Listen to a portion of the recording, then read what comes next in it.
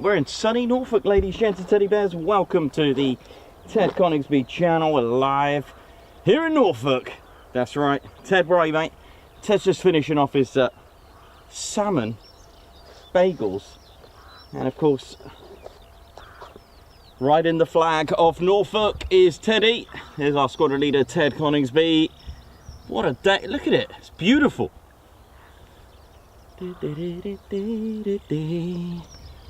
And welcome to Norfolk, ladies, gents and teddy bears, and of course welcome to Ted Coningsby channel. We're live here at RAF Marham. Oh yeah, now I've been busy this week. I know Ted's like, he never gets a rest, this guy. My name's Nikos, cameraman and commentator. Welcome to RAF Marham, and I've been busy this weekend promising you that I would get the history of Marham fully wrapped up, and I've managed to do it. Oh yes. All I need now is a model Victor. I've got to get myself a model Victor. So that's what, and of course a model Tornado, just to really finish that off, right? That'd be cool. You can see canopies up now here at Marham, home of the F-35Bs. However, on Friday you would have learned that we had some visitors from the ALAT 12, that's Wing 12, the F-18 or EF-18 Spanish Air Force Hornets, which gave us a lovely surprise. There were 6 of them that went out, so that was good. Really enjoyed that. Oh yeah. So yeah, here we go, ladies, gents and teddy bears. Welcome to RAF Marham. Now Marham's home to 3 squadrons, and 617 Dambusters Squadron are based here as well. Oh yes, and they brought with them the Tornado as well here in the 80s. Again, I'll talk to you about the history. Oh yeah. And also 207 Squadron, the Operational Conversion Unit. So you would have heard that OCU at RAF Coningsby, where they train all crew on the Typhoon. Well, here they've got an operational conversion unit on the F-35B. That's 207 Squadron, and then the operational conversion unit training airmen on the F-35B for the Royal Air Force and the Royal Navy. Their roots do stem back to helicopters and Navy as well, but here they are. In fact, 207 Squadron were the first squadron to operate the Avro Manchester. Oh yeah. Oh, there's a bunny, there's a bunny. And last but not least, recommissioned and experienced in the Falklands, 809 Naval Air Squadron are here as well. The Immortals stood up again, recommissioned in 2023 in December, so right on the tail end, and flew their first sorties in January, I think it was. So there we go. There is another F-35B Squadron, but not here, the number 17 Squadron, and they're based at Edwards Air Force Base. Oh yeah, they are the test and evaluation squadron for the F-35B of the Royal Air Force. Not a bad job to have, right? You know it is. Ted Coningsby channel, live here in Norfolk, RAF Marham. The history stems back all the way to 1916. Beautiful. Now then, a little bit of human movement down there, so that's pretty good. Ground crew, what up? Big shout out to everyone at RAF Marham, Guardroom, RAF Police, how you all doing? Squadrons, all squadrons, medics, RAF, ATC, everyone. How are we all doing? How we're feeling? Everyone in the runway caravan, how you all doing there with the comms there? Hope we're all good. Regiment as well, home to the Royal Air Force's Masters of the Grounder now, the RAF Regiment. You know it is. So welcome. And of course, lovely to see the crew and Steve and friends at, and AD actually as well. Just missed Mark at the Royal Air Force Marham Heritage Centre. Really, really good. Open, I think, Tuesday and Wednesdays, and the last Saturday is an open day. Last Saturday of every month. And to be honest, first time I've seen it really extremely busy. It was really good to see that, you know. And it's the first time I've been on a Saturday, so Saturday being a very popular day. They are open on the last Saturday of the month for an open day, and it's absolutely worth it. Donations, of course, are welcome. Do check it out. They're very experienced. The RX service personnel, and they will welcome you with tea or coffee, whatever you prefer. Always nice.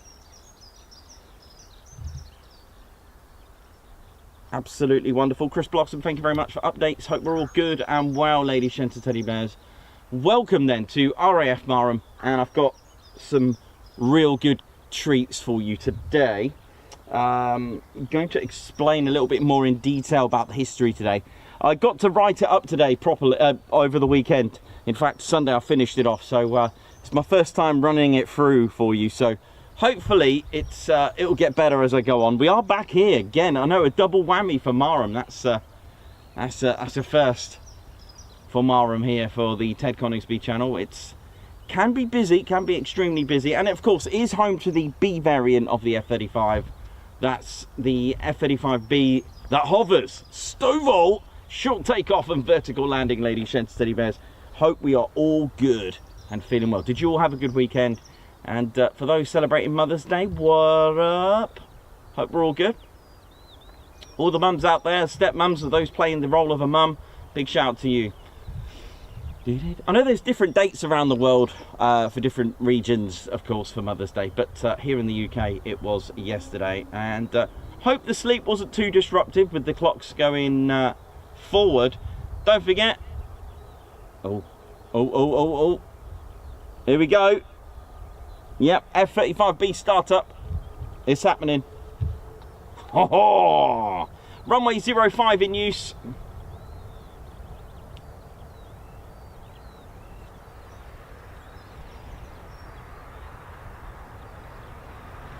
And I know what it's like, but with the clocks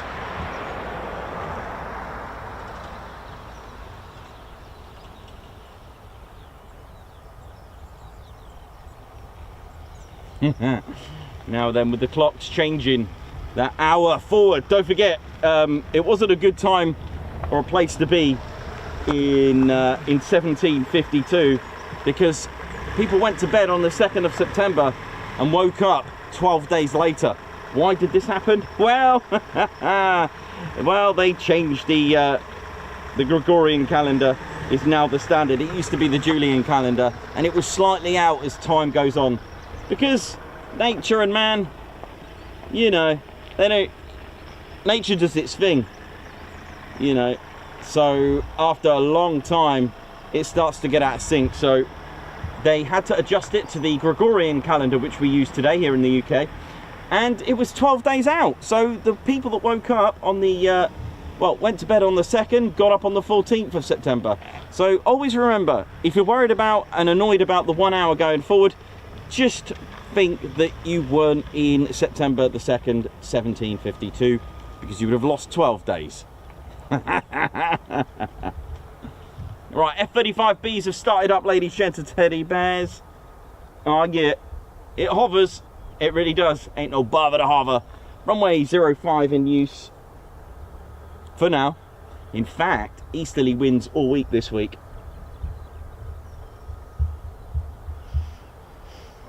For now, up until Thursday, I think, at least. I've only checked, I can only check accurately until Thursday. I've got a 4-day forecast. And so expect runways from anywhere from 05s to 6 to 7 to 8 to 10 this week. Again, it depends exactly where the wind is coming from. Don't forget, aircraft will take off into the wind.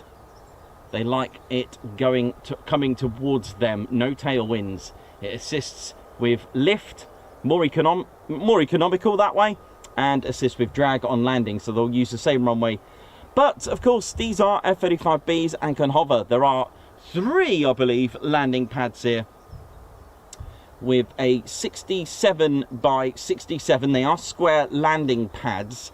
Now the actual pad itself is within an area, so it's 67 by 67 meters, and inside I think it's 30.5 by 30.5 meters, the actual landing zone inside the landing pad, if that makes sense. So you've got a big square. I guess it's for safety. You've got to keep, you know, 30 meters away from the F-35B for the ground crew, I guess, if they need to assist that way, I guess. Not really sure, but like I said, 67 by 67. And then inside is the actual landing pad itself. Square, for some reason, I actually thought it was circular. So I made that mistake once, not again. And there we go, ladies, gents, teddy bears. So there will be some background noise. They are constructing little pig pens, bless them. So big shout out to the guys working in this as well.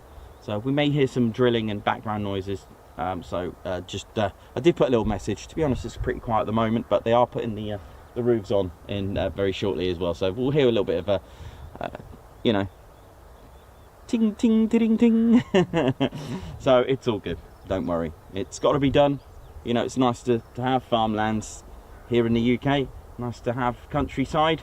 I won't go into detail about my personal views on that, but there we go. It's always nice to see farmlands and countryside, in my opinion, without, you know, yes, changing the scene. How are we doing? Welcome to RAF Marham. And a lot of the airfields, interestingly, even dating back to 1916, the actual constructions, of course, this is why you'll find them in flat areas, no obstructions, around the countryside.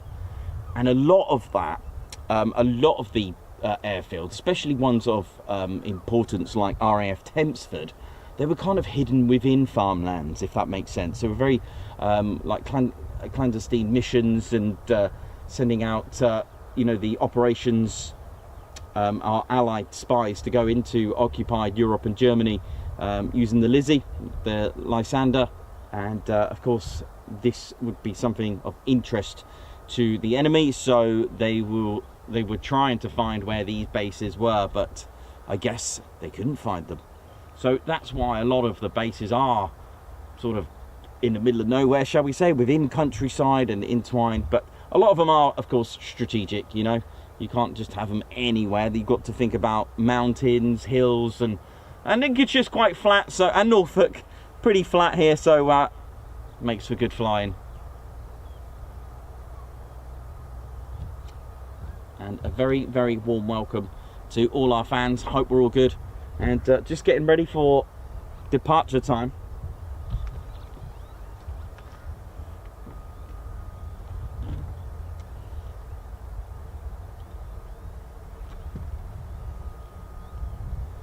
So we do have F-35B spooling. Okay, and as we do as standard, ladies, gents, teddy bears, due to the nature of what we do, we have made contact. We didn't just rack up and stack up. I have contacted the base like I usually do to let them know where I am. I do check out sometimes, you know. I do let them know, like, thank you. Wish them a good day and a good weekend, innit?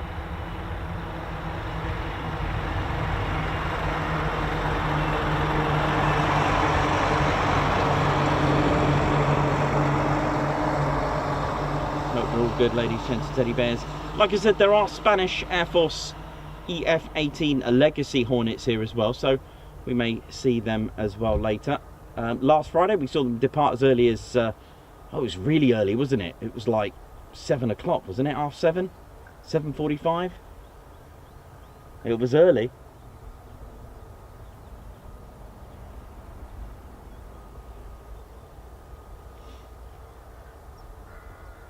The lovely canopy of the F-35 opens forward, shall we say. That's pretty cool, isn't it? Nice to see that. Maybe not many of you know that, but it does.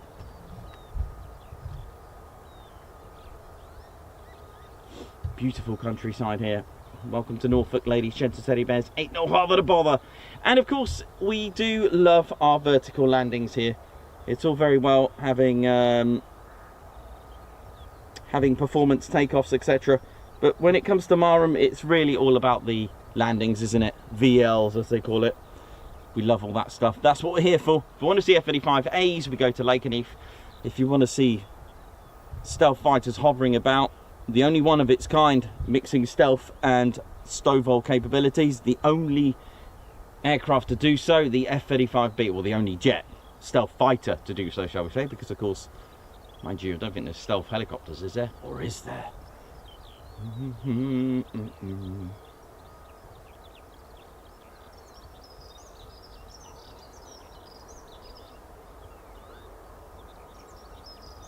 there'll be very cool gusts of ice cold winds this week, well, at least up until Thursday. That's all I've checked. I haven't checked Friday, but usually when you get the winds from the east, it's got a very cold ice chill to it. But in these conditions, to be honest, it's a godsend. It's nice actually. It's got that warm heat, and then suddenly this ice cold, it almost feels like aircon actually. Yep, that's the best I can describe it. Air conditioning. And this time of year now, as we go onwards, we're going to get a lot of this, a lot of heat haze. But it can't be helped. It is what it is at the end of the day. We ride it out and enjoy.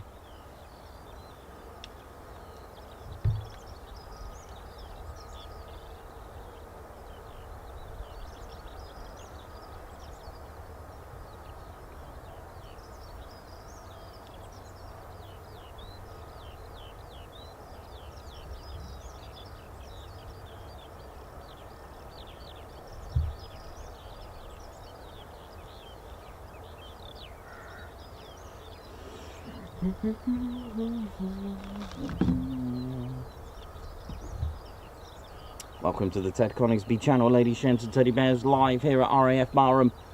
Again at Marham, I know. It's been a good one, isn't it?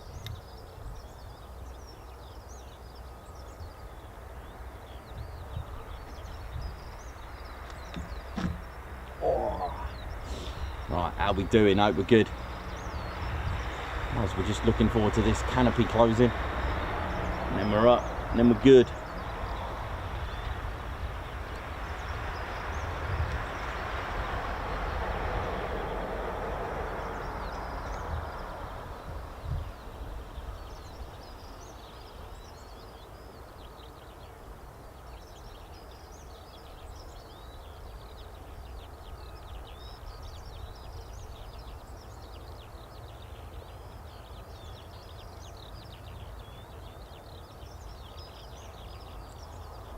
Dave Holloway, how we doing? Oi oi to you. John Samuels, Daniel Sewell,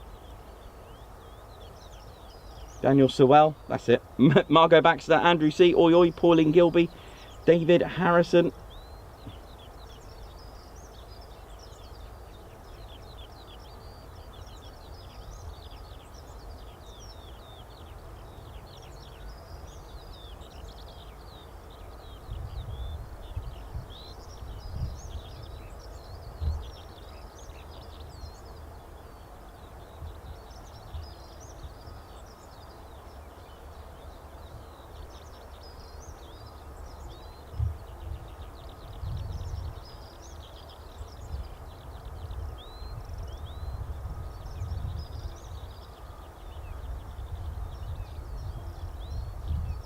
Rock 8 Chappie, 5-4 Captain A, David Harrison.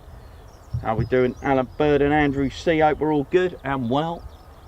So we're just waiting for the F-35s to taxi for departures. Don't know how many canopies are up. Definitely there were 2. One's just closed now, so this is all good. Looking forward to that.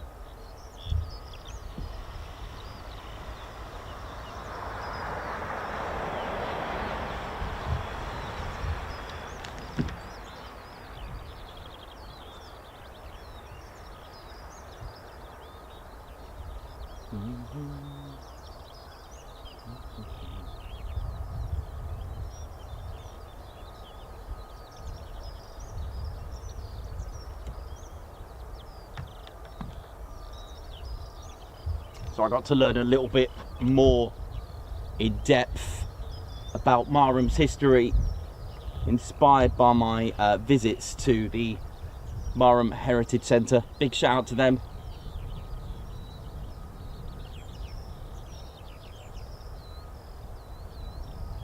Got to learn a few more things about these squadrons I've never heard of that were here as well, and units.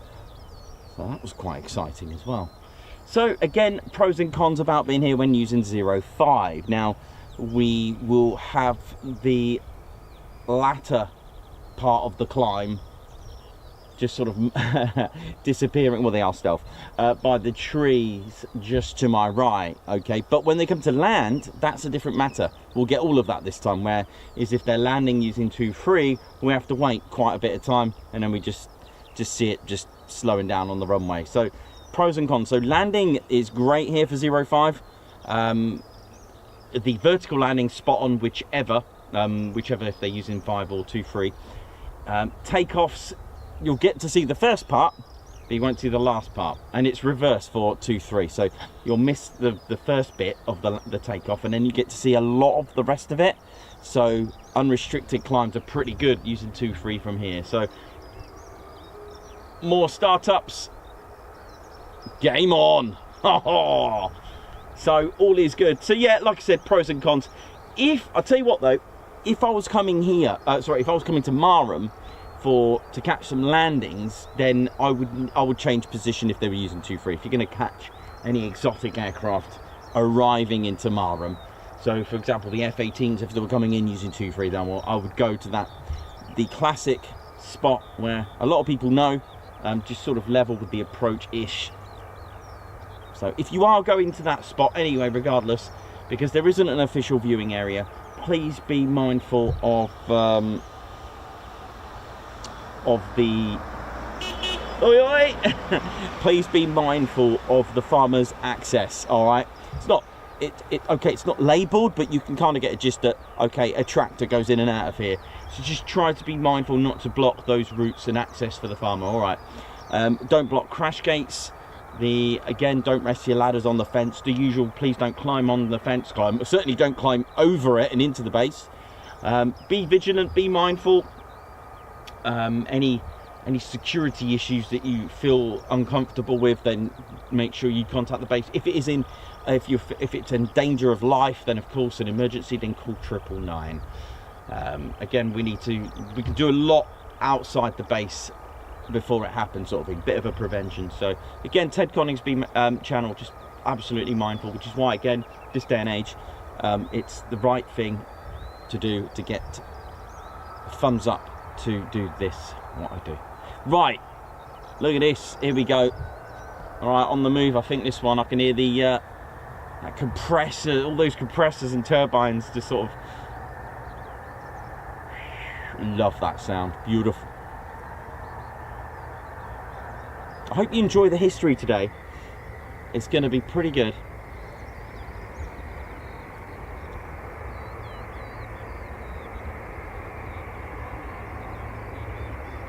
Something is on the move.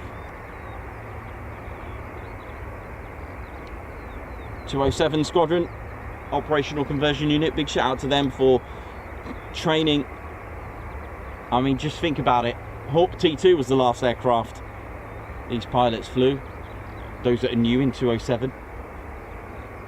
But now look, a stealth 5th gen.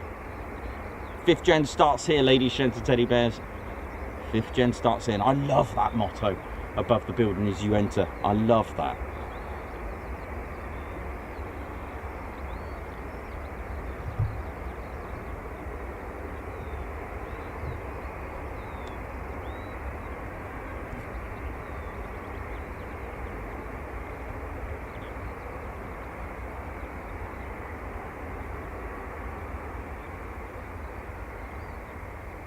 We're going to catch some really good light from this end as well.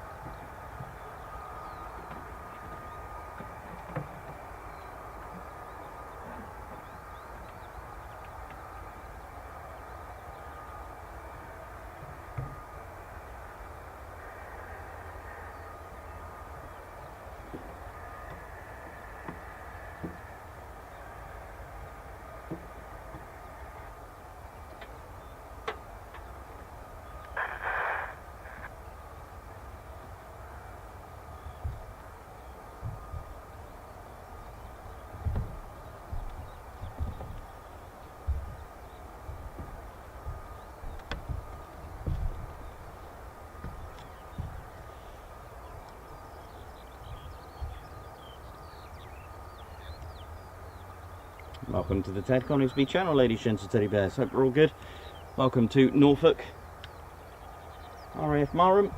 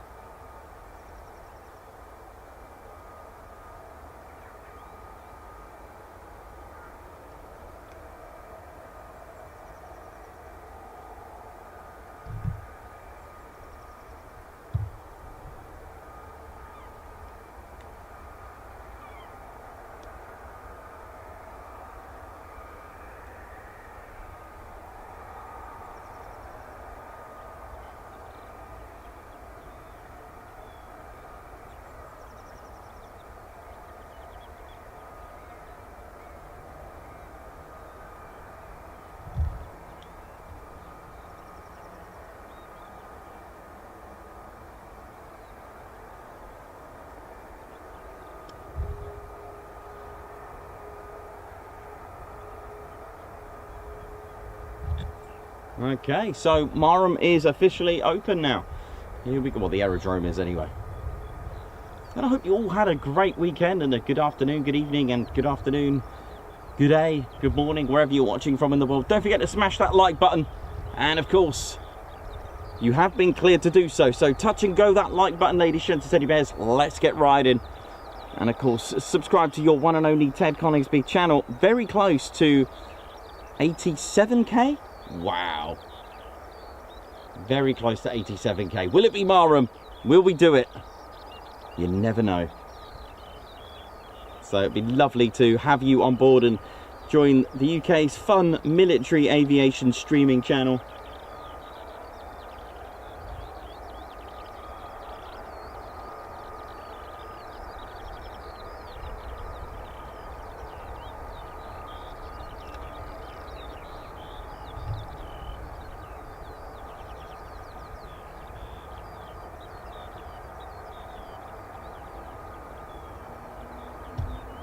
More startups, here we go.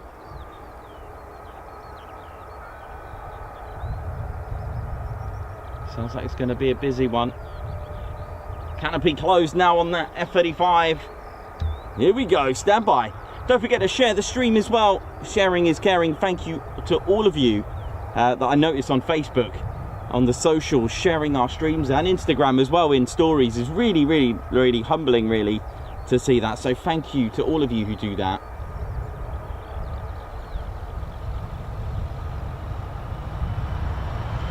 And of course, if you are subscribed, don't forget to hit that notification bell button.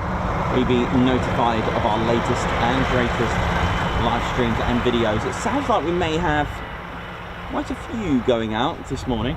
Again, a good day is 10 plus for Marham. For me anyway, that's what I consider a good day. 5 in the morning, 5 in the afternoon, job done. And I think that is a success. And if you get all of them VLs, then you are having a good time. Having a good time.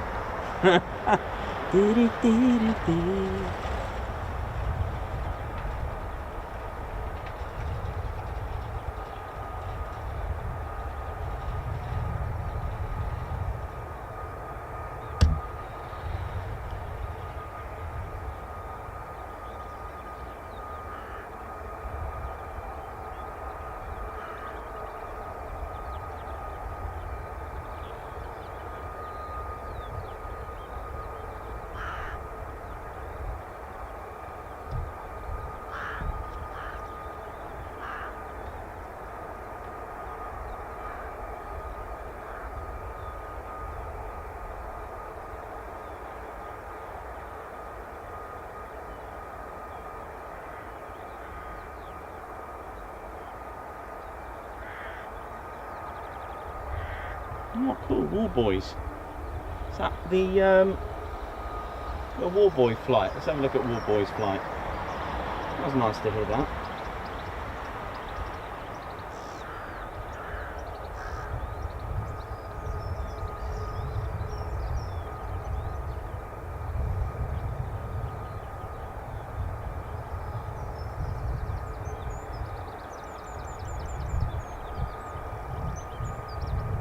Yeah, War Boys flight.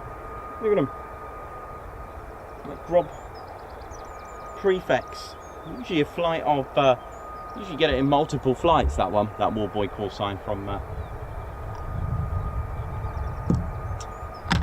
you know what, I forgot what base they were from actually. That War Boys call sign. Where that's it from? Cranwell? Yeah, it'd be Cranwell, wouldn't it? Yeah, Cranwell. Sometimes you get them from Barkston Heath. So this week we start with F-35Bs in the house. Now these are your Stovall variant, which we'll talk to you about. Although a Lockheed Martin aircraft and powered by the Pratt & Whitney's F135, the variant of the engine is a PW600, the largest of the engines that fit in the F-35 variants, and that's all down to attaching a lot of components of Rolls-Royce. It's the Rolls-Royce lift system, Lady Sheds of Teddy Bears. Rolls-Royce lift system. They're the ones that put the lift in the aircraft. That's right. We'll talk to you about the whole avionic aspect of it, all the technicalities of that, and how it all works and how it flies. With our F-35B model as well. But you've got the 50-inch diameter lift fan itself that's almost like an engine but vertically installed,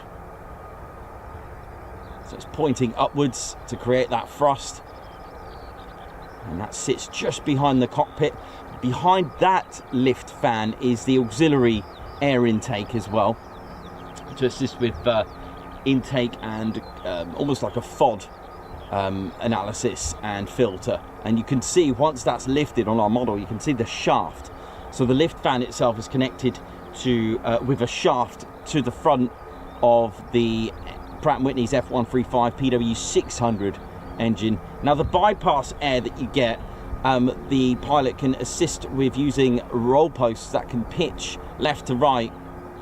So the pilot, once in hover, can pitch laterally, left or right. And of course, beyond that, you've got the thrust vector at the back, the free BSM. That's free bearing swivel module with a 95 degrees turn in just 2.5 seconds.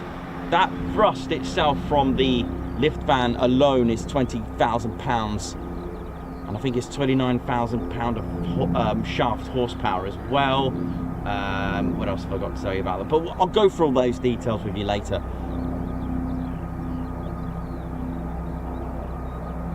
It produces just short of 41,000 pounds of thrust. It is the heavier of the three, so it has had a bit of weight reduction tried on it. I think the stabilizers have been minimalized a little bit.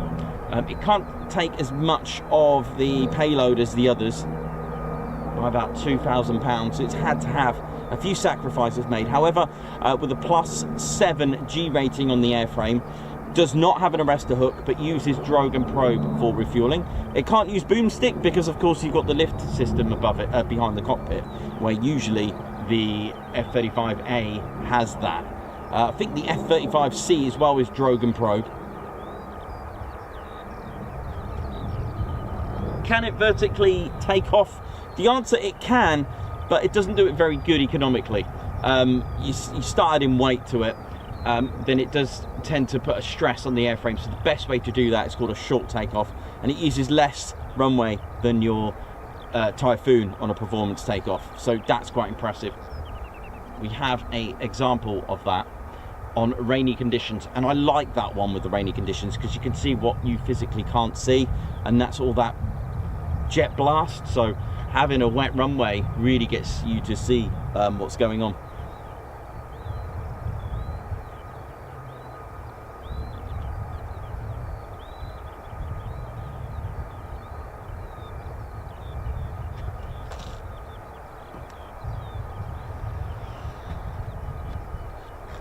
Well, we've got at least 2 going out very shortly, I think.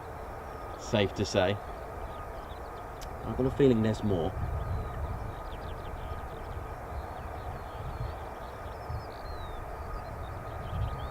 And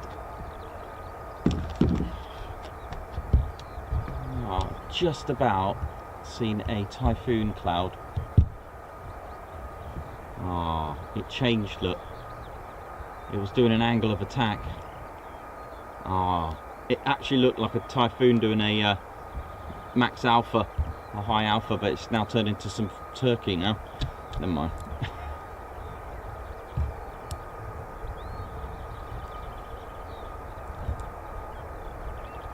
I think we've got about 3 pinging there. Always a delight to come here, very relaxing.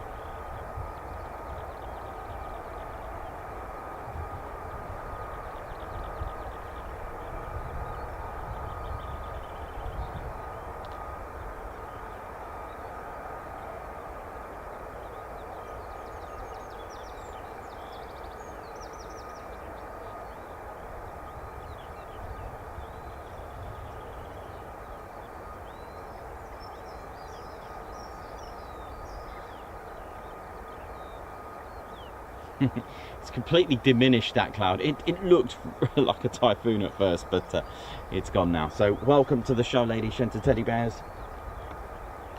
Lots of tea and water today.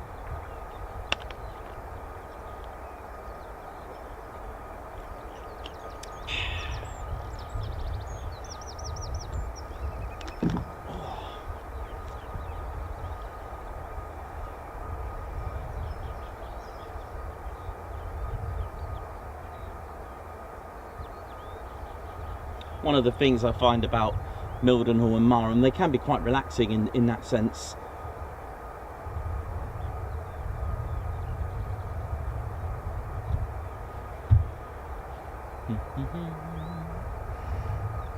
So we've got about, I don't know, I think we've got a good 3 going out perhaps.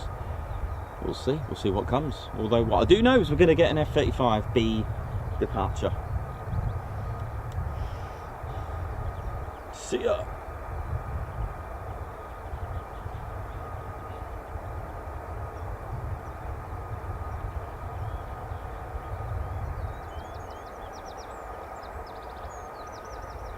So, as mentioned earlier, with 05 departures, you get the first part, and we'll lose it as it banks to the right, or turns out to the right, shall we say correctly. But, that said, on arrival though, we'll get a good shot of that, especially if they're going to do a low brake, and on initial, because they'll go literally right over my head. And we'll get a good shot of that. The 3 landing pads are just in front of me, so to the right of the hangars.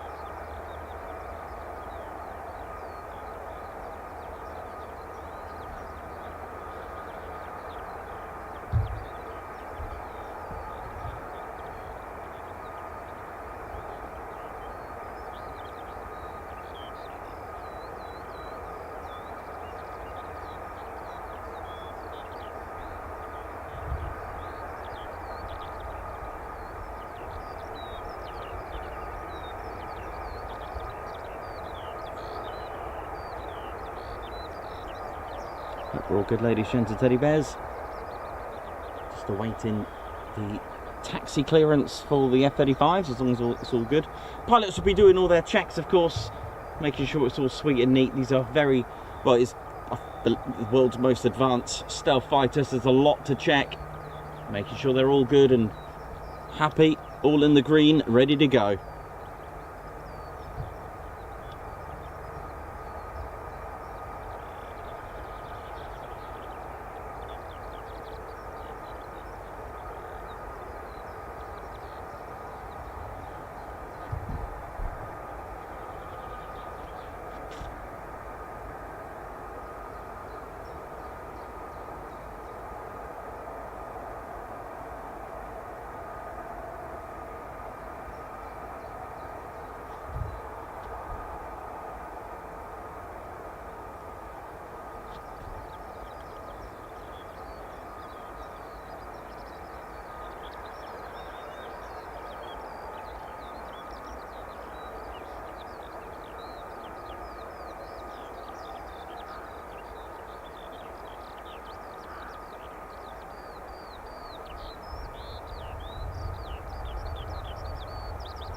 So 617 Squadron arrived with the F-35B in 2018,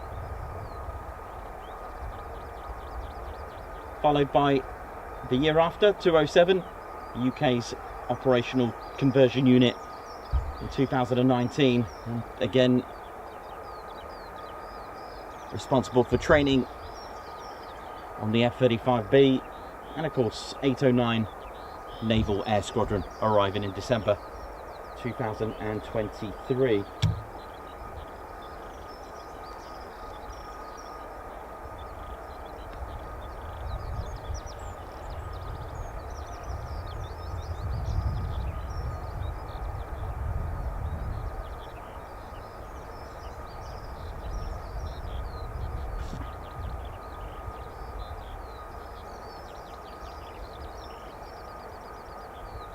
What a lovely day.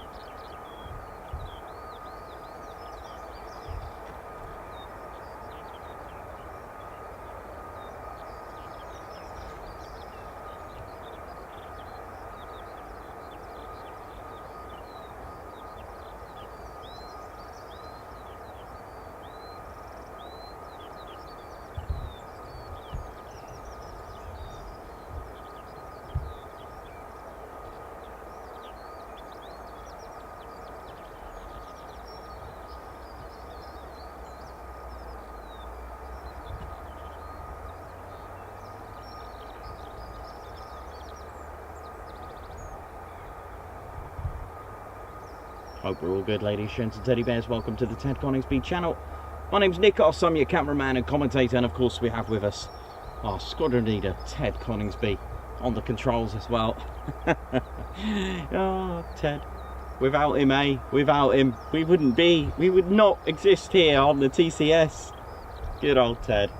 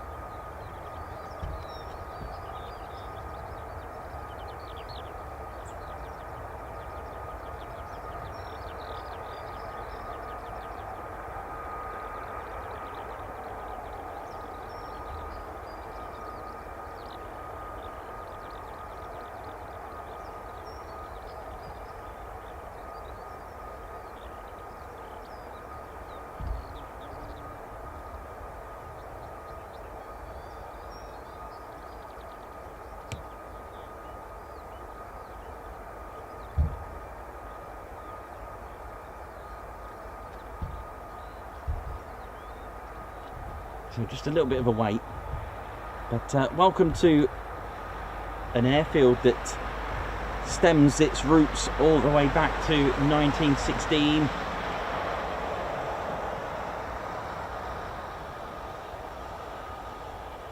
Home of victors and valiants.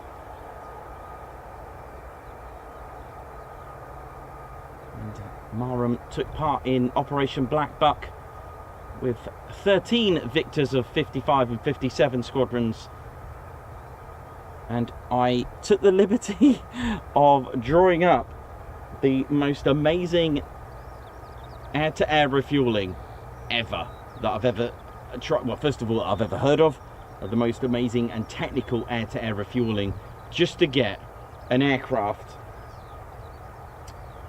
just short. Well, actually, what we got here, just we'll do it in nautical, 6,760 nautical miles, just to get an aircraft that far to bomb an airfield. And so that's just short of 8,000 usual bare miles. Amazing, isn't it? and the Valiant, the Victor was converted to task and innovate the British interest in the air-to-air refuelling world. And for those in the fighter squadron, I posted a picture. I've been talking about it before, where men were using gravity pipes and wing walking to carry out air-to-air refuel. I found a photo dating back to 1921.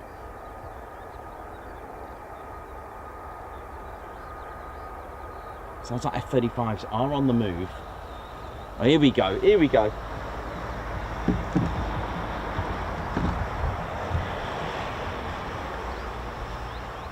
So these are not the ones that are pinging, so that's quite cool, because that means we're going to get more. Maximum speed, Mach of 1.6. Thrust on the F-35B is just short of 41,000 pounds of thrust with reheats, or reheat.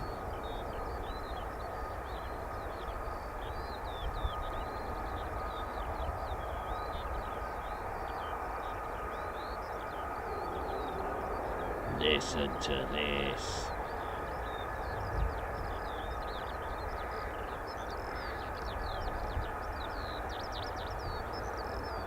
Powered by the F-135 PW600.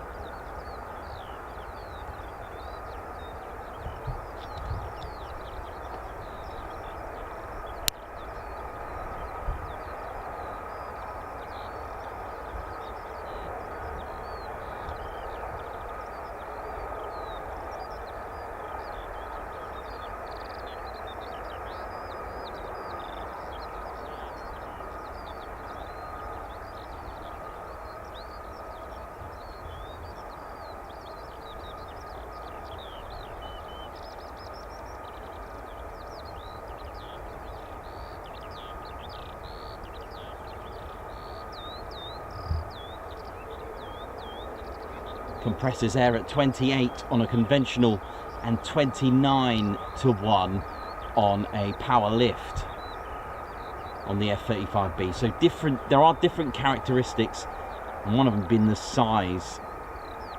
Look at this. I think we're going to get quite a few. We may even get 6 departures in the morning from Marham.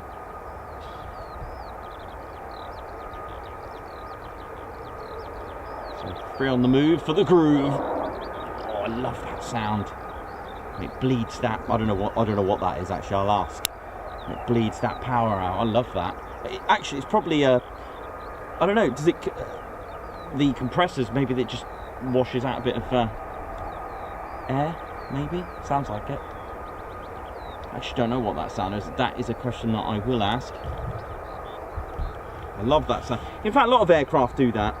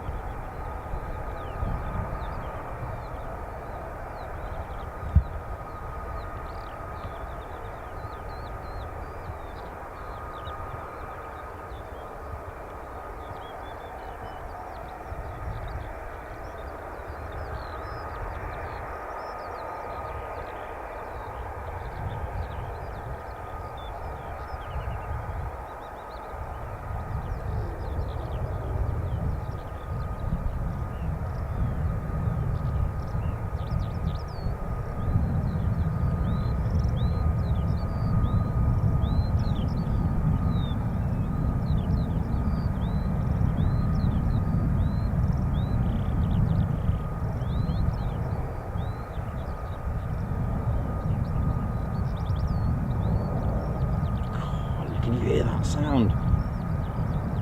Sounds like a raging bull, doesn't it? Here we go!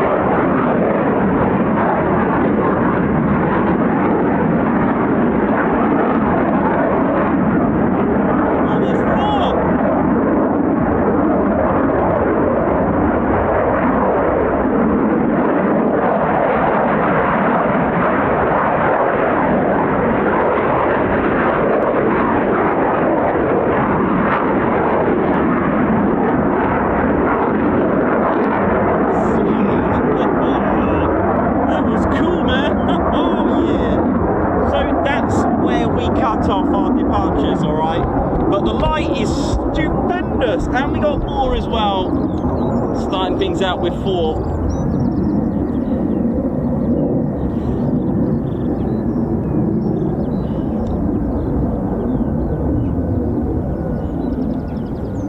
So, well, looks like 6. Nice 4 ship to start things off.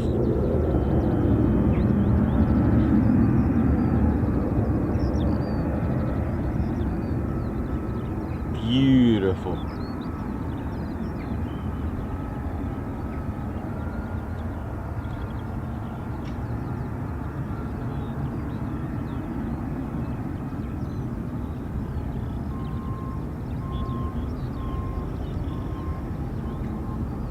Yeah, like I mentioned earlier, bless them, they're really good, the guys behind me.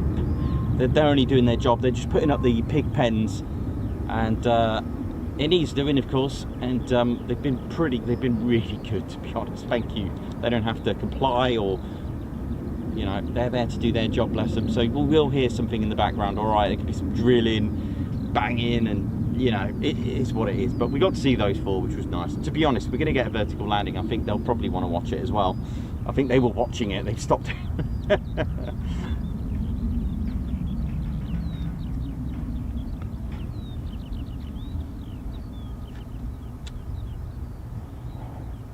The light is beautiful. For now, anyway. It's a good day, beautiful day.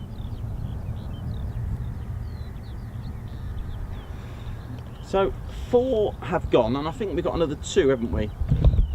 I was surprised to see that 4th one. That was nice.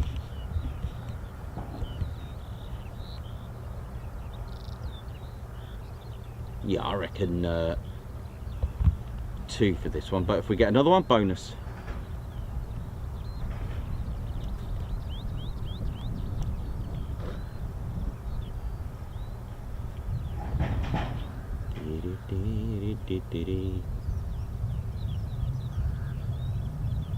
Still got F-18s to put on the menu for later. They were up around 7:45 last Friday in the morning.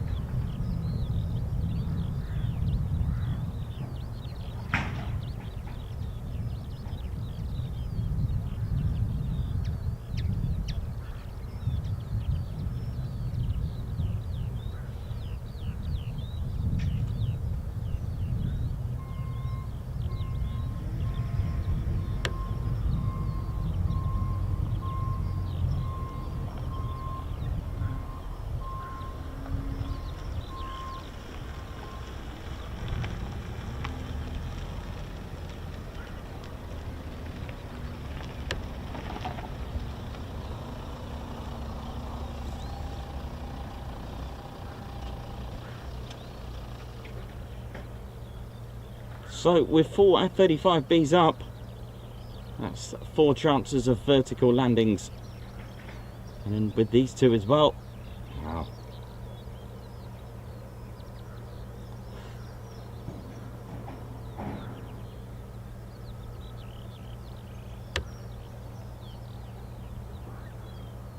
Welcome to RAF Marham, Ted Coningsby channel, bringing you live military aviation.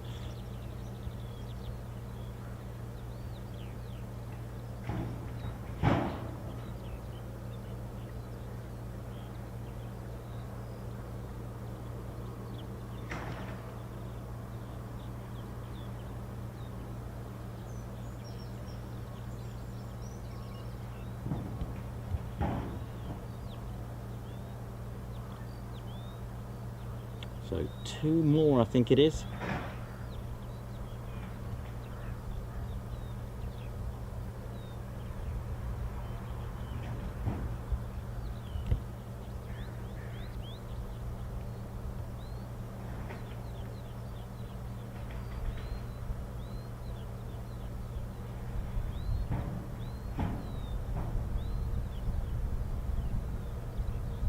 So Marham still uses the runway caravan in the traditional sense that it will be parked and located near the threshold,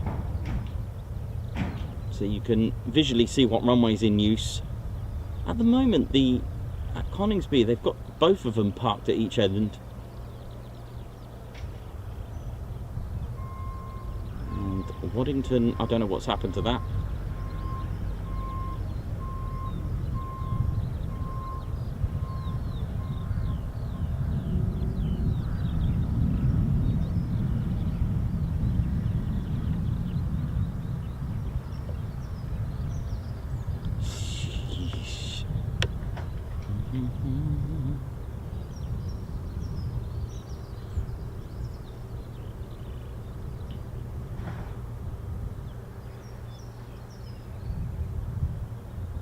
If you just joined us, we've got 4 F-35Bs gone out, and we are expecting another 2.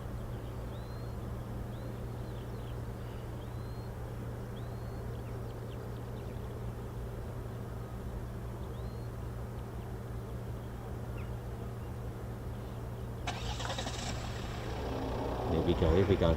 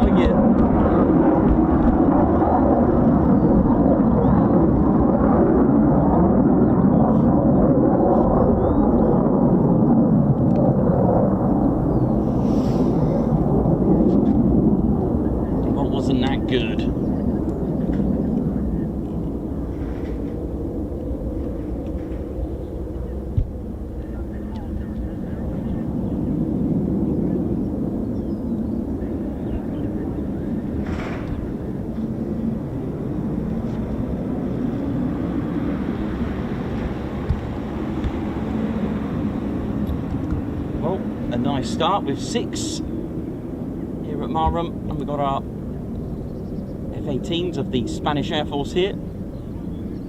Hopefully we'll catch them as well. That'd be nice, especially in this light. Welcome to the Ted Coningsby channel.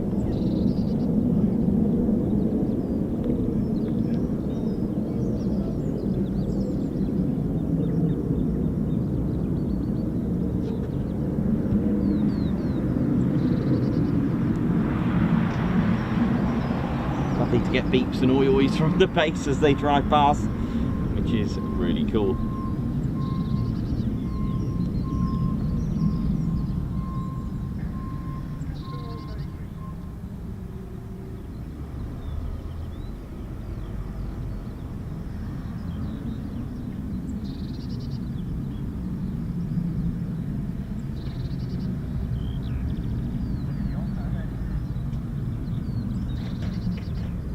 Jenny B, happy birthday.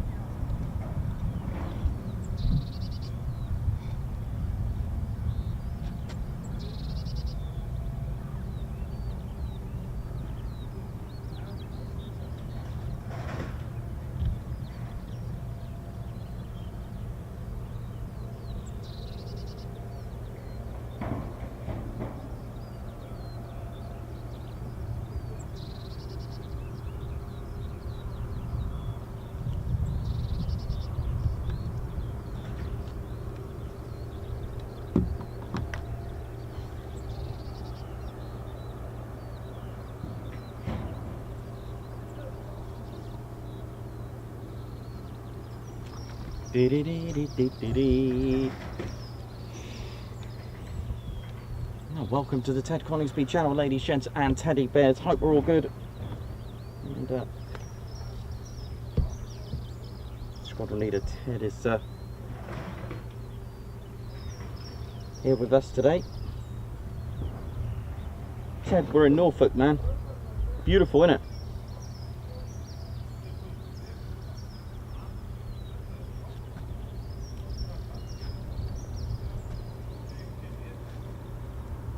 And flying mix Norfolk flag.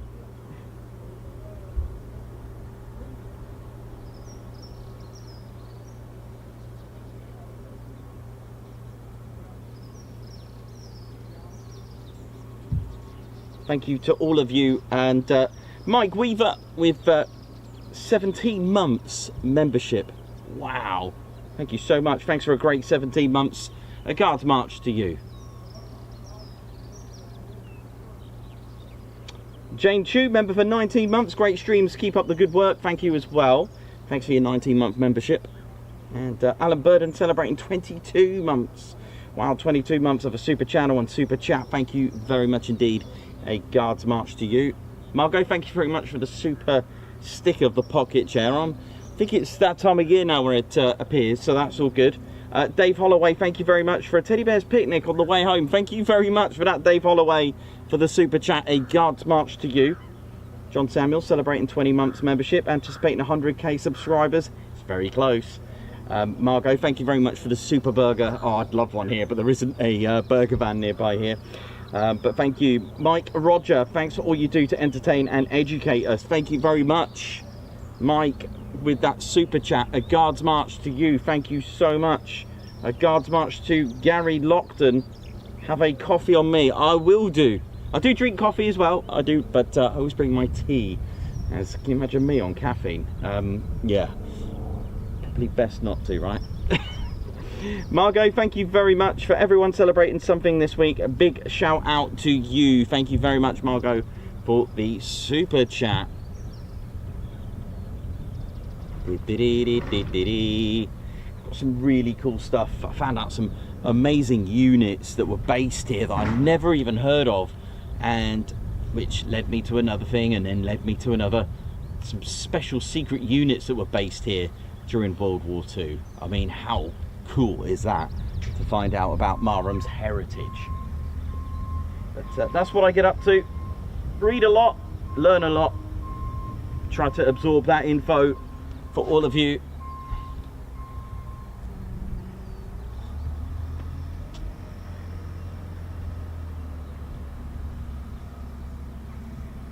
Now I'm just wondering whether to do the history now or maybe wait till they get back. I think that might be a wiser decision. At least all six are back knowing. So I've got some really in-depth history for you, which is quite exciting, really, to be honest. But I could roll it out now. It's not really a problem. They've only just gone out, haven't they? But oh wow, they've really put them up quite quickly. It's pretty good.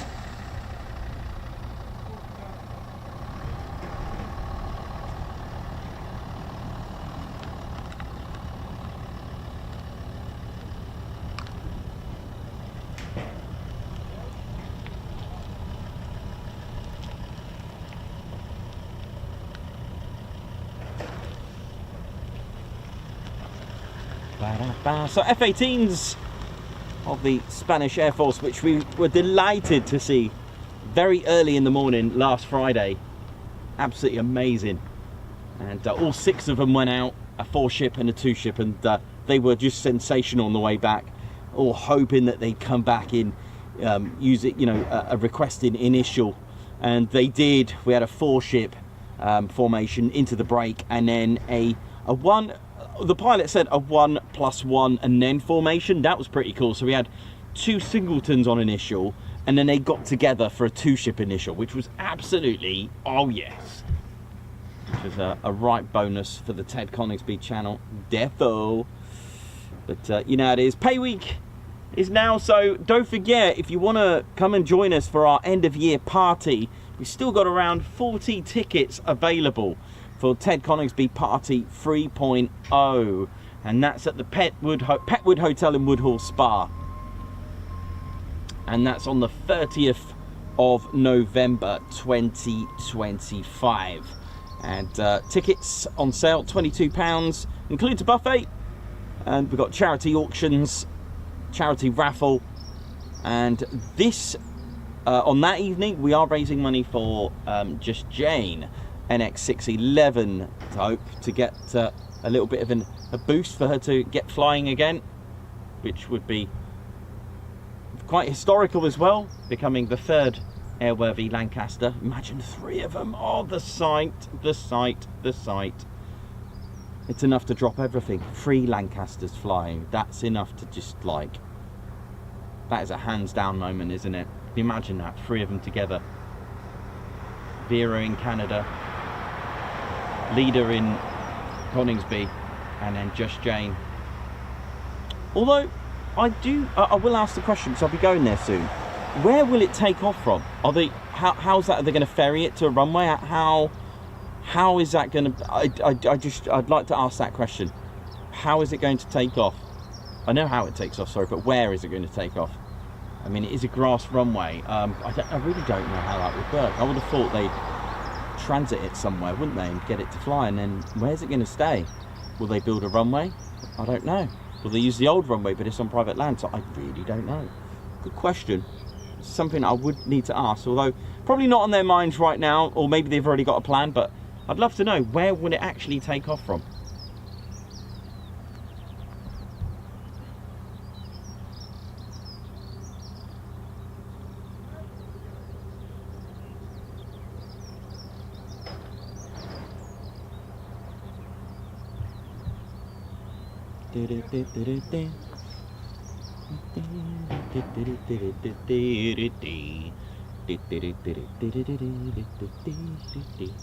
There's our F-18s from the Spanish Air Force. I think it's 121 and 122 squadrons, maybe, from ALA 12, that's 12 wing.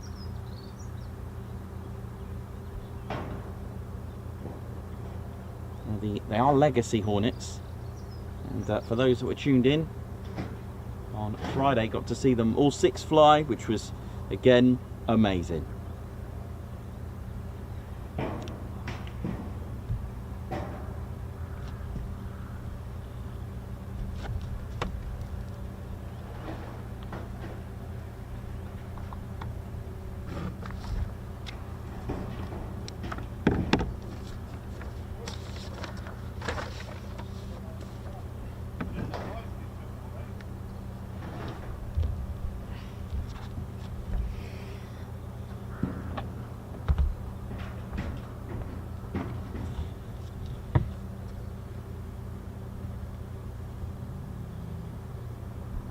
What a lovely day. Gonna be a lovely day. It's gonna be a lovely day. So yeah, just a little bit of background noise. But yeah, maybe I'll wait for the history. I'm worried about the history. It might be a bit of a distraction. So I might just wait a little bit. But they've been really sound, bless them. I've had their radio blasting out, and I was like, excuse me. It was pretty cool because I got to speak some Lithuanian. I haven't done so for about 2 years, so it was quite nice to brush up on my Lithuanian skills, which was quite nice. It was nice little friendly banter, because that's where they're from. Pretty cool. So they're just put in, there's 2 more pens to put the roof on, so they're just doing that now if you're wondering what is going on.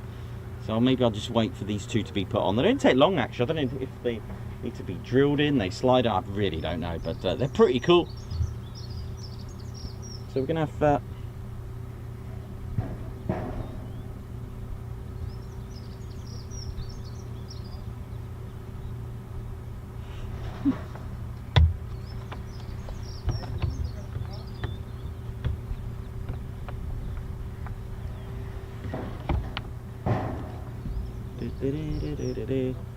yeah, I'll just have a quick cup of tea.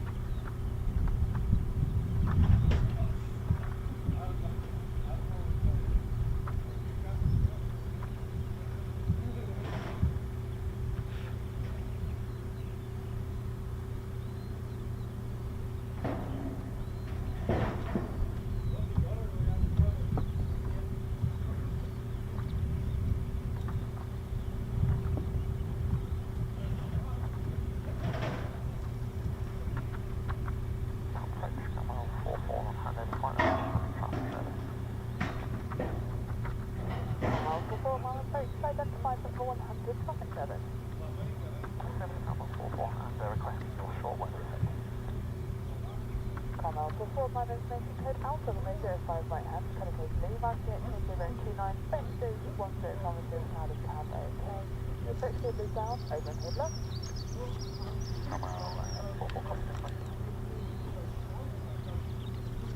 Looks like we've got a bit of a visit from Cranwell.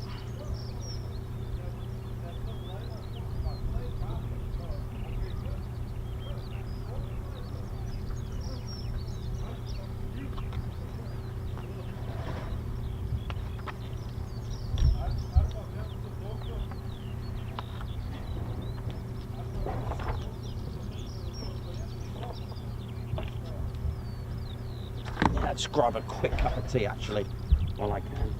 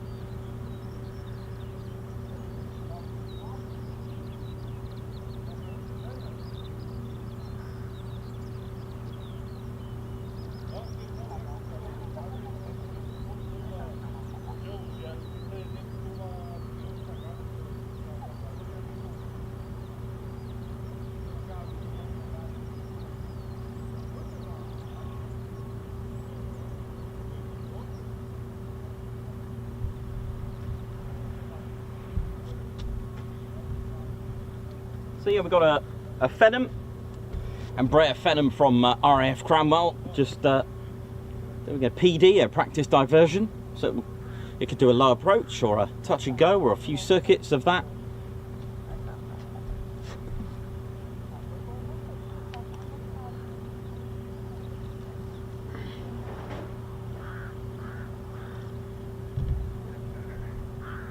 So Cranwell getting in on the scene.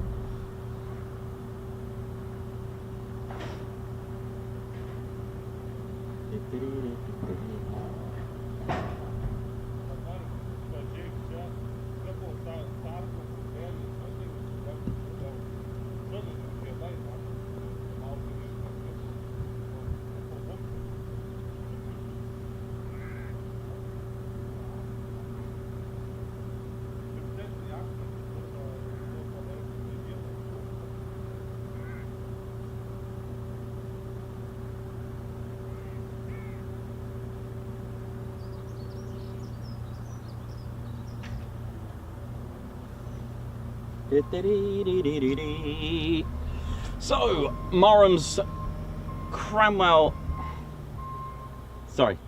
Cranwell's and Brea Phenom is on its way. We'll just turn in from Downham Market. question is, will we get any vertical landings today?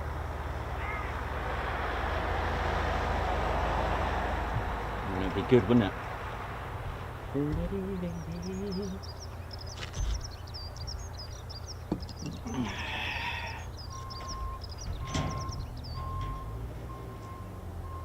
They've built quite a few of them actually today. One, two, I think about 10.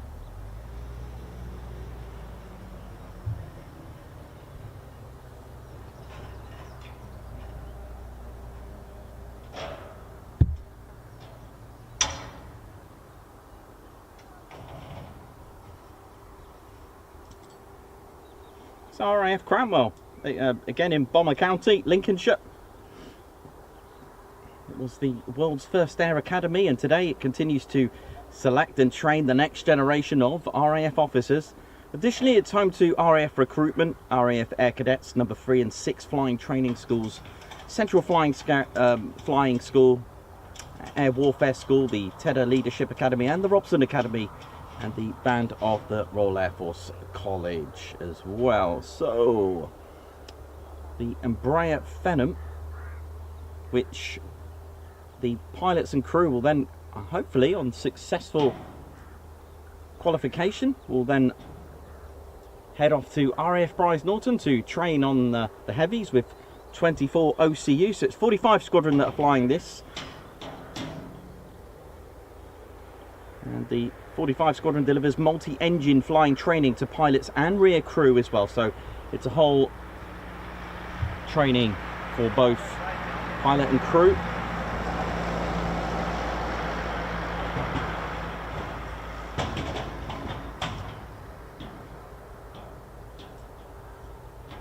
So should be approaching us very shortly.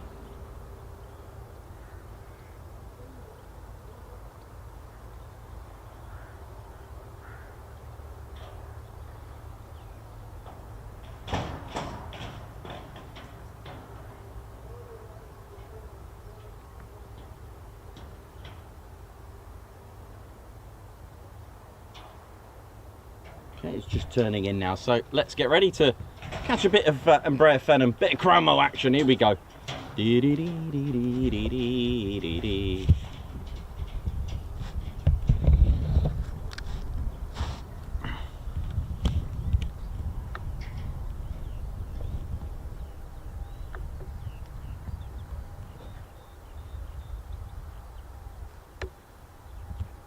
Again, when you find crash gates, please don't block the crash gates with your vehicles. Keep them clear, like I've done. I mean, just a...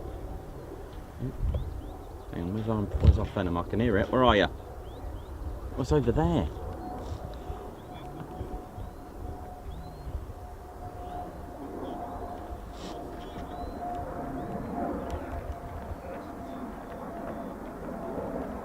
It's looking a bit lower than that, but never mind. That's the first approach.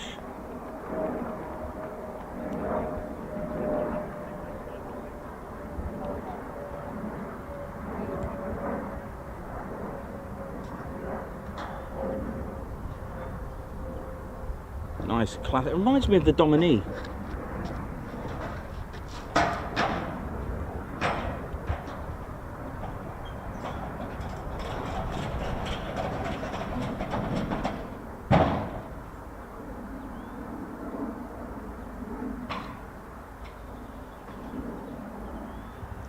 Just use a little bit of that for now. Do you know what? You know that cloud I said looks like a typhoon, and it's still there but just sort of not going anywhere and just morphing into different shapes. It's still there. It's really weird. It was a turkey, it was a typhoon, then a turkey.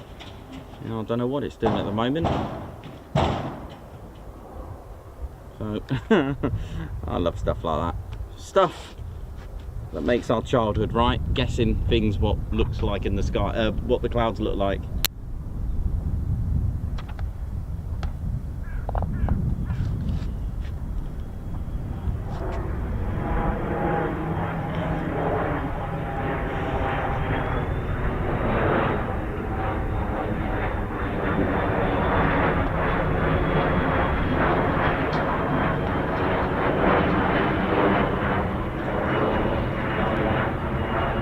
Gear down.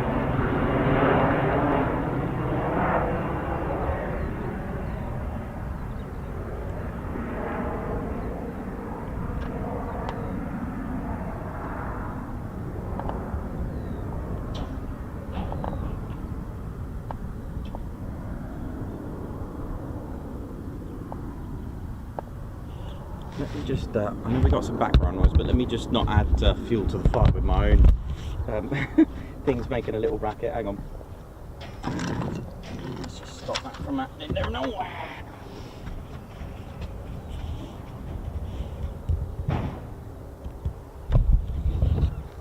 that's better there now.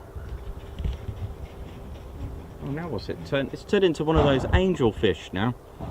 Look at it.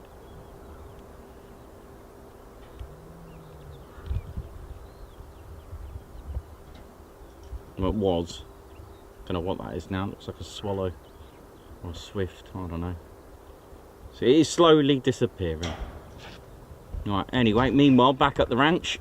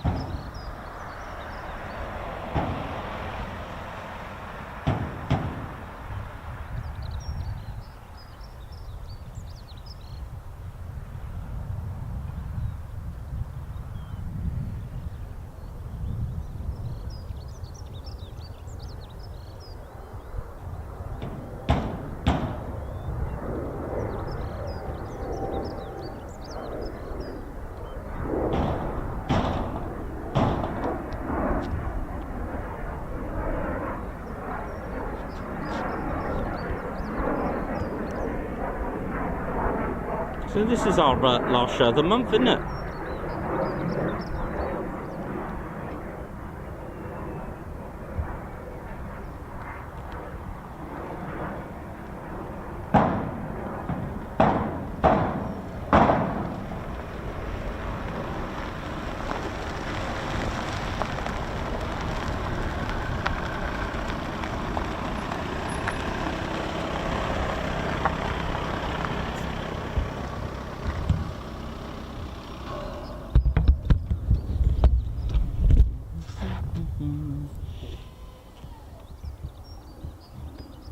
Wait for that Phenom to turn around, probably do a few more circuits.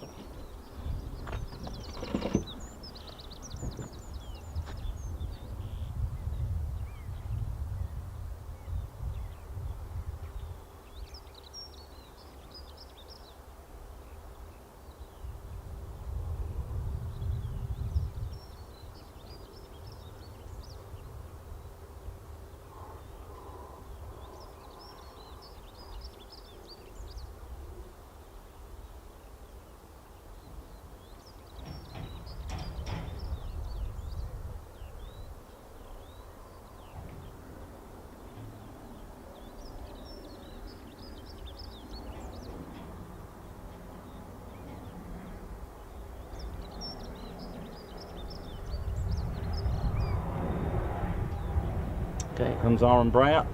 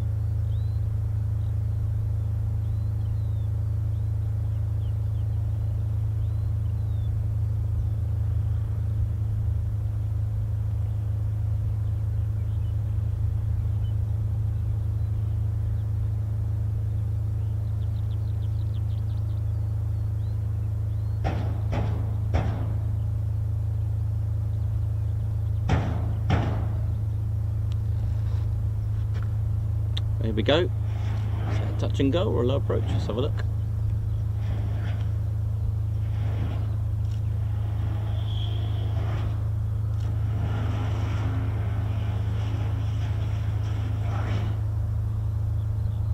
Look at that, nicely done.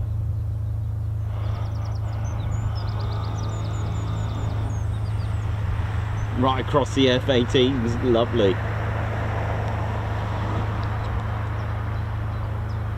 Power back on, look at that, beautiful.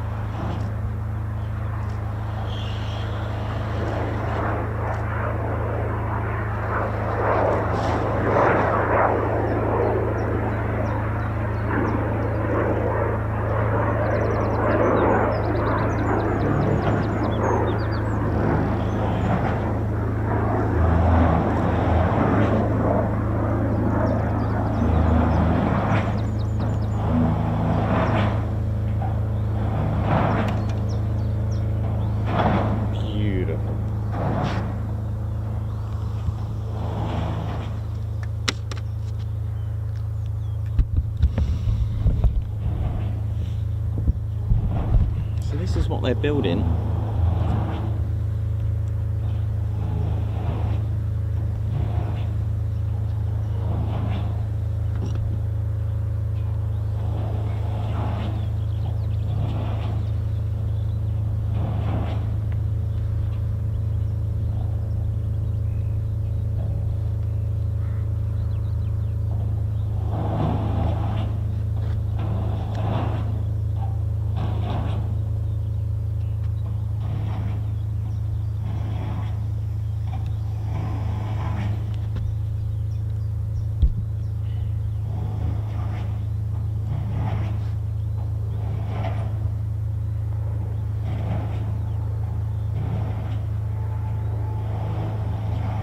So while that's doing circuits, pretty much guaranteed nothing will be going out while this is doing some practice diversions.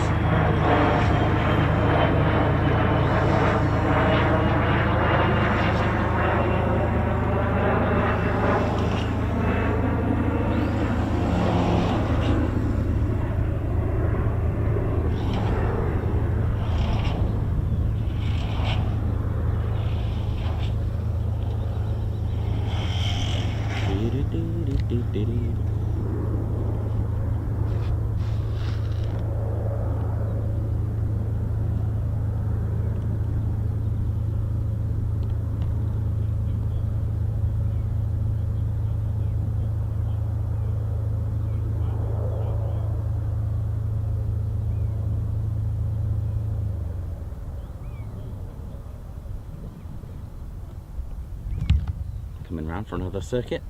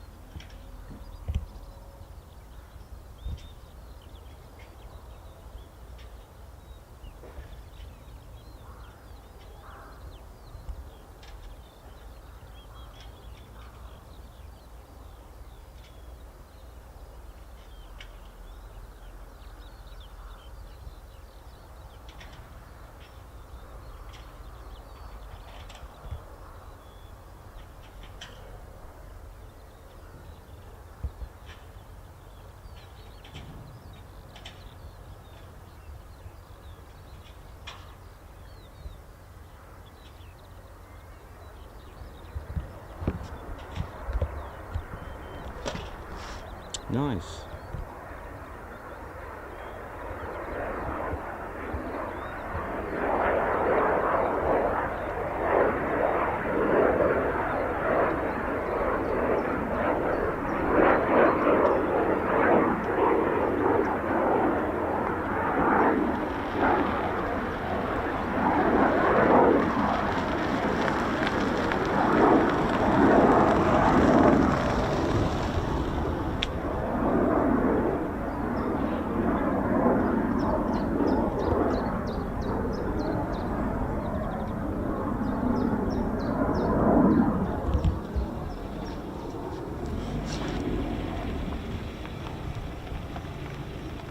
How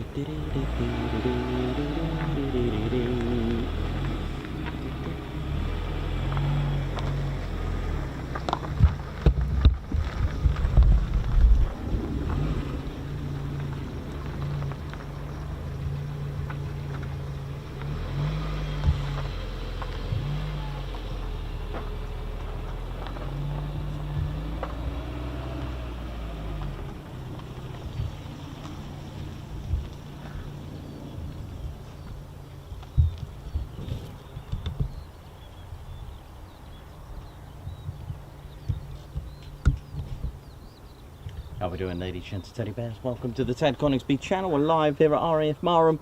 Hope we're all good. Must be a treat to get again, although it was awesome to see them on Friday, wasn't it? Really, really good. So we'll just hang tight for them. You never know, we might get to see them later.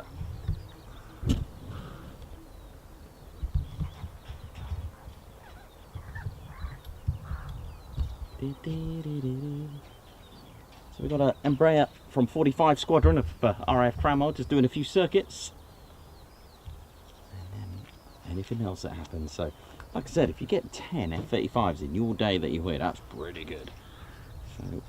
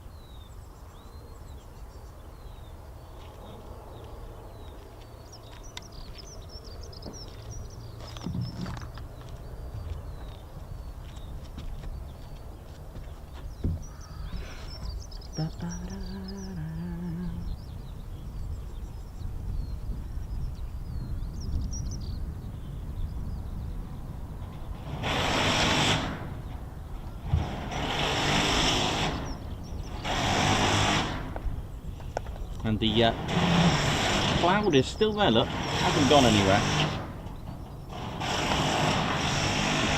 At least the noise is kind of intermittent, it'll go on for a little bit as they build one.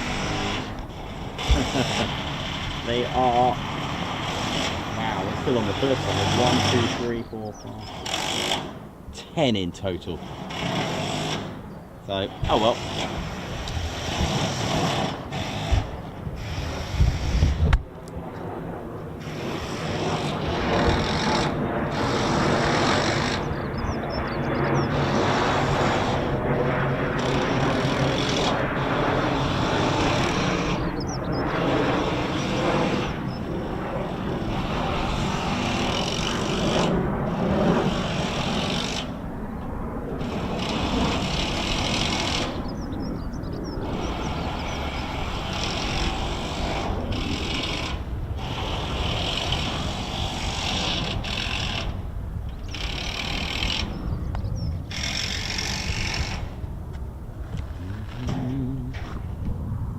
So yeah, that's what they're building. Look, 10 of them.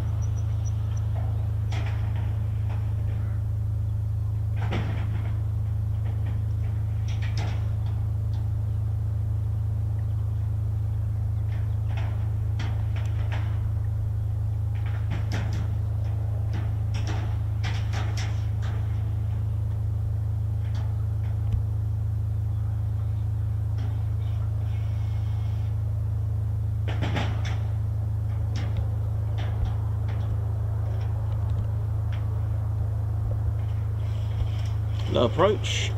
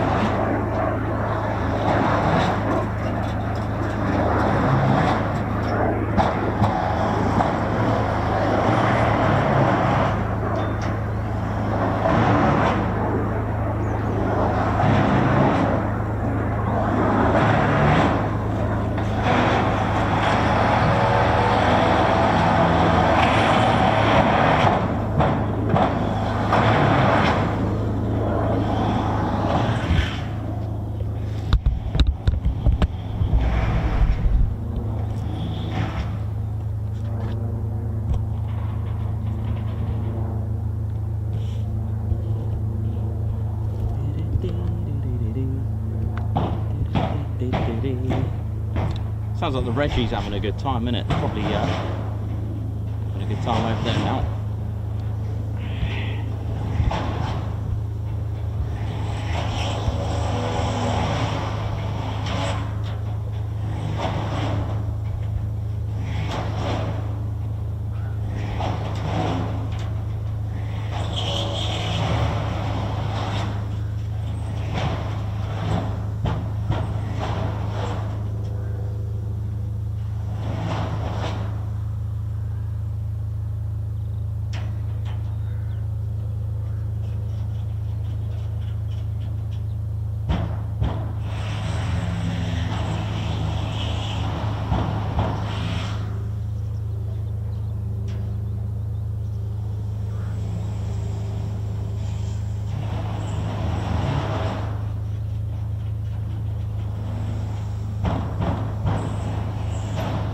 So we've got 6 F-35s of Marham to come back to yet, so that would be nice if they come back as a 4 ship.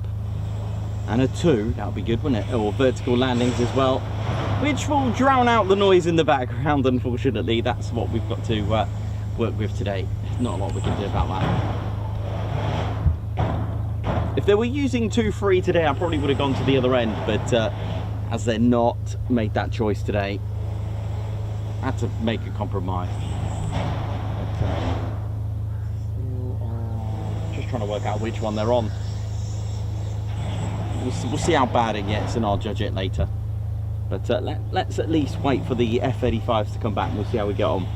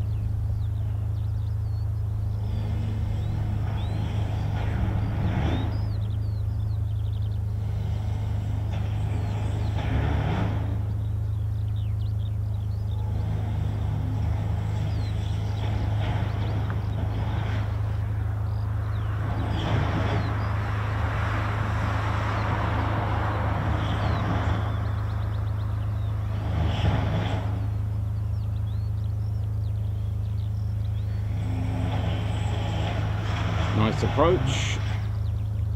Look at that. Touch and go coming up. Beautiful. Lovely. There we go. Just a bit more power on in just a moment. And the benefit of this is really to get the pilot to practice more and more takeoff and landings in one sortie. Look at that. So they'll get to practice a landing and a departure, a takeoff, and also to get the pilot really used to initiating a touch and go in an emergency, so it will become second nature if they keep going on and on and on. And like we've always said, a good pilot is always practicing, always training. And we see these maneuvers from fighter jets and larger aircraft and heavies. In the event of an issue on the runway last minute, the pilot will carry out a touch and go or even a low approach, and they would have done this several times, as we can see even from a training stage. Beautiful, nice little Embraer. So here's a multi-engine training aircraft from RAF Cranwell with 45 Squadron.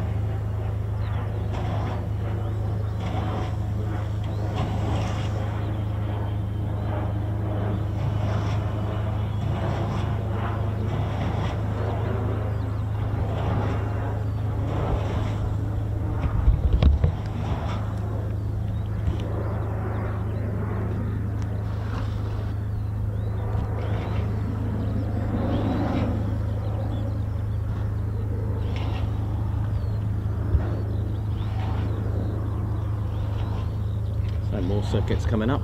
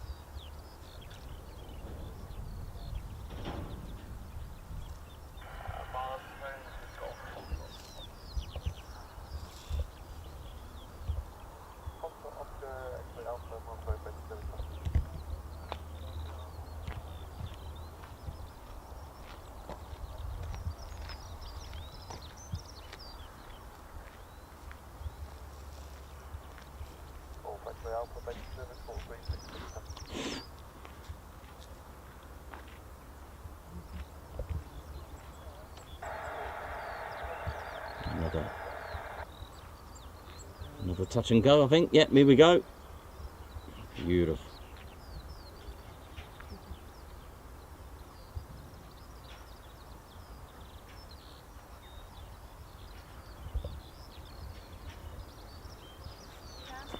Huh?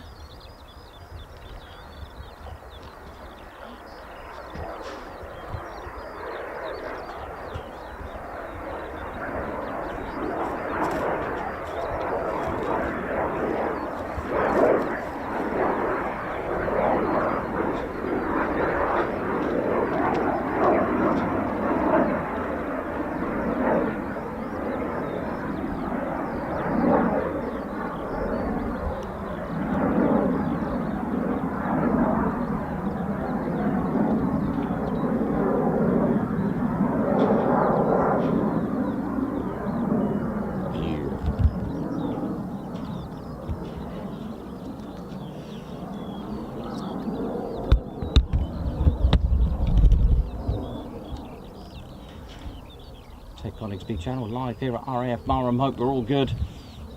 And it's a pleasant start of the week. Birds tweeting away there. It's sunny. 6 F-35s to come back. We've got an Embraer Phenom from RAF Cranwell. Initiating a few circuits. God, look at all those drop tanks over there. Look at them. Oh, you see them there? Pretty cool, aren't they?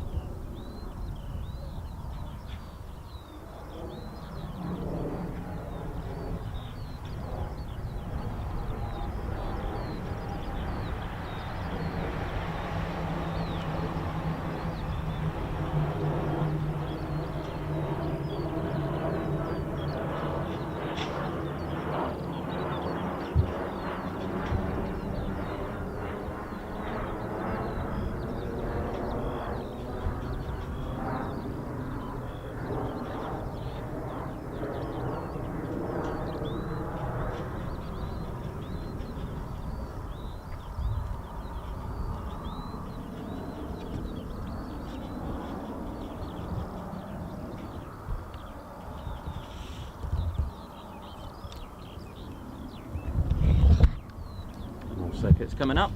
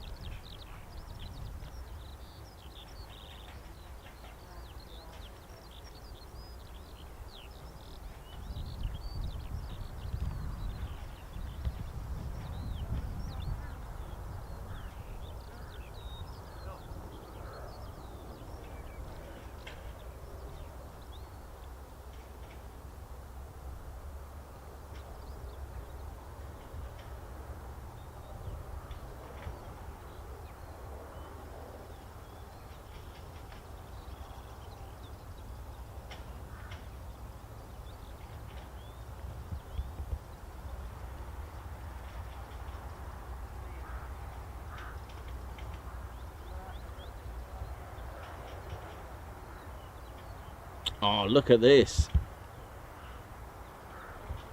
Oh, that was a good low approach. Excellent. That was really, really good. Nice and low for the show.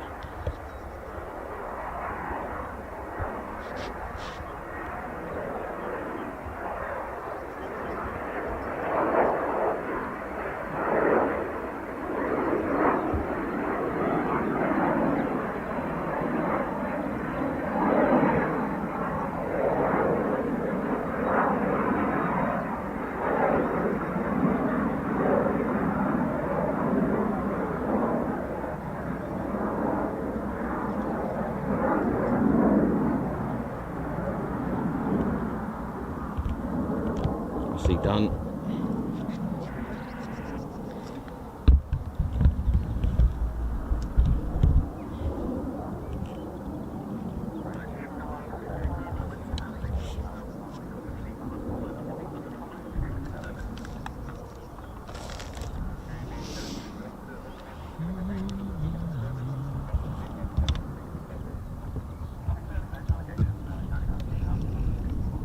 How we're doing, ladies, gents, teddy bears? Hope we're all good. And well,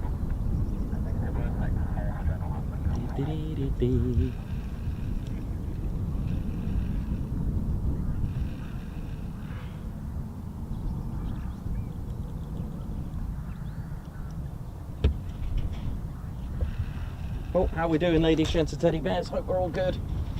I have no idea what this is going to sound like if I turn the camera around, but you know what, I'll do my best. I'll see what I can do. Maybe just having it this way. I mean, I usually like to, actually, I'll tell you what, let me check in. How we doing? Yeah, how we doing, ladies, gents? But you can see what's been built. Pretty cool though, isn't it, really? I mean, it, you know, at the end of the day, that's important and needs doing, but unfortunately we've caught it on a day where they are building them, and I've seen them from literally just nothing today, and they've been putting them up. To be honest, it's not too bad at the moment. I know I've just jinxed it there, but there we go. How we doing, ladies, gents and teddy bears? My name's Nikos, cameraman and commentator, and I hope we're all good, and we are just waiting for 6 F-35s to return as well, so dare I start the history, to be honest, because it's probably going to get yeah probably will mean that they're coming back. I'll tell you what I'll do, I'll just put my little buzzer on here in case they do, but there, that's what's been built at the moment. Looks like pens for the pigs, right? Looks like it, doesn't it? Little pen pigs. Is that right? Pig pens? Something like that. Hope we're all good, ladies, gents, teddy bears. Welcome to RAF Marham, and I hope we are all well. I'll do my best. If it gets a bit rowdy, I'll turn it round and I'll talk straight into the mic the other way round. All right. But there we go. So I have got a new bit of history for you. I did a little bit more research, and I found some amazing things at Marham, to be honest. Really, really good. And it's just fascinating what I've discovered. I found some new things, and I'm going to show you a couple of things. But RAF Marham's history dates back to August 1916 and started like life as a RFC airfield. That's Royal Flying Corps, because it was 1916. In fact, it is the anniversary of the Royal Air Force tomorrow, 1st of April. And it was built close to RNAS Narborough. That's Royal Naval Air Station Narborough, which is just over there. I think it's only, I had a look at it again because I kept saying I'm not quite sure, but it's about 1.5 miles, 2 miles max that way. So it's very, very close to it. But eventually it became RAF Narborough, the other airfield. But this was an airfield that was built to defend Norfolk from the Zeppelin raids. And the first Royal Flying Corps unit to operate here at Marham was number 51 Squadron. Now that's RFC. Now the aircraft such as the Royal Aircraft Factory FE-2B were flown here. This was a biplane, it was a night bomber and a fighter aircraft powered by one Beardmore 6-cylinder water-cooled inline piston engine with a horsepower of 160. Something that's quite interesting for those that don't know. Have a look at it. It's quite cool because you can actually see photos of this and little models of the FE-2B in the Heritage Centre as well. So Marham also served as a training base for a night flying training establishment with Squadrons 51, 190, 191 and 193 who were training squadrons based at Marham. So that was based at Marham. And during the First World War, RAF Marham formed on the 1st of April.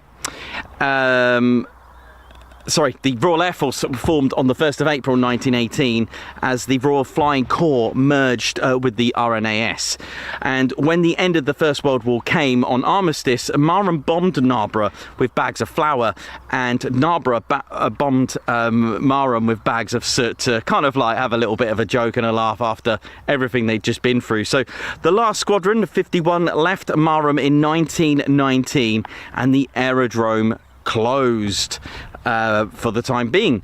But after the First World War, the UK had around 300 military aerodromes, and by 1924 it just shrunk to 27. So this is the bit I was on about, so I might need to turn the camera around because it's really directed that way.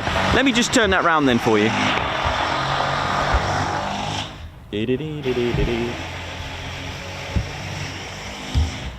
Unfortunately, life is life, and that is what some of the perils I've got to confront and deal with. So there we go.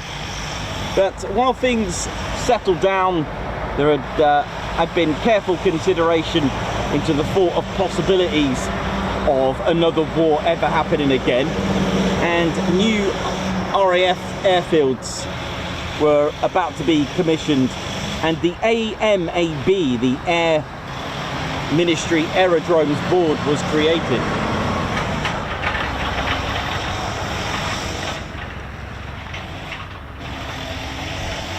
So sorry about this.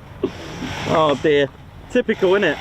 In 1935, the RAF's pre-war expansion scheme commenced, and the first set of the expansion program included Waddington, Feltwell and Marham as well. So 38 Squadron, who were operating the Handley Page Hayfords, which was a large biplane bomber at Mildenhall, arrived as the first new residents of Marham with the Fairey Hendon bombers.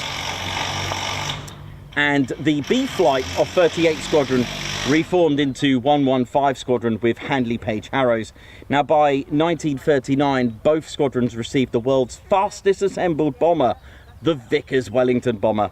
In 1940, 218 Squadron moved to Marham, also operating the Wellingtons, who eventually converted to the first of the Royal Air Force's World War II 4-engine bomber.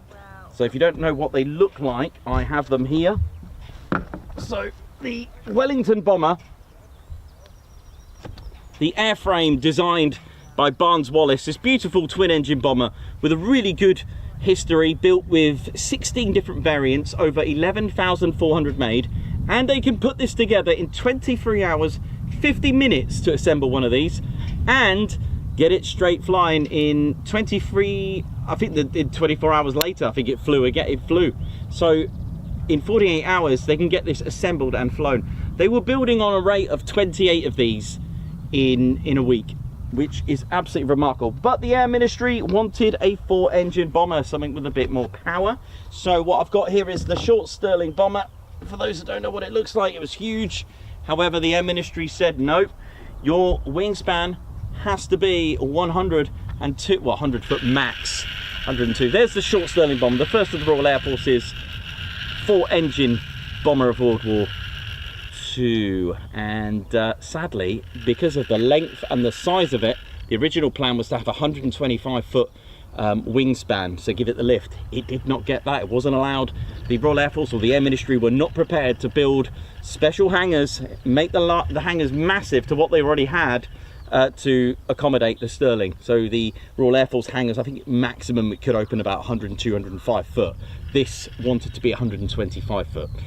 Oh dear. So that was a bit of a problem. The service ceiling, fully loaded, fully fueled, was only 16,050. The Wellington, I believe, was about 18,000 or thereabouts, which, well, you know, 4 engines, not enough lift with that. So sadly, that was the fate. That was the fate of the short Stirling bomber, and it carried on. It did serve as a tow line for the Horsa gliders, that kind of thing. It spent its time doing that. So that was the sad thing about it, really. It just but of course we had the Lancaster eventually to be built, but there we go. So Marham was getting busy, and in 1941 105 Squadron arrived with the Merlin powered wooden legend Rolls-Royce Merlin powered Mosquito. Now Marham became a Pathfinder force as well and tested out the Oboe precision bombing aid. Now Pathfinders, I might turn the camera around just for a little bit if I'm trying my best to do this. Look at this beaut. It was a not really designated as a bomber, it was a multi-role fighter bomber aircraft. It was pretty amazing. Let me just pop this on the screen for you. The Mozzie, everyone, the Mosquito. Beautiful, beautiful wooden legend, responsible for having the furniture rationing, because the government and the MOD were keeping that secret and trying to get as much wood as possible. So a lot of furniture manufacturers actually got to supply and actually some of them, I believe, assembled some of these. They got involved in that. But look at that, a beautiful Mosquito, completely fully loaded, fully armed. An absolute legend, Merlin powered multi-role. Now Marham was also home to the Mosquito 1655 Mosquito Training Unit, MTU, and that was between 1942 and 43, and also operated the Mosquito in a secret unit as well. It was 1418 flight who were a BDU, a bombing development unit. Have you ever heard of that? Amazing, isn't it? I've never heard of that.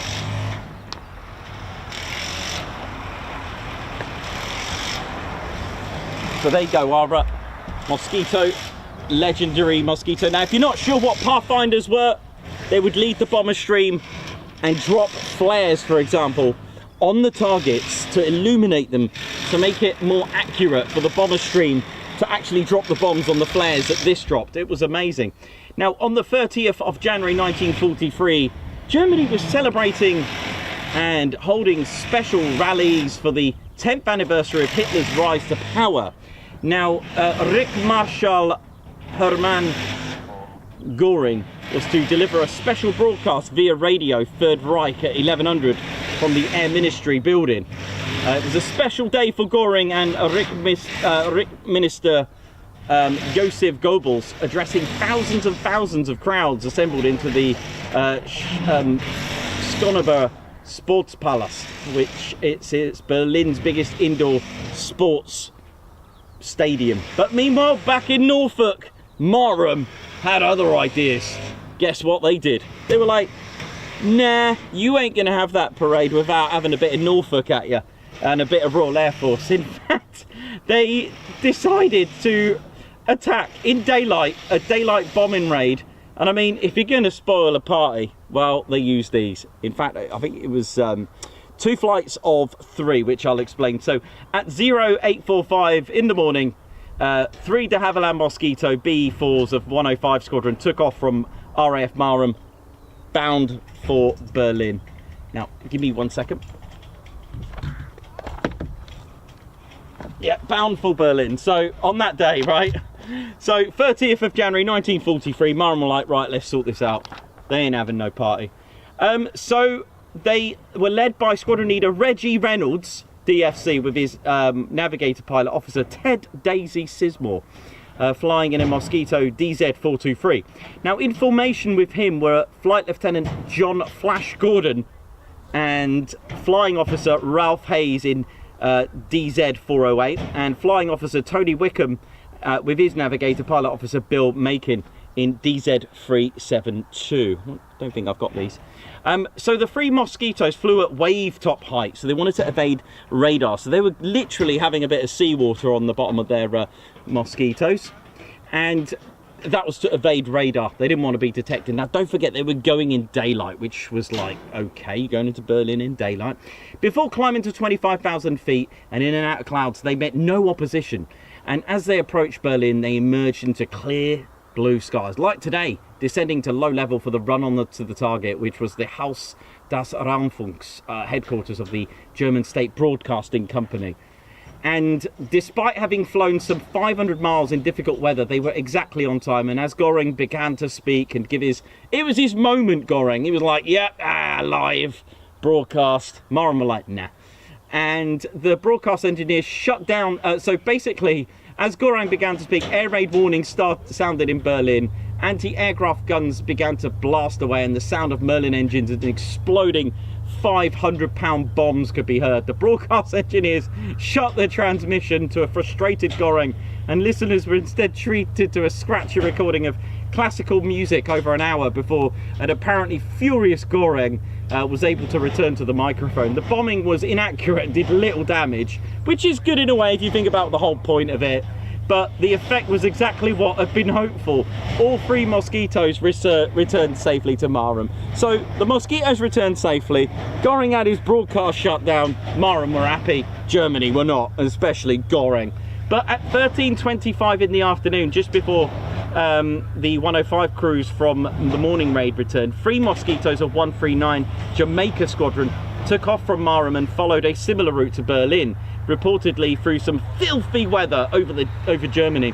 Now, these 3 Mosquitoes were crewed by Squadron Leader Donald Darling, DFC, with his navigator Flying Officer Bill Wright in Mosquito DZ-367, Sergeants Joe Macy and Richard Lofty Fletcher in DZ-379, and Flight Sergeant Pete McGeehan. They were also ready for the next race. So they did 2 waves of 3, ladies, gents and teddy bears. Now, it was a Royal New Zealand Air Force flying officer with Officer Reg Morris in DK-337. Now, as Goebbels stepped up once more to the lectern at the Schöneberg Sportpalast rally, the Mosquitoes arrived over Berlin in clear skies. And this time, however, the defences were on full alert, though. I did think that when I was writing this. I was thinking, okay, you have just, they're clearly going to be on alert. Now, the defences were on full alert and sent up a great fusillade of anti-aircraft fire. The radio broadcasting engineers stayed with Goebbels this time, so they carried on with the bombing carrying on. Like the earlier raid, the attack did little damage, and you can hear faint bomb blast, roaring Merlin engines and anti-aircraft fire at Goreng's moment, you know.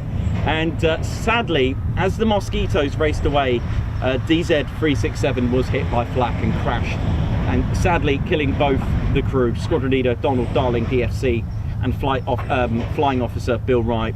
Now, in the Mosquito, they sat side by side, and they now rest together side by side at Berlin 1939 to 45 Commonwealth War Cemetery within the city limits. Now, the two Mosquitoes, they returned safely to Marham, having outrun some of the Luftwaffe's FW-190s, which attempted to intercept them. So, the 5 crews which returned from this, which was the first daylight raid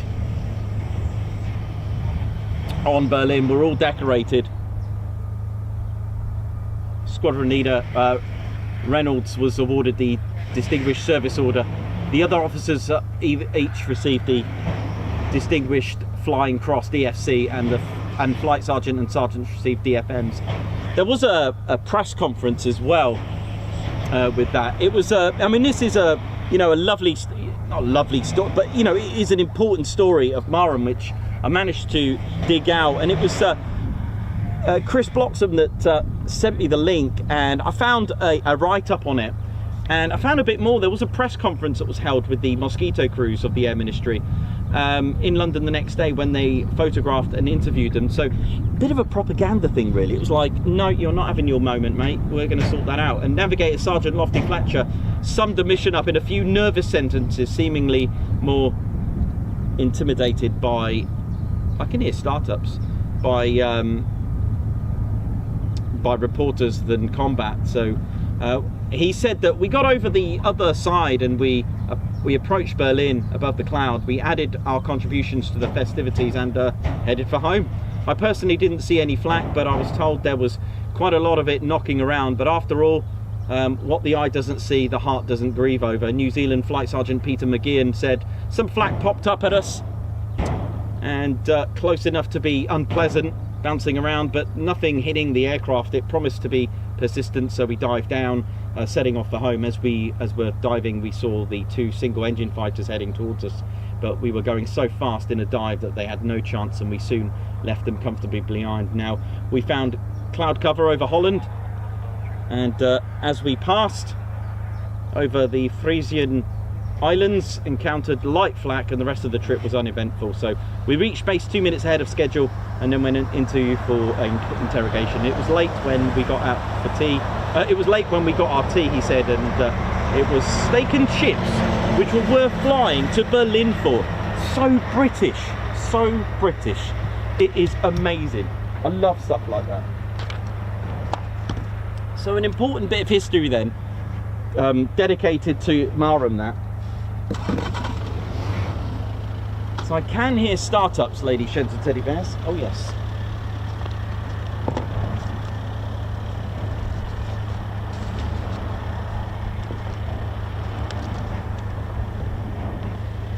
So Marham was eventually closed and selected as a VHB station, a very heavy bomber base, and closed its airfield along with Lakenheath and Sculthorpe to be selected to become very heavy bomber stations, and it was to be expanded and have with concrete to have 3 longer hardened runways in the Class A configuration. So it closed its runways and hangars in March 1944.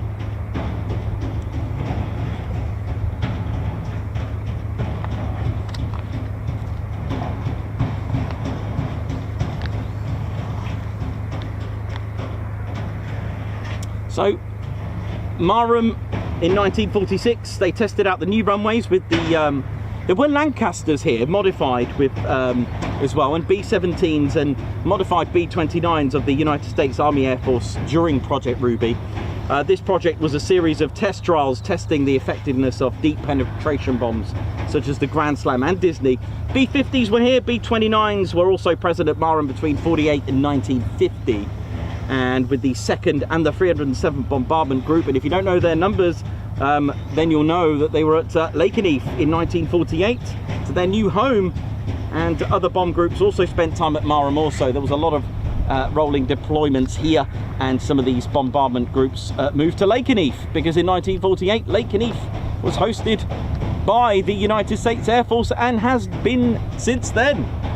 So, 22nd of March 1950, 4 of the 70 eagerly awaited Boeing Washington B-1s arrived at Marham, until finally the Marham's first ever jet aircraft arrived, the English Electric Canberra, and eventually the Vickers Valiant and the Handley Page Victor. Part of the V-Force, the Victors, however, were converted to tanker role and entering the RAF's commitment to air-to-air refuelling rather than the bomber role, and they were flown by 55 and 57 squadrons.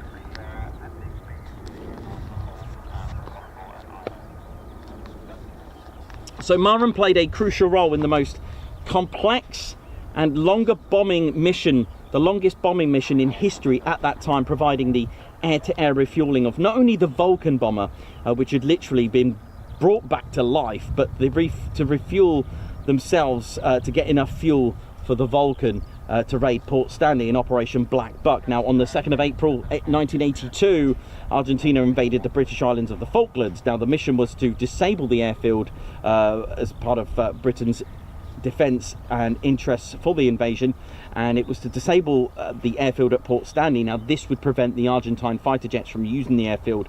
This would mean a higher air advantage, a superiority if they didn't do so, and a bigger threat to the British fleet. So the problem was that the Falklands were so far away, 6,760 nautical miles, that's 8,000 miles for a round trip. Now, the Vulcan bomber had bits all over the place, from refueling probes used as ashtrays, a range of 2,607 miles, so there's a bit of a problem there already, and was really designed for dropping nuclear bombs. Inch-perfect precision bombing wasn't really necessary for the Vulcans. So with a £5 calculator found in a market, and using a very technical refueling plan with 13 Victors from 55 and 57 Squadron of RAF Marham, this is what the refueling looked like. Now, I'll just quickly show you the Vulcan bomber.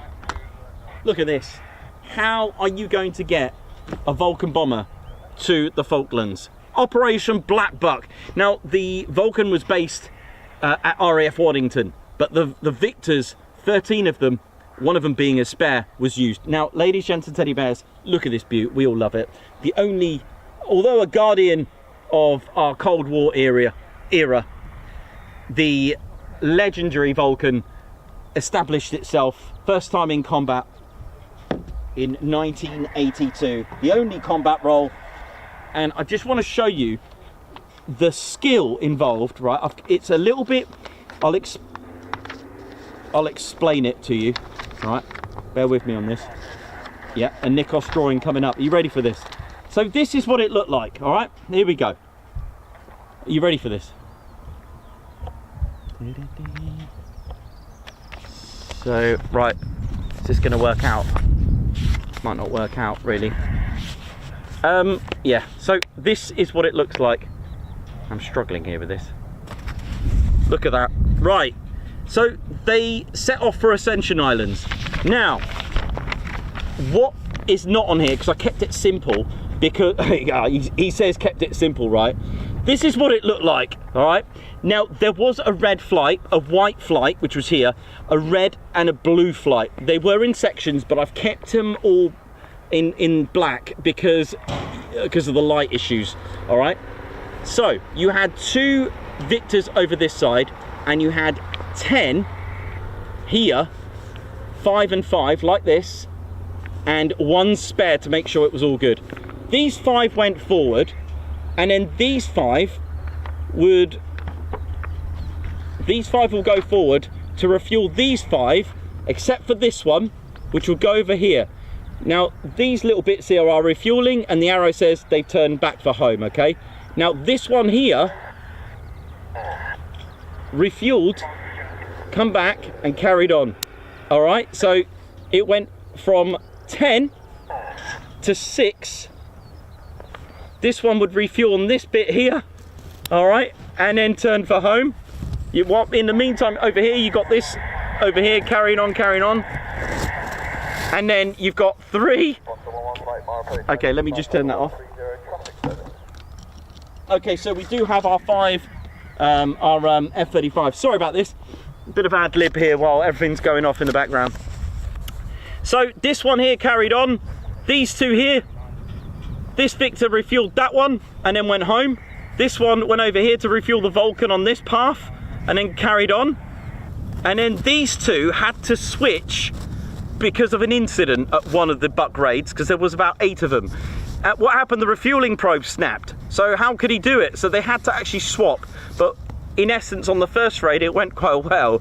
This Victor refueled the Vulcan for the 4th time here. This one then swapped over and carried on, and refueled the Vulcan over here for number 5 so that it could bomb Port Stanley. All right, so it went from 10, 6, 3, 2, 1, and then over here this Victor, because of the amount of range they got a really good range, the Victors, went all this way and refueled the Vulcan on the way back so that it had enough to get back to Ascension Island. I mean, that's just, you know, I've tried to make it a bit simple, and I've kind of rushed it a little bit because I'm a bit worried about the noise in the background, so apologies for that, but I'll get better at but that's what it looked like. I put that together for you. Little bit of drawing skills going on. I hope you enjoyed that, but that's pretty much what it looked like.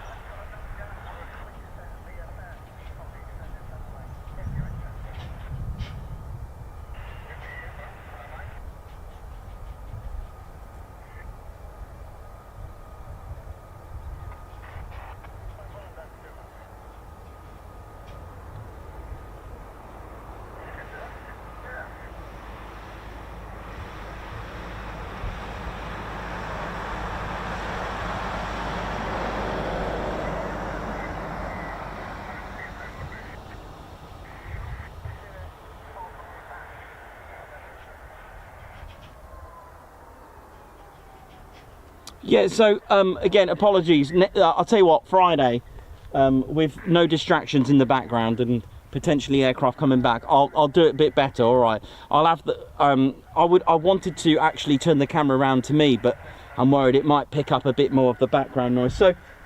So sorry about that. Do apologise for that. Yeah, I don't know what to say. I'm really gutted about that because of the noise in the background, but I really wanted to show you what it looked like, you know, and how they did that. But that's, I mean, if you wanted to pause that at some point, this is my drawing. Yes, like I said earlier, I haven't shown the 3 groups, all right? There was a red, white was these 2 here. There was red and blue. But yeah, how extensive is that, how they did that? Because round trip, there were problems though. There were situations that they did discover. Guess what?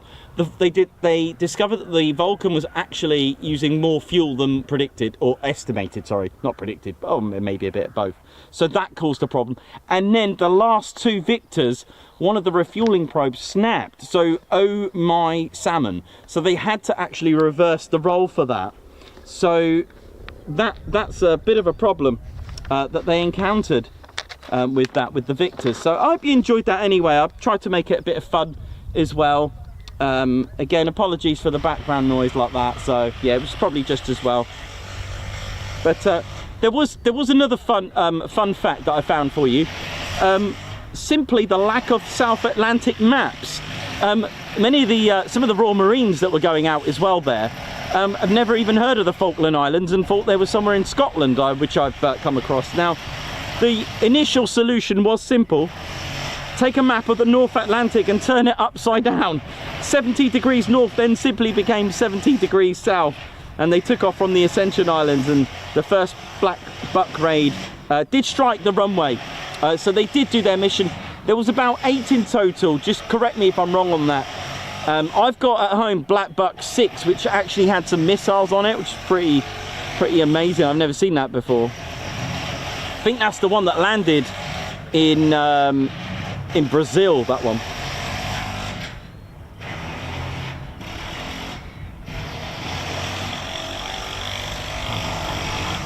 So a new era for Mara came as well. For Marham came along. Sorry about the background noise. Yeah, not a lot we can do, and it really echoes. Anyway, here's our F-35s. Make some noise, here we go. Maybe they can drown the sound out.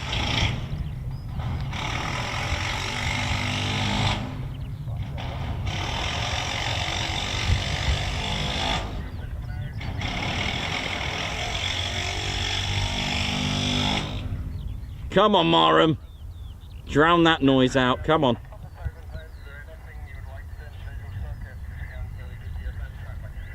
Here we go. Full ship. Here we go.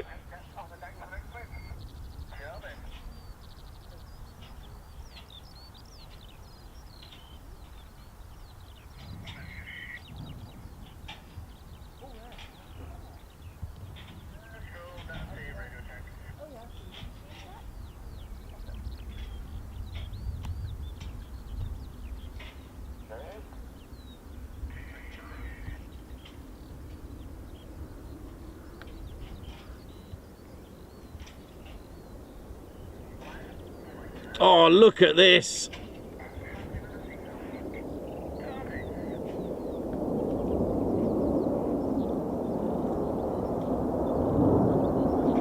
Yeah.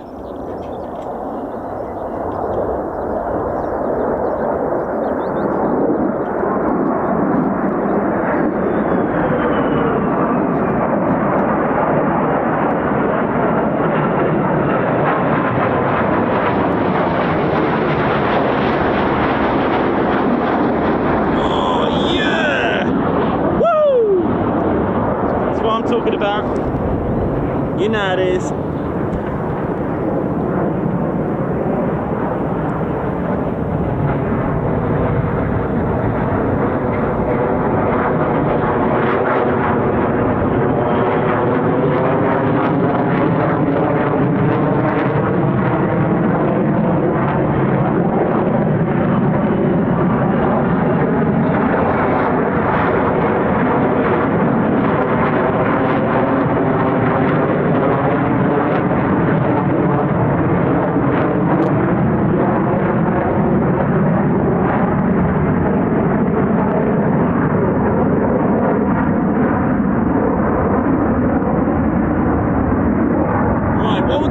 Verticals, come on, here we go.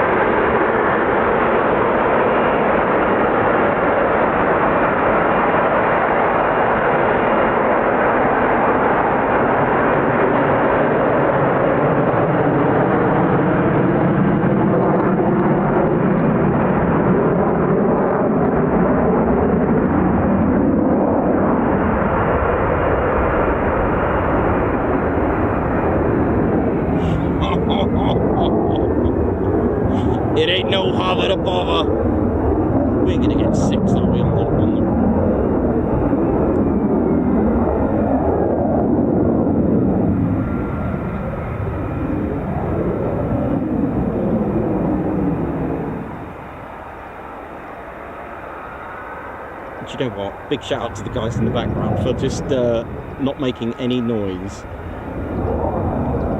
for that. That's very kind of them to do that. I think they were a bit shocked. God, what's going on here? Nope, it's a bird.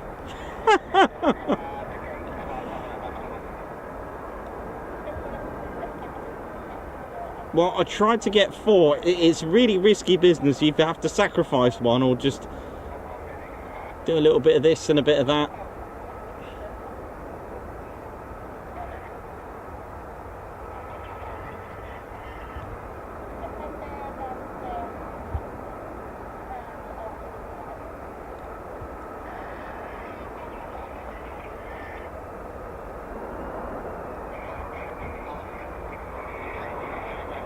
Well, there we go. 4 vertical landings and 2 conventional landings. And look at this! The canopies are open on the F-18s. Beautiful.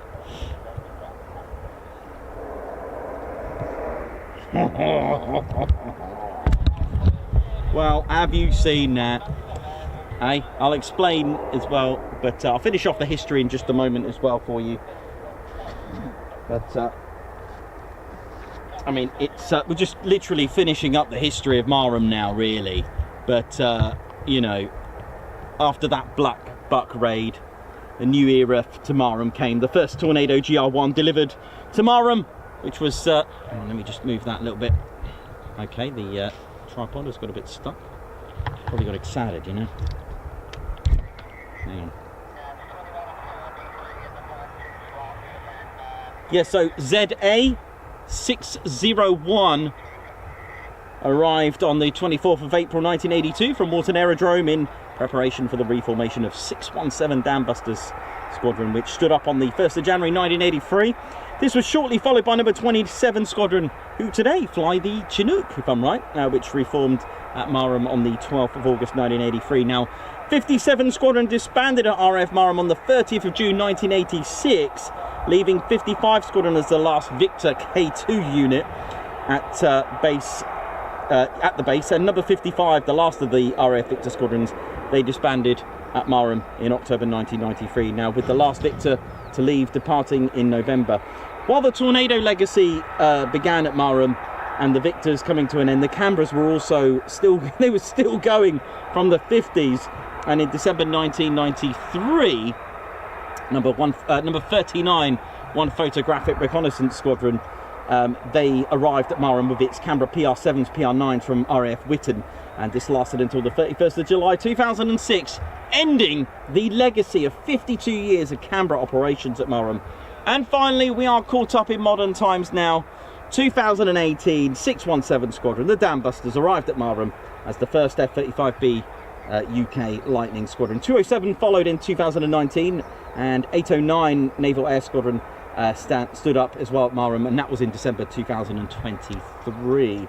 The beloved Tornado GR4 retired in 2019 after nearly 4 decades of being in operation and keeping the UK and fellow allies safe. The Tornado will never be forgotten. And just a little bit of a personal thing as well, that was my favourite aircraft when I was a kid. And I got something funny to tell you. I got to say this, man. I get this from time and time. I get this. I get it quite often. Just ladies, gents and teddy bears, people in the background, all these people working behind me, myself, the day, everything, even when you turn up here. We're not real. We're NPCs, non-playable characters. The people here just are actually digital effects. Nothing is real. Marham is fake. The whole live is not real, I'm afraid. I get some really funny messages, and they're getting funny to a point where I leave them now. People think my content that I get from the live are AI generated. So this means I'm not real, Ted's not real, everything's just not real. And when you come here to see me, I don't know what happens to you. You turn into some sort of NPC. Even the people I speak to on the base said they're not real. No one's real here. It's yeah, it's terrible, really. It's oh dear. The conspiracy. Yes, I am now finding them humorous that I leave them on there and laugh and actually give them the live stream. It's like a fake landing, isn't it? I mean, seriously, man.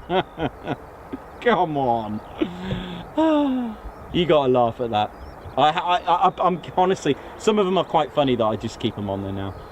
I just reply back with the link of the live. It's like, sorry, this was all, you know, not real, but I have to mention it. It's really, really bizarre. No, it's all real. Everything's real here.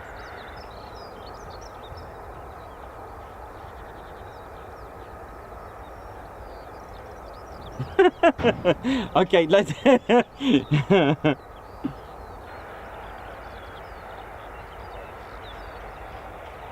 Joshua Haddock, yes, the F-18s are here. The canopies are open. The canopy. These are a bit posh, aren't they? Look at them. So I'll tell you what though, respect. There was no noise in the background when the F-35s came back, and all 6 of them. So fair play, fair play. No, you know, I don't mind that. You know, I've got no choice anyway, but I think that was very kind of them to stop.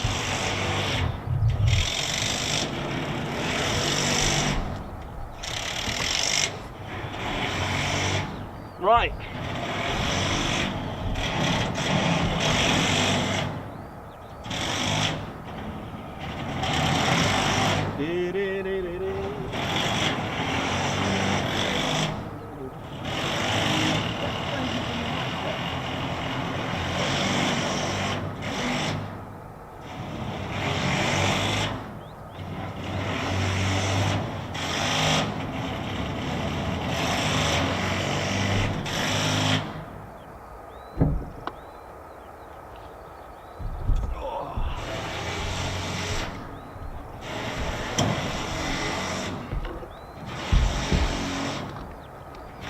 Well, it might be t-shirt weather this week at this rate. Still got me thermals on just in case.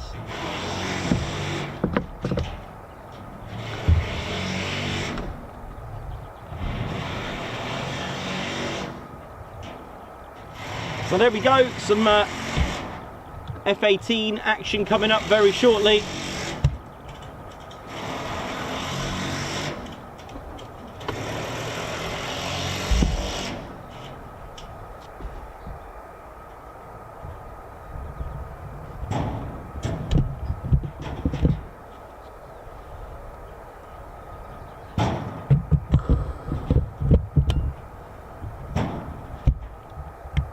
Right, that's the mags changed.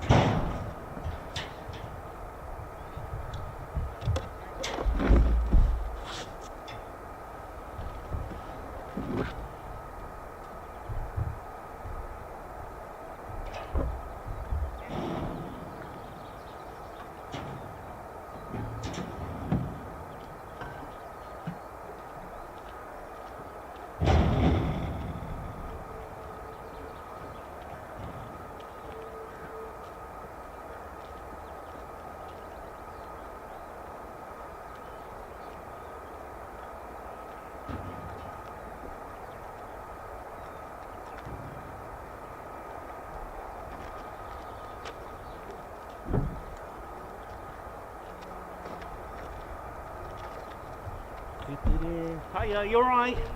Good.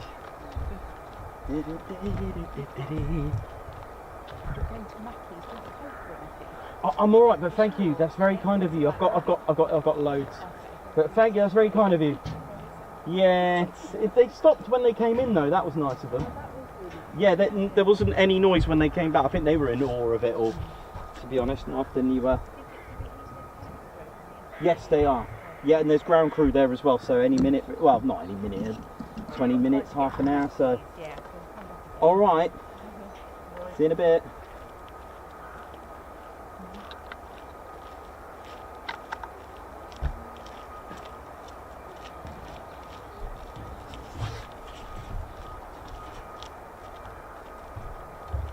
You alright there, mate? How you doing? Alright, yeah, you? Good, thank you.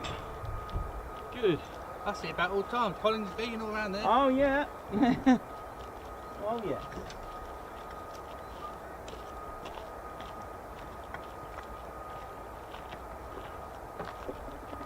Is there an Is there any more going off today? I don't know, I'm afraid, but they're possibly the F-18s later. The canopies are up, so it could be any time in the next half an hour.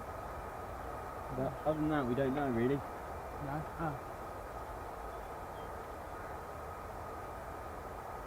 What I do know is that I'm having a cup of tea. Yeah. Yeah, so they should be up later. I don't know what time though, but Yeah. got to wait around. How long are we here till? All day? Oh yeah. Yeah? Well, I'll see how it goes with the noise, but Is it bad, is it? Noise, yeah? well, when it gets to about the 5th one, it might start to get a bit louder, so we'll see. Bless them. They did stop when they came in though, to be fair, so that was nice. Woo! Okay, some toes. Right, here we go. How we doing, ladies, sheds and teddy bears? Ted Coningsby channel live, and it's all looking good over there, the F-18s. Be nice to see them in this light as well.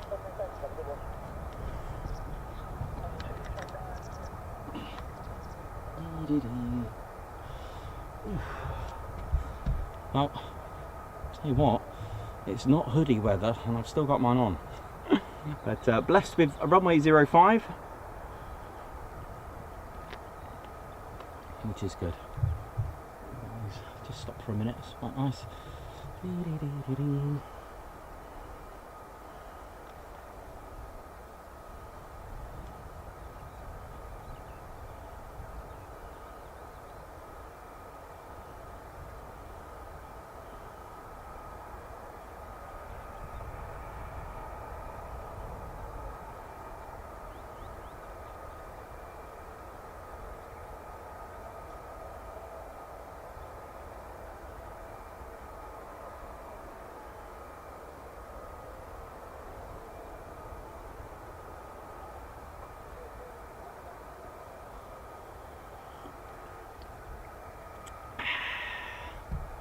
Anyway, how we doing, ladies and teddy bears? Welcome to the Ted Coningsby channel.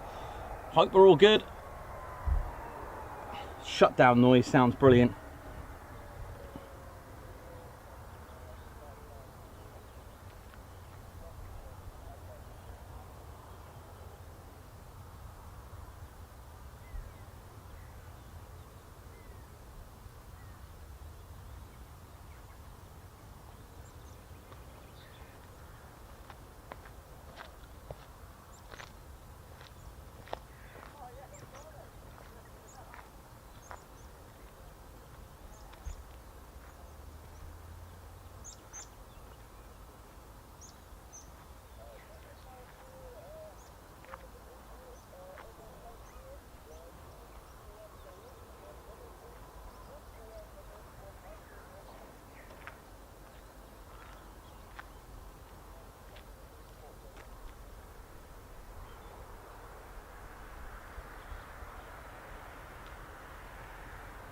Dee dee dee dee dee dee.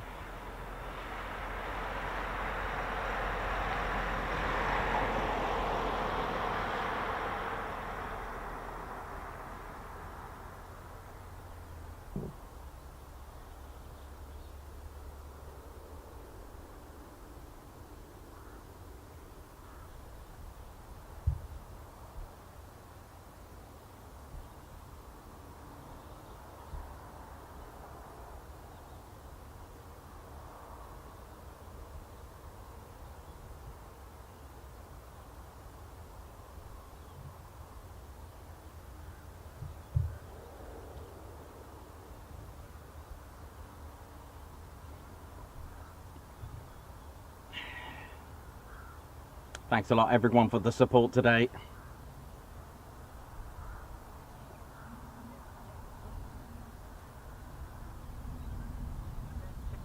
So these F-18s, if you're wondering what's going on here, so don't panic. It's for an exercise. I believe it's exercise Ramstein flag, and there's various other countries participating in it.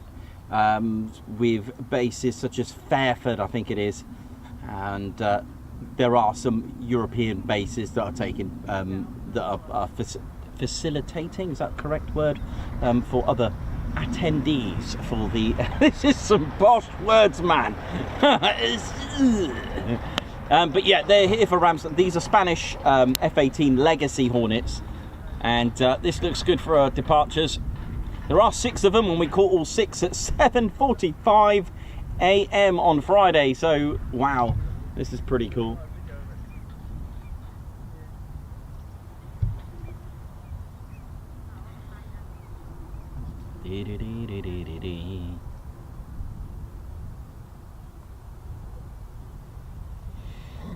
There we go. So we could get some F-18 action as well. So they'll be out for quite a bit of time, is my guess. They were last Friday, weren't they? They were out for a little bit of time, weren't they? Good 3 hours, was it? But you know, you just don't know what we're doing. You know, some might go on a little jolly around the country. You never know. But what is pretty interesting, my little cloud mate is still here. Look at it. Do you know what? I would have loved a camera just on that, just to see it all day. It's just been there all day. It's probably looking for me because normally it just rains on me. But can you see that? It's been there all day. Just change. I've never known a cloud like it, actually. I've never known one to just stay there. It's turned into a bird. Look at it. Look. Oh. Look at it. It's turned into a bird.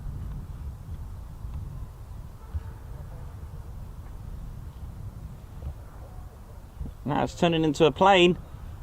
A beluga.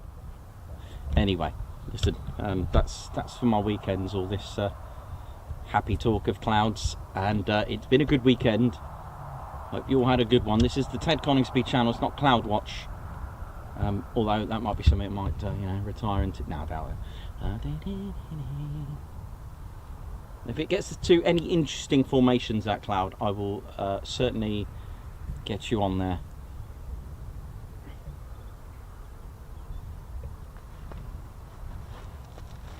So we've had 6 F-35s, and not forgetting Cranwell's Embraer Phenom with 45 Squadron, smashing out some circuits.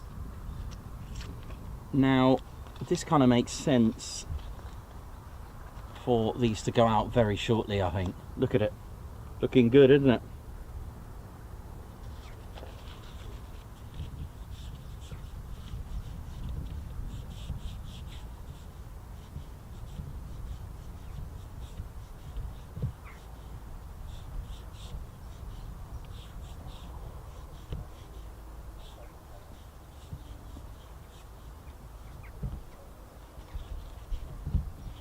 It was quite nice of me to brush up on my Lithuanian this morning.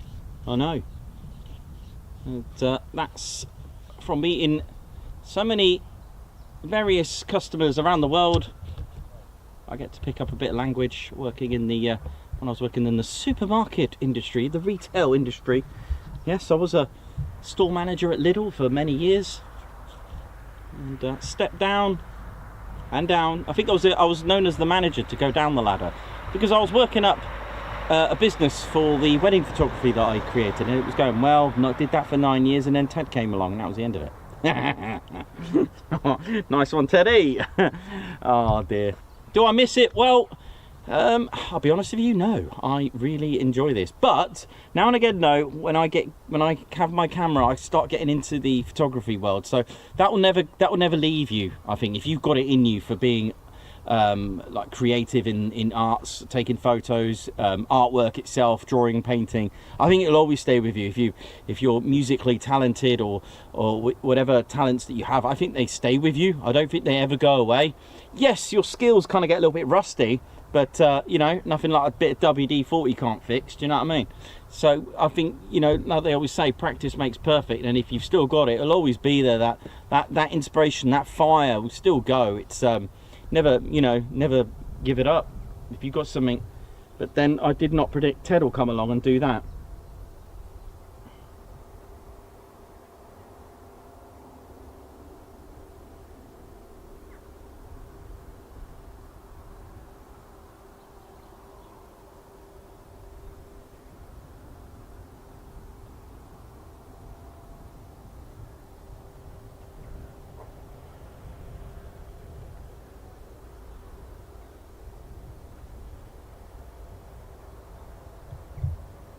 So welcome to the Ted Coningsby channel. Hope you're all good, and I'm just anticipating these lovely buttes.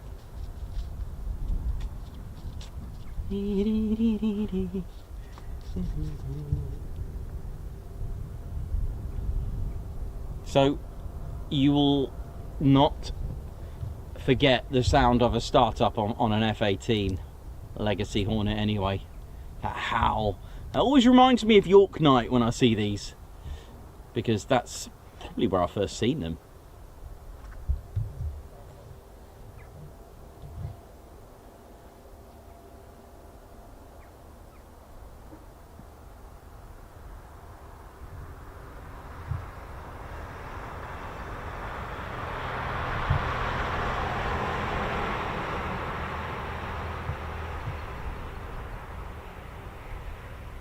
Thanks a lot for those that have visited tedconingsby.co.uk/shop.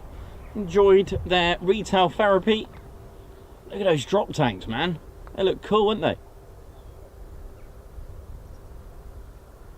So I reckon very shortly, we'll start to hear a little bit of F-18 action, I reckon. Come on.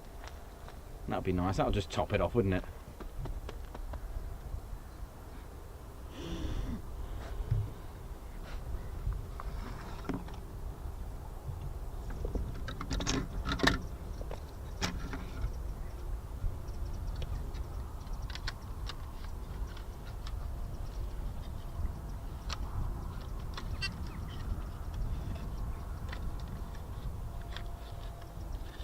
So thanks for joining us late. Dear, there goes another bit of F-35. I'm not doing very well here. Don't ever get me into the maintenance ground crew fixing bits and pieces of F-35s. So I end up smashing them to pieces by the look of it. But welcome to the show, ladies, gents, teddy bears, and you witnessed 4 vertical landings. I tried to get them all. It's a bit difficult when they're all coming in at you at once.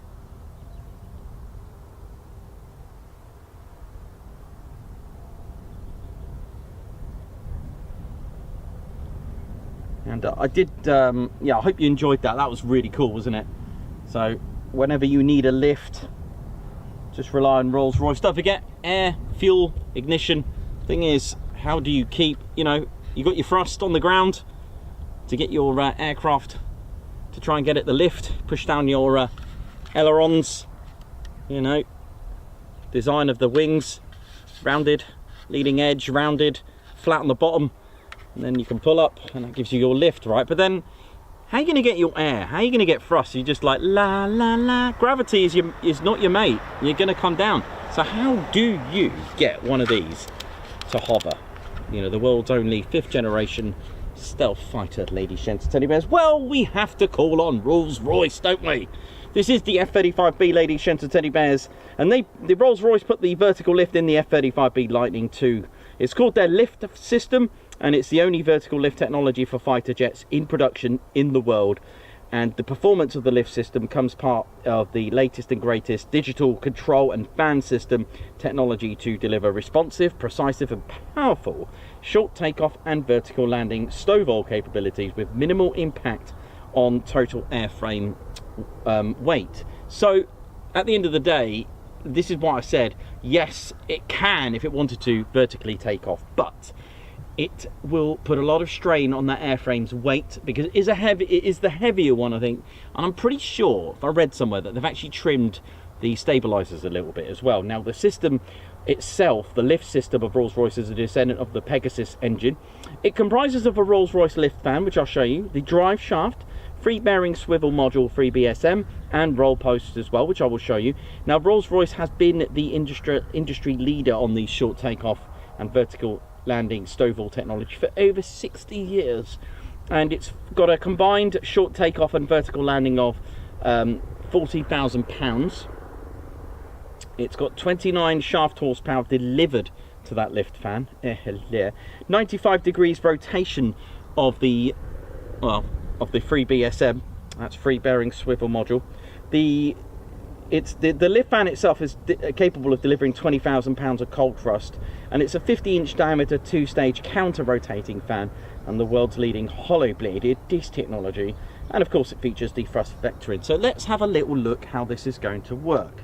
So here we go. So when you got to see those 4 F-35Bs break into the circuit, sometimes you'll notice this opening.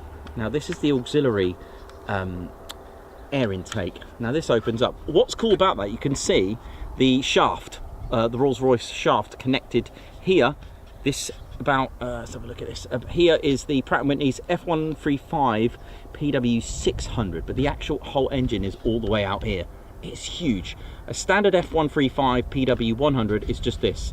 The 600 variant is out here. All right, so this opens up. This acts as an auxiliary air intake, because now you don't really use these very much now because you're stationary. How are you going to get air just like going, hello? So what you do is you open this up, and this also acts as a FOD filter as well. And then you get the lift fan itself opening. There it is, and you can have an optional flag here if you want to.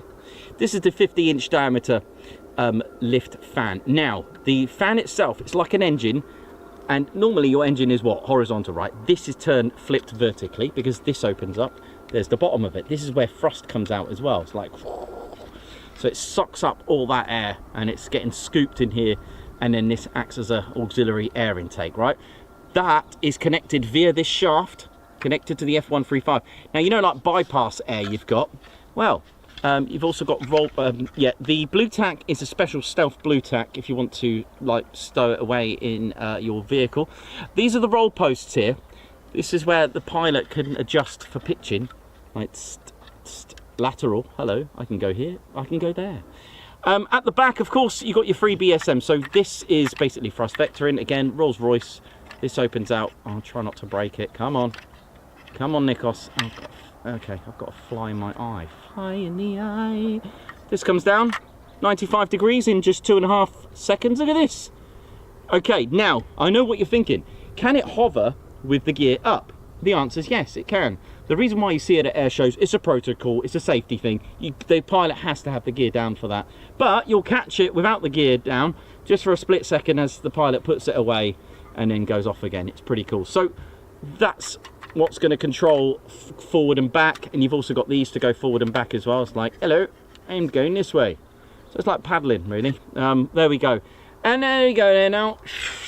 Thank you very much. Have a lovely day. So there's our F-35B of the Ted Coningsby's. Did I remember everything? I think I remembered everything, yeah. Yeah, pretty cool. Yeah, there we go. What is cool as well is the EOTS electro-optical targeting system. This little, like, it's made of sapphire, I think it is, this bit here. I mean, how posh can you get? I'd like a piece of sapphire for my targeting system. Does all that infrared locking system. It's a pretty cool piece of kit. Another characteristic of fighter jets that are 5th gen stealth, these are fighter jets, fighter 5th gen. The nose cone is not rounded at all up, it's flat. And this is true on all the fighters, F-22, the JU, the SU. This edge here, this sharp edge, goes right into the intake. Have a look at it. If you think it's not right, then have a look, because I found that to be true. Yeah. Covered in RAM, that's radar absorbing material. This is the DAS. This is pretty cool. This basically communicates missile targets, like safety, defense, attack, all here in these little bits here. They look like hexagonal white and black hexagons here, and they link with the pipe. Oh, hello, what's that? Something just rumble at me. Hello? I thought I heard something over there. Hang on. Max speed of the F-35B is Mach 1.6. There is no arrestor hook on it. There is drogue and probe for the air-to-air refueling, not boomstick, because it won't be able to fit the boomstick on there.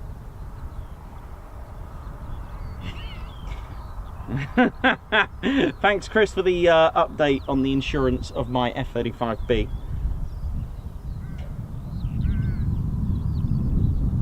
Mark Moody, how you doing? Oi oi to you. Remco DeVray, Alan Burden, Mark Dudley, Simon Mottron, Hank Verhule, Dirk S, Anonymous 5.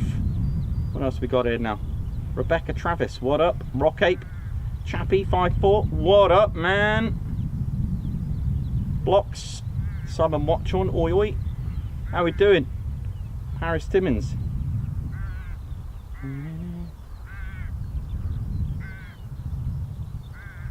And Cox, how you doing? What up?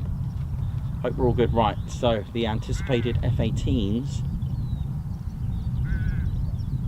Oh, looks like there's pilots in them, isn't it? Yeah, pilots in there. They'll be going out in a minute, I reckon, or starting up shortly, I reckon. We'll soon find out. We'll hear that amazing startup.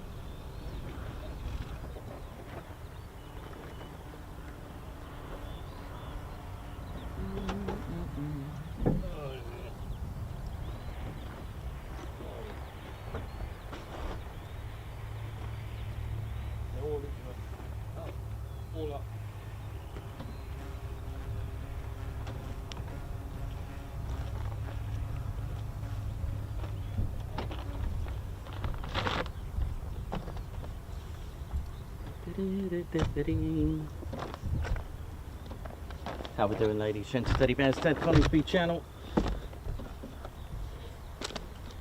Let's put that there now. Live here at RAF Marham, hoping for some F-18s as well.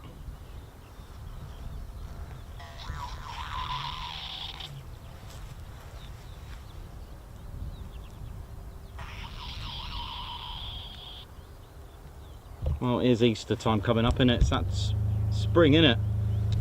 Gotta get the bunnies out.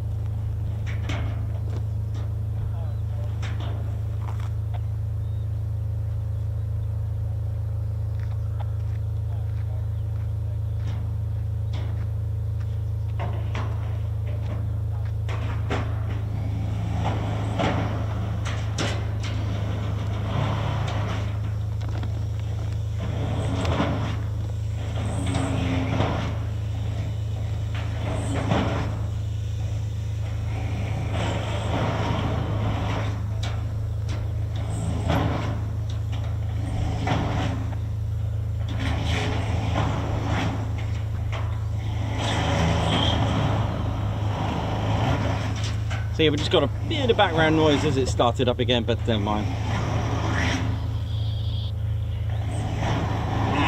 Hello! What, hello, Wiggy? Yeah, yes, Father. Yes, how are you? You right there? Yes, Father, my name's Wiggy.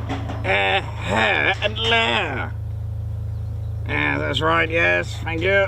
Reminder that spring is here. Yes, looming. Yes, he used to be a big commander, you know. Yes, Yes, that's right. Hello, post officers. How are you? Yes. Well, nice to see you, Harry. You all right?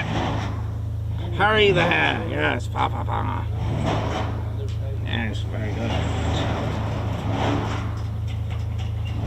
Ah, yeah, Wiggy. How are you, Viggy? Yes.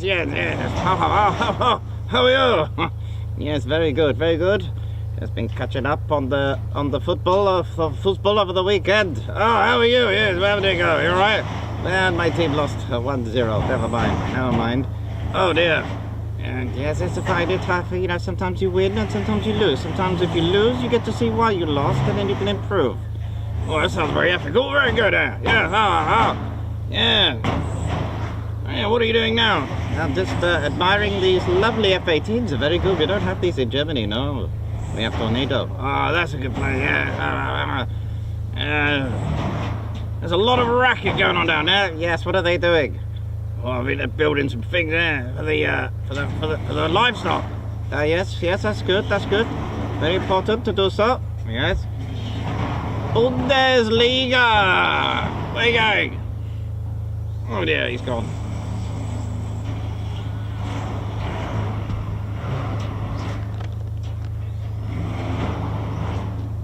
Hey, alright now? Ah, yes, Reginald, how are you? Yeah, I'm alright now, just enjoying these pretty little planes hovering around in it there now. Yes, we didn't have that in my time. Absolutely incredible that they could do that. Yes, they make a lot of racket, actually, but then again, what's going on back there? Yeah, you know, they got to build these things there, innit? All the livestock and all that there now. Yes, Yes, that's right there now. Just doing me perimeter checks, Wiggy, just make sure it's all good. Yes, you carry on, dear chap, yes. Carry on there.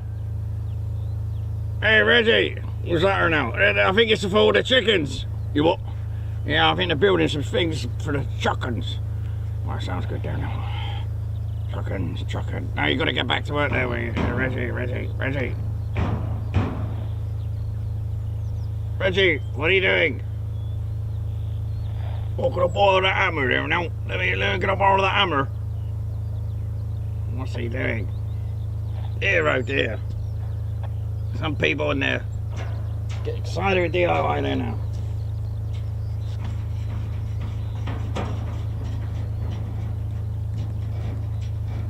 Redhead, shouldn't you be in Croatia? Dear, oh dear. Right, chocks away.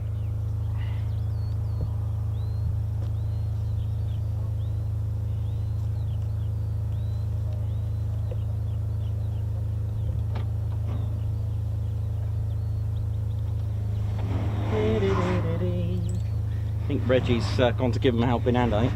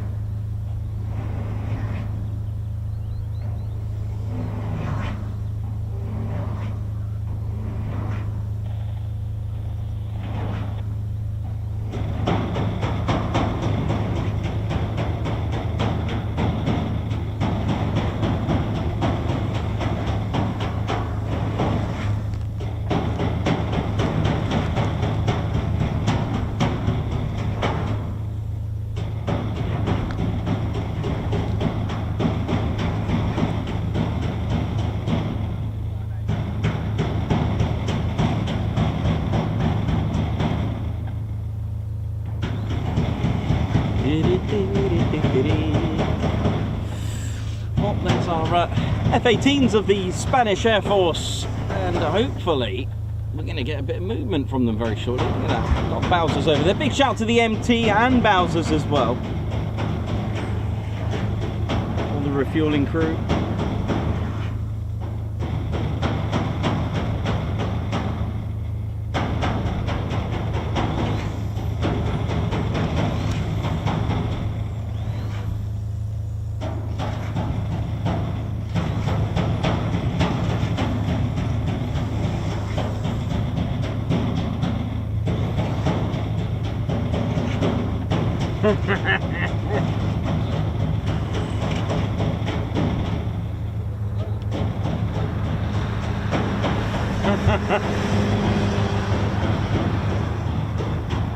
How you doing, ladies, gents, teddy bears, Grand Cruiser here.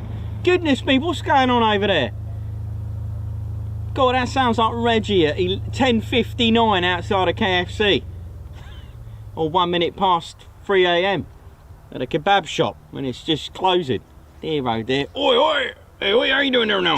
I'm alright, Reggie, how you doing? Alright, I was just talking about you. Well, I hope it's all good there. Let me just adjust this there now. There you go there now. Yeah, what are you doing? Just doing me perimeter checks there now. Just thought I'd give those guys helping out there now with me hammer. You got a hammer? Yeah, got me hammer there now. Yeah, I'll just put it down there. I can't be having that there now. We just got to leave them to it. Without the tools, they can't do anything, innit? Yeah, you know it is. Yeah, my name's Grand Cruiser, everyone. How are we all doing? Just been giving a helping hand with the Spanish Air Force as well. Lovely legacy F-18s. But for me though, my aircraft of choice, you know me. One close to my heart, the RAF Phantom. Loved that. When I was in it, I just wanted to fix it. My friends thought I was balmy. Well, do you know what? I know what you mean about that, actually. Yeah, you take a lot of sense of pride when you fix it, and then how do you feel when the pilots take it up? Well, you know, they bend it, we have to mend it. They break it, we fix it. But you know what? Nothing like satisfying about watching it just fly. That's kind of nice, isn't it? It's lovely like that. Oh, I see what you mean there now. Yeah. So I'm just going to carry on my perimeter checks and just finish up. Might even help the boys over here, just get it done quicker. Alright mate, alright, you mind how you go. I'll tell you what, it's lovely to see the current bun out today. It really is. It makes you feel good, it makes the fur gleam, and it just gives you a little bit of a hug inside. You know what I mean? Lovely. Don't forget to give us a like on that wobbly jelly, or your dog and bone, or your lamb chop. See ya!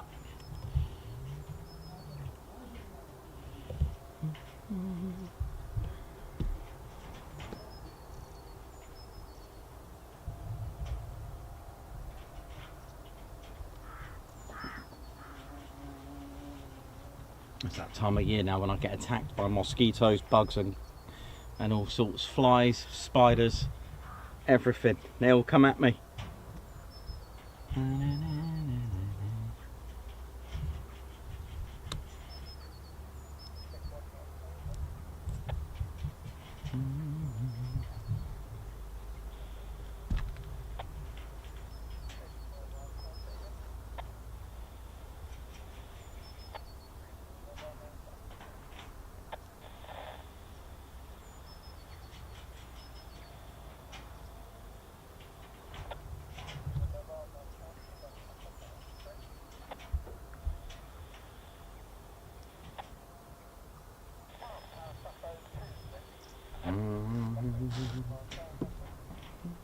Oh,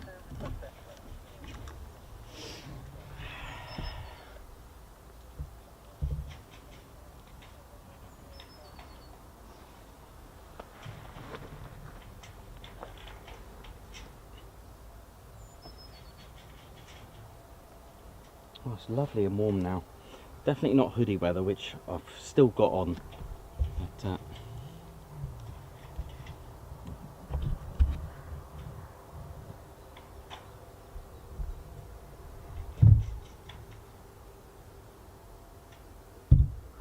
Andrew Porter for the talk on refuelling. Thank you very much. Guards March. Thanks a lot, Andrew.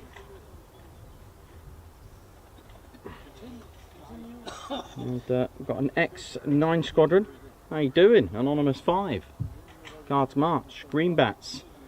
Muriel Hudson. Guards March. Thank you for 6 months of your service with the Ted Coningsby Squadron. Oi, oi, Nikos. Thank you for flying flag for Mick always. Thanks a lot, Muriel. Thank you very much. Stephen Mann as well. Member for 7 months. Boom. 7 great months done. Thank you to all. Thank you, Stephen. And Trenchard RAF. Welcome to the Ted Coningsby Squadron. High five and a Guards March. I know that name, and I believe I remember who you are, which, if you are the same one, how awesome and an honour it is to have you on there, Trenchard RAF. Margot, thank you very much as well for the Super Chat, Guards March. Actually, do you know what? Let me see if I've got one. I've actually got an antique 9 Squadron, greenbacks enamel, like a Royal Air Force badge. Let me have a look if I've got it. Pretty sure I have. I was saving it for Lossy.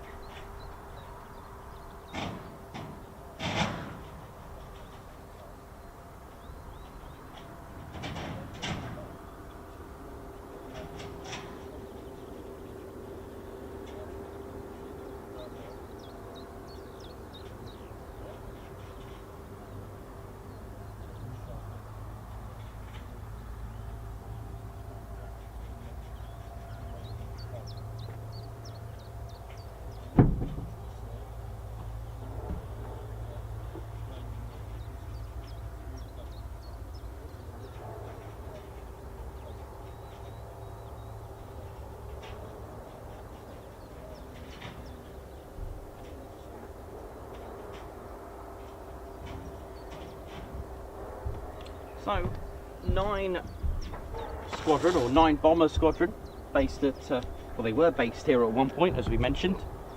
They're based at RAF Lossiemouth, but I do have, from an antique store, I managed to get one of these. Look at that. Look at this, beautiful, isn't it? Look at it, a multi-role combat aggressor role, and per noctum volumus, we fly through the night. The greenbats, legendary of the, look at that. Usually get in brackets B with that. If we're a bomber squadron. But look at this, beautiful, isn't it? That's the greenbats, 9 Squadron, who are now at RAF Lossiemouth.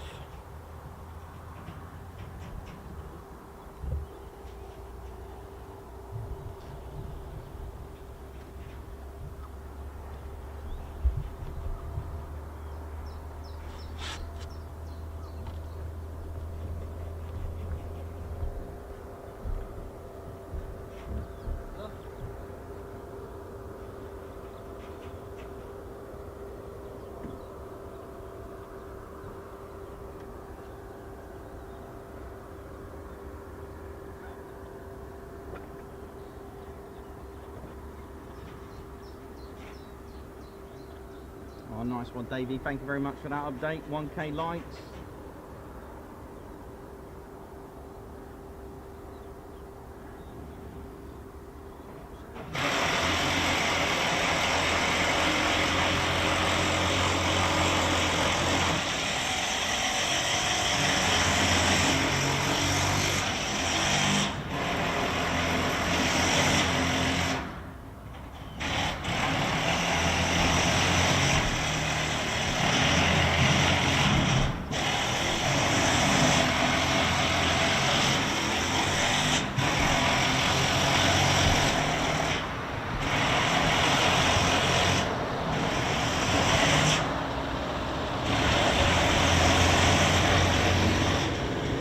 It's all going off here behind me. Listen to this. Goodness me.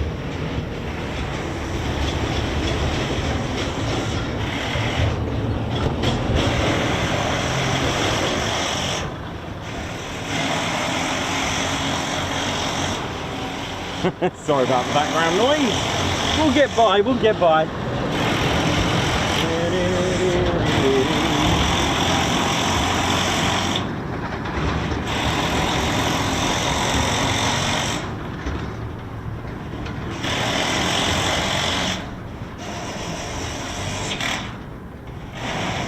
How we doing? Mark Garwood, Simon Watson, Paul Mayers, oi oi! And just bear with it while we can. It may get louder though. They are getting closer and closer eventually. They are on number 3. They're on number 3 of 10, so they're getting closer, so it may get louder, but we may even finish up you know, at some point. We'll see how bad. I did say we'll see how bad it is. Oi oi!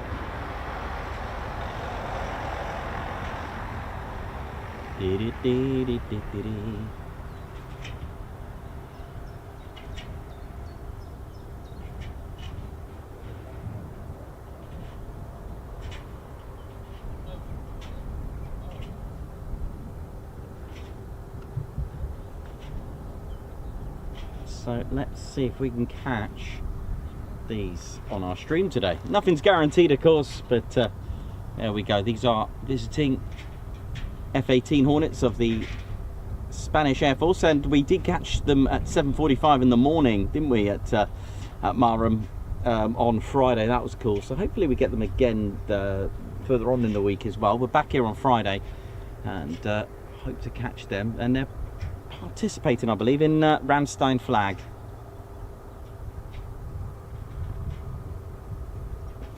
I'm not sure if that's a F-35 startup. Does sound like it, actually. Yeah, I'd say that's an F-35 startup. It is. I reckon it is. Canopy's up anyway. Now, when we start to get to this time of the day, light starts to get sharp to my left. But that's fine. We'll just do what we can. We'll work with it. We've got noise in the background, but that's fine. You know, there's nothing you can do about that. You just got to just ride it out.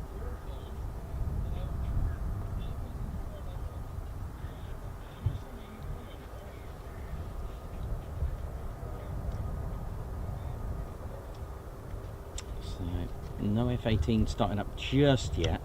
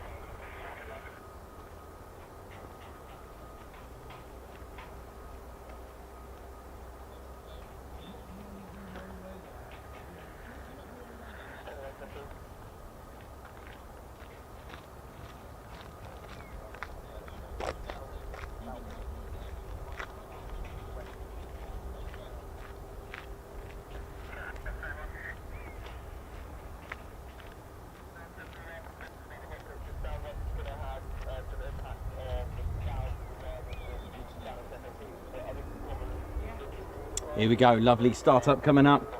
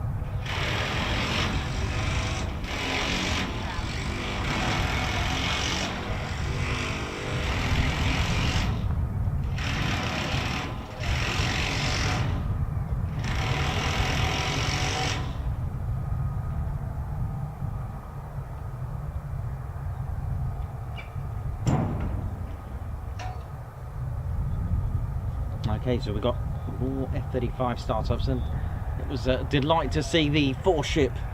And then, did you see that one that was vertically landing with the 2-ship in formation on initial into the break? That was pretty cool. I love shots like that. Another one for the TCS Archives. Golden. Oh, look at this. We're going to get more then. Here we go.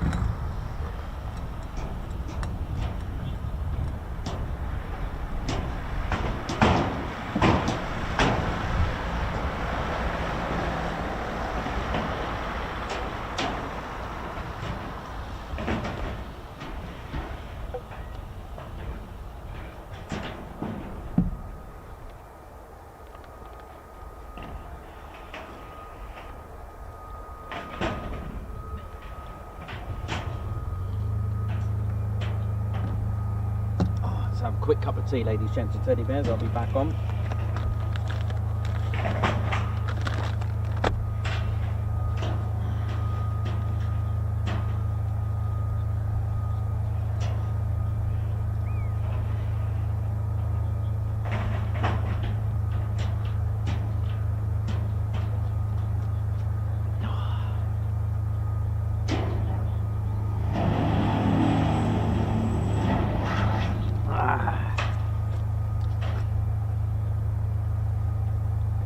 So, if you just joined us, welcome to the Ted Coningsby channel. We are live here at RAF Marham. Don't forget to smash that like button, give us some support. You've been cleared to touch and go on that like button. Oh yes. And of course, do subscribe to our channel, the one and only Ted Coningsby channel. Military aviation done in a unique way, through thick and thin, through storms and background noise. We'll just keep going. But I will judge later though. I will judge it how it gets. I'll see how bad it gets, because we're on pen number 3 out of 10, so I can only imagine it will get worse as they get closer. So We'll see. Hopefully it all gets done by the time we come back on Friday, right? Unless they got more. Let me have a look. They got more? No. Or maybe yes. I don't know. It looks like they might have. I don't know. Who knows? We'll just see how it goes. Tell you what, if Friday they're still working on it, if I get here and they're doing some work, I'll probably try the chalk lane, and maybe if they're using 2-3, just to mix it up. We've never done it. We haven't done it from there for a long time, so maybe something that we're going to try.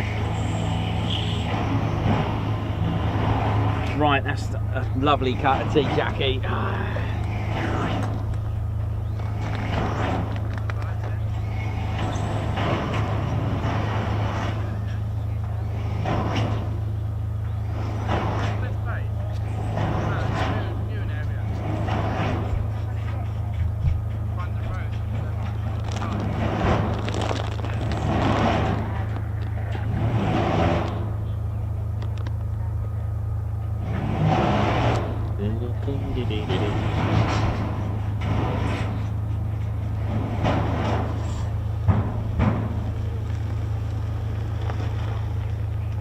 So, first day of the week, Monday, and our last show of the month.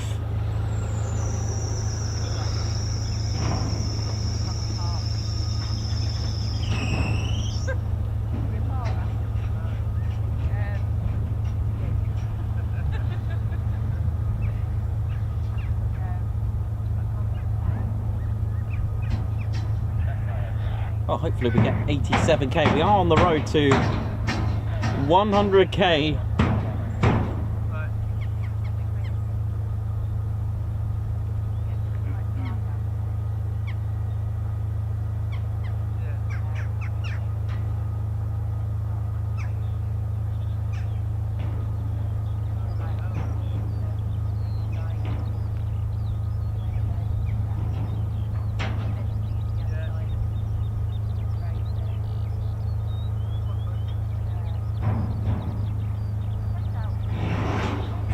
There's our mate Harry.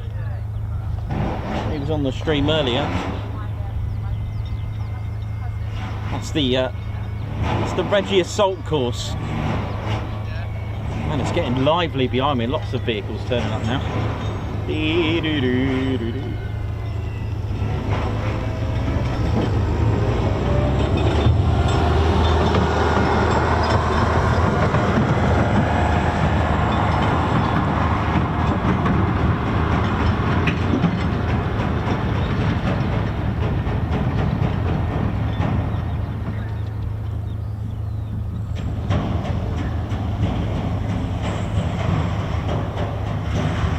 They had pilots in them there, didn't they?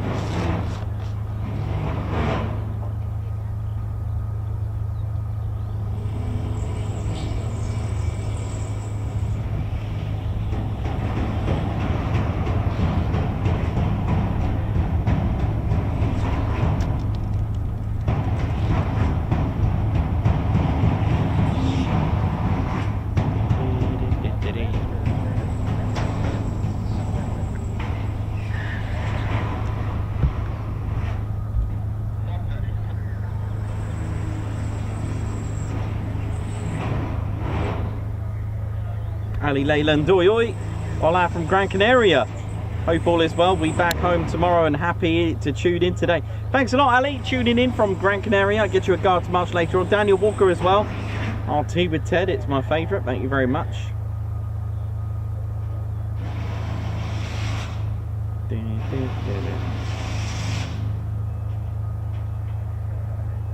Bully Special Prize, an F-35B. That's it.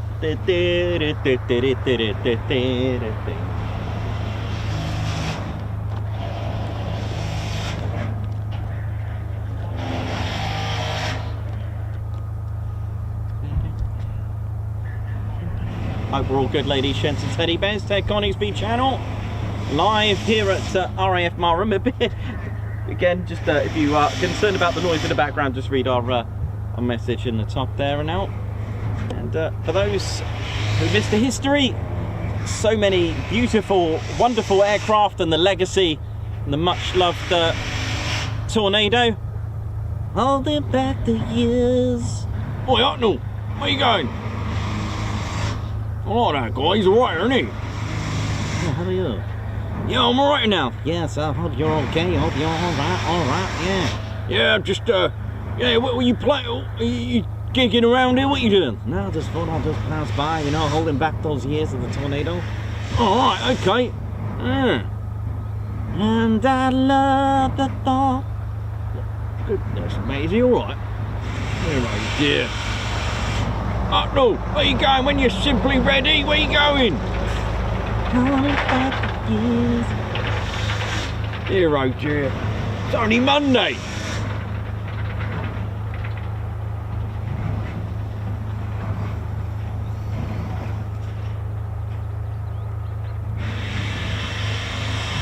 Oh, here we go, on the move.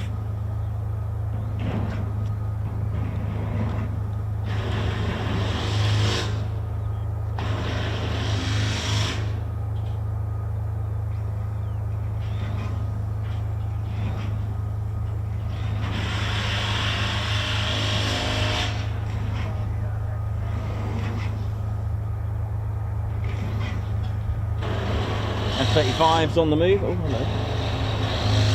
Getting closer and closer to me. This could be emotional. Getting very close, actually. If this is the worst it'll be, then I'll feel right, won't I?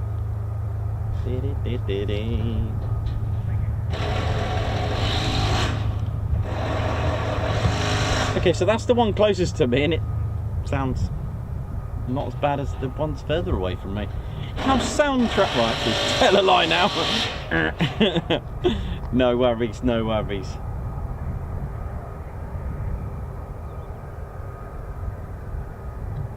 Okay, so we've got F-35s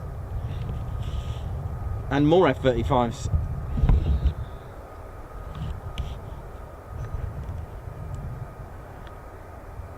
Welcome to the Ted Coningsby channel. We're live here at RAF Marham. We've got some departures coming up. F-35Bs.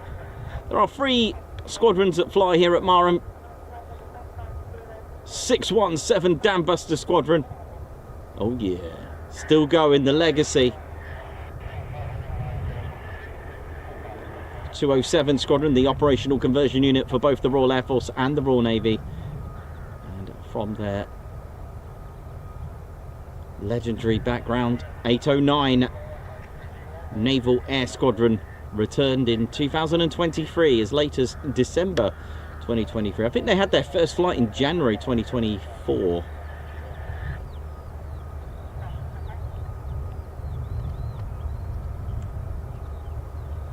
And I can tell you now, although there was 2 that you just seen taxiing, there's even more.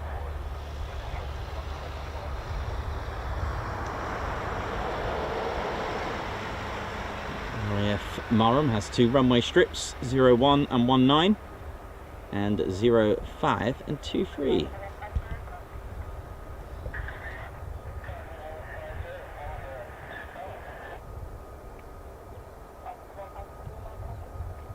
Departure time coming up.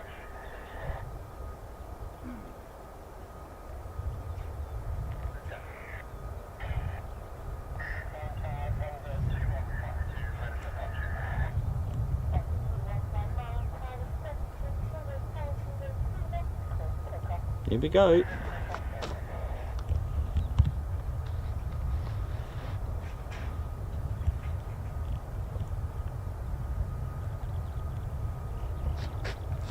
Here we go. Oh, hang on. Sorry about that.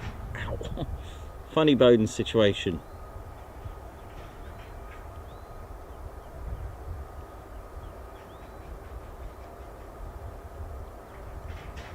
Flight of 2. Here we go.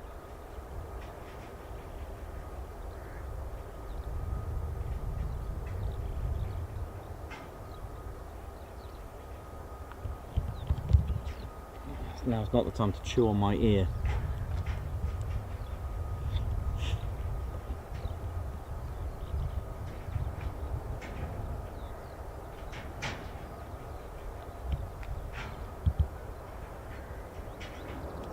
Here we go.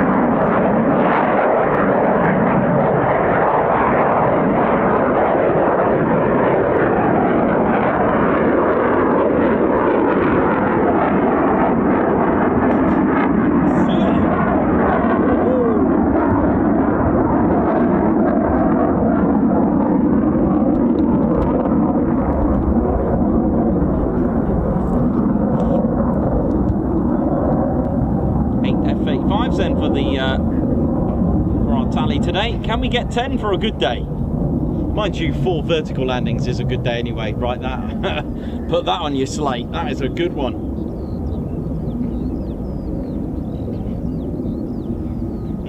Yeah, and it was all with a 4-ship formation break. I love that when they do that. It is very exciting.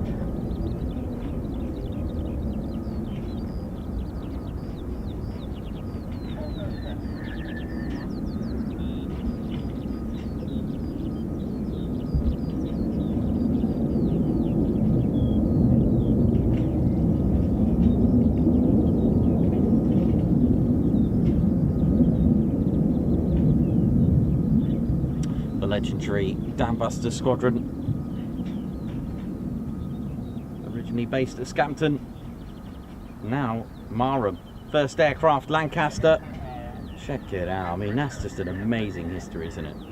With notable commanders, with Guy Gibson and Leonard Cheshire, Willie Tate and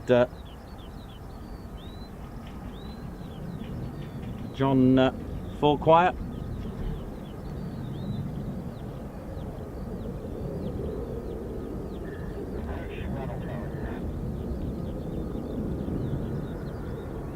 Aircraft operated, such as of course, the legendary Tornado, Avro Lancaster, the Mosquito, the Avro Lincoln, English Electric Lightning, Canberra, and the Vulcan, all in their heritage.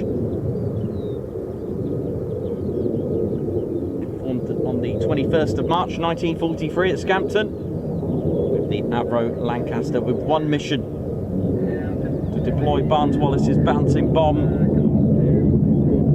to take out the dams.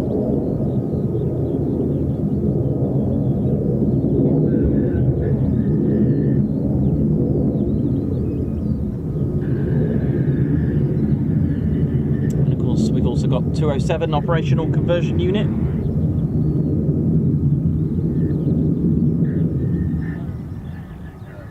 And their legacy dates back to the Royal Flying Corps days. It's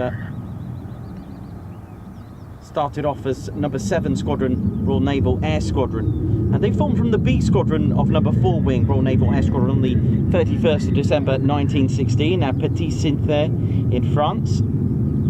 Operating the BE-2s of the Royal Aircraft Factory as well. Operating Handley Page 0100s. Took part in the ammunition, rail targets and ammunition dumps of the Second Battle of Ypres. Operated many aircraft. They became at one point 14th Squadron Royal Naval Air Squadron. And on the formation of the Royal Air Force, that's when they became 207 Squadron Royal Air Force, moving to Neverhaven in England and operating the Handley Page 0400s. And then during the interwar periods, they were flying the Airco DH-9As. They did take part in a lot of things, such as the Greco-Turkish War as well. During the Second World War, 19th of April 1940, the squadron's training role was assumed by No. 12 Operational Training Unit, allowing 207 Squadron to reform on the 1st of November of that year, and became part of 5 Group Bomber Command at RAF Waddington. And of course, the first to operate the Avro Manchester, had service in RAF Bottisford, flying the Avro Lancaster as well. And the squadron relocated to RAF Langer and took part in the Berlin Blitz in 1943. Also took residence at RAF Spilsby.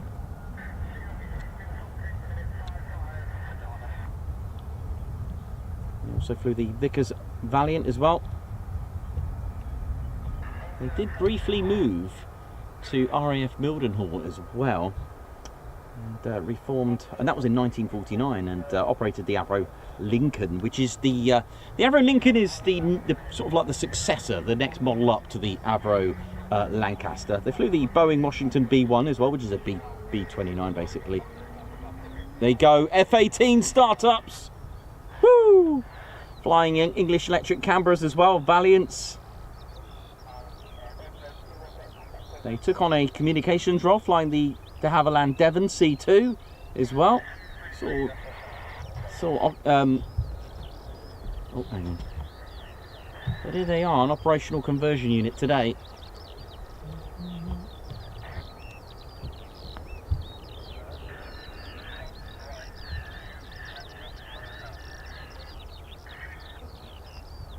It did sound like an F-18, right?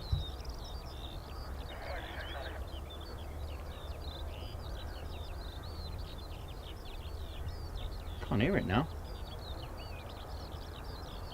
I'm pretty sure it's F-18. Had that howl, didn't it? Yeah, gotta be F-18. There we go.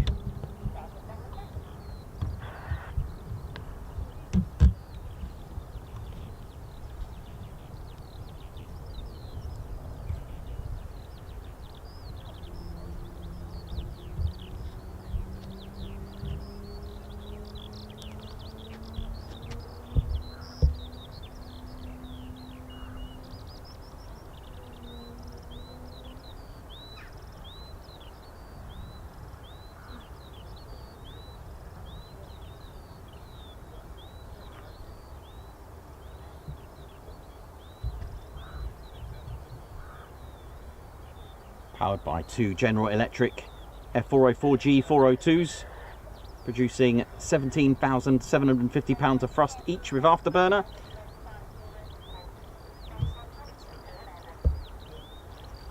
Max speed at Mach 1.8.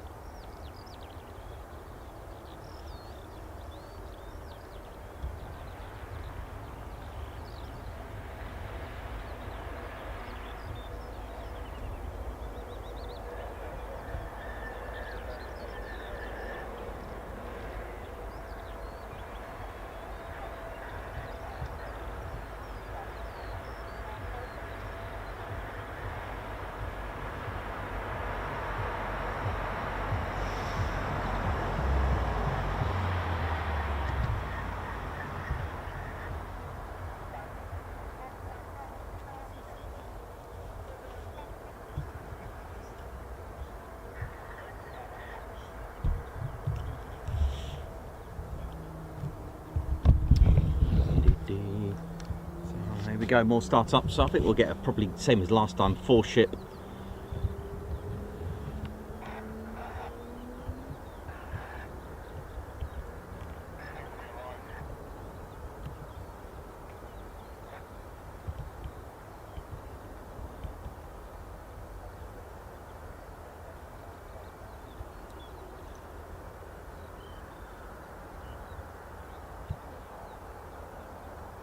Here we go.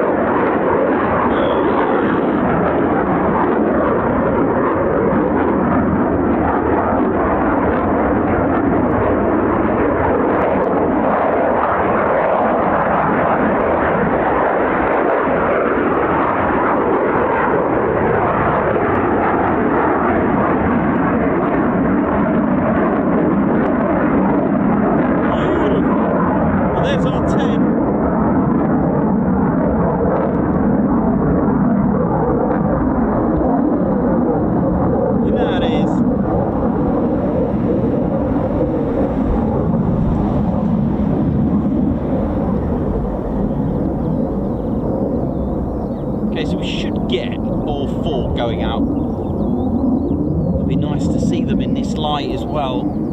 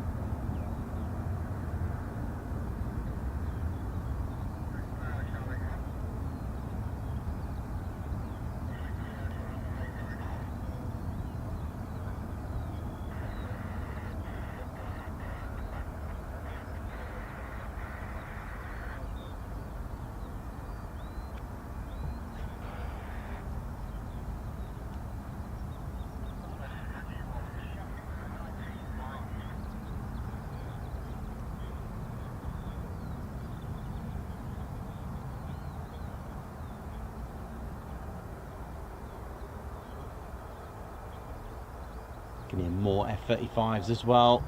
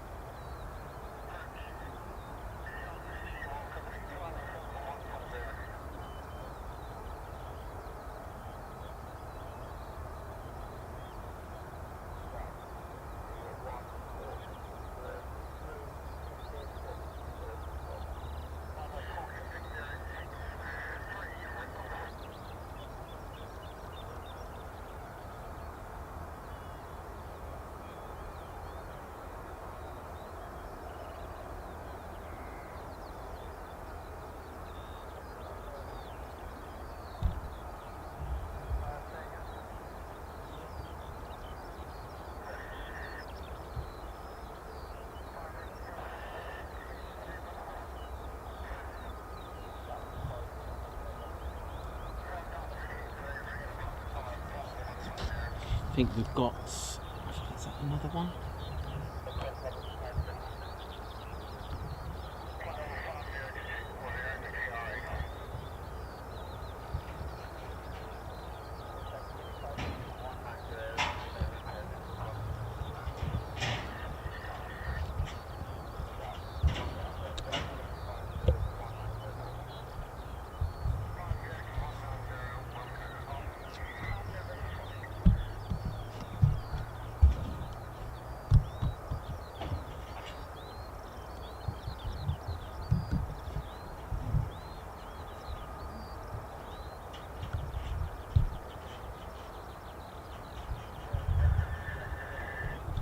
So we do have, I believe, from what I can hear, spooling F-135 engines from the F-35s.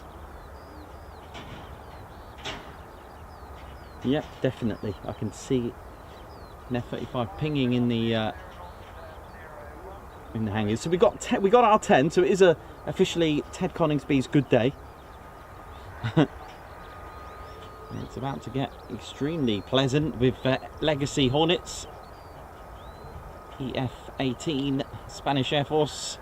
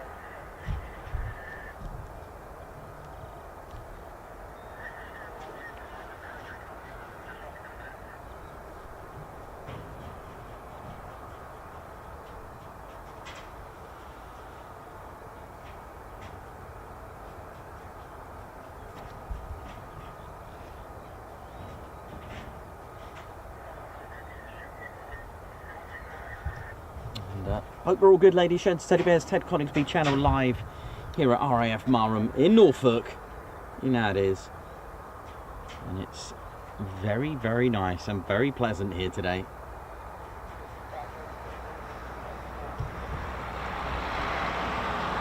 I'm looking forward to seeing these take off from 05 from this spot. We had them at 2-3 on Friday.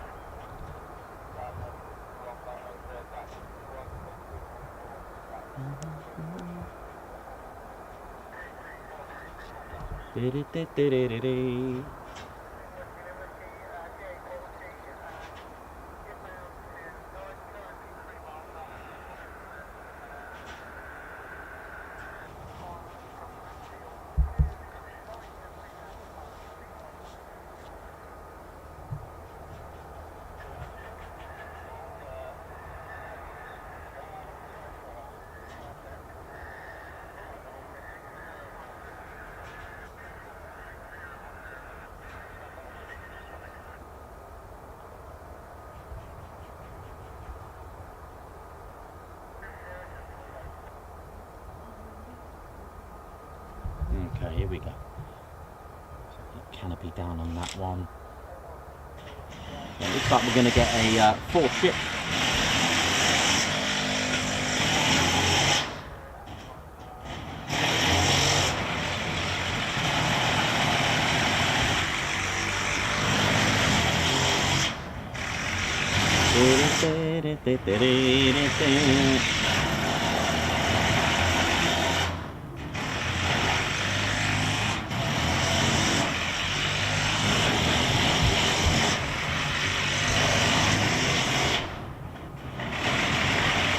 We'll just ride this out while we can. It's been one of those days today, but it hasn't been extremely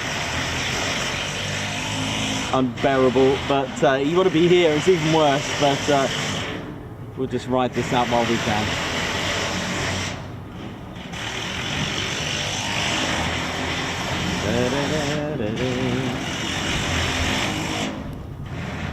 Let's have a look at the F-35s. So you can see one ping in there, flashy style. Might even be two in there as well, actually, so that's good.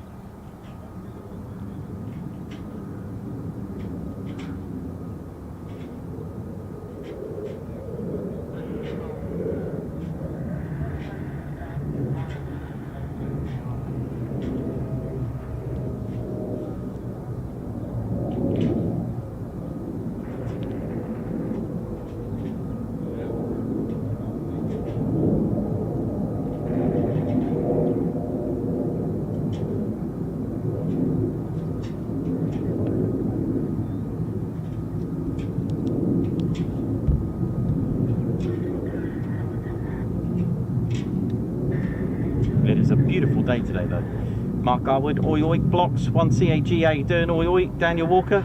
1CAG quite nice today compared to the strong and windy rain you had endured recently. Yeah, absolutely. It's got better.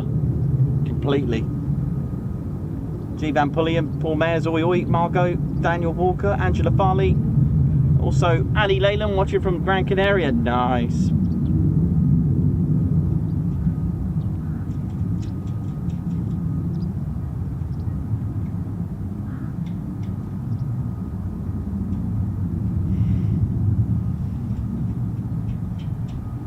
So we do have more F-35s to come out, and potentially 4 F-18s of the Spanish Air Force.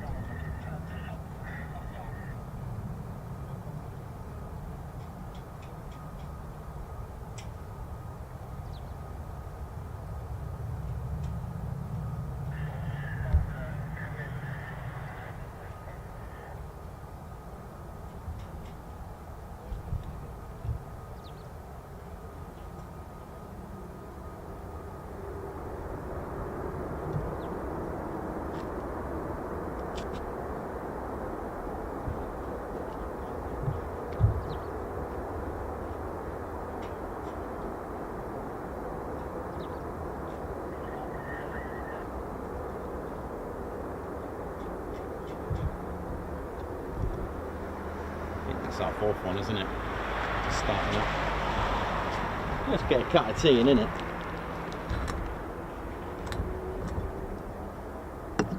F404s, GE, General Electric actually, on these.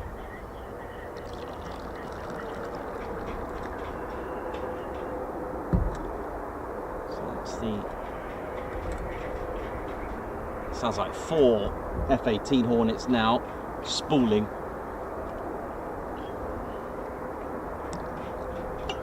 There are 6 here of Wing 12 of the Spanish Air Force.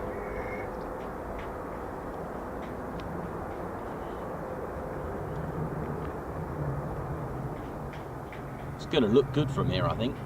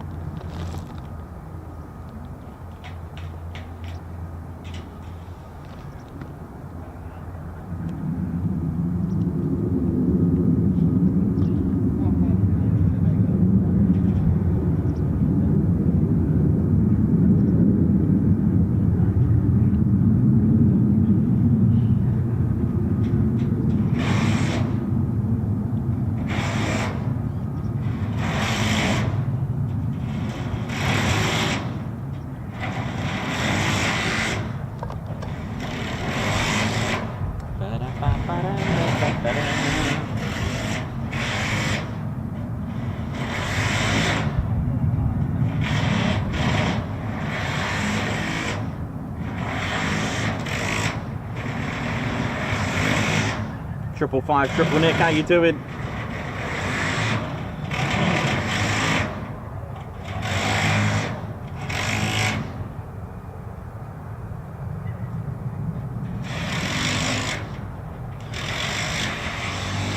Peter, how you doing? Hope you're good. Watching from Nashville's Louis Serrano. Hope we're all good. Thanks a lot, everyone, wherever you're tuned in around the world. Good morning, good evening, good day, good afternoon. I hope you're all good, because we're about to get really good. Just apologies for that background noise, but there's nothing I can do today. They've got to do their job, bless them, and get those buildings up for the livestock. So we've had 10 F-35s up today, so that's good. And we're about to get more, plus these F-18 Hornets.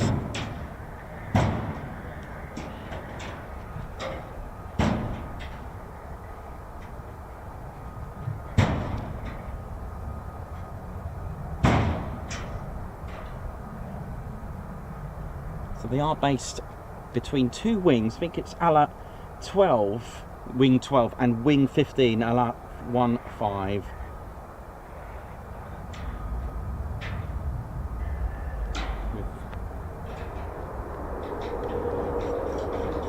Sounds good, doesn't it?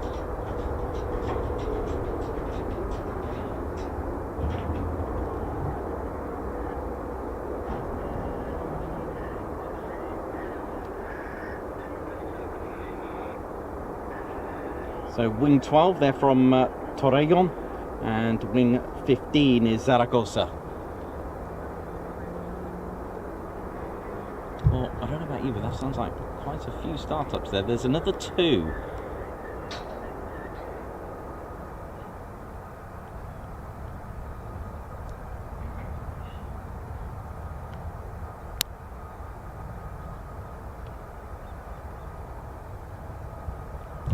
Over there, so gonna be a good one.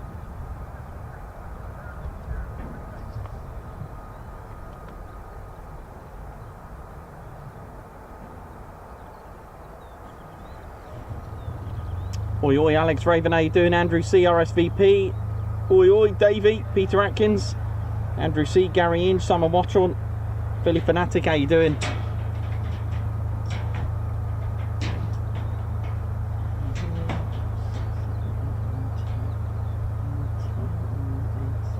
So they're on number 6, I think. Number 6 of the pens. I've been building them since I got here this morning.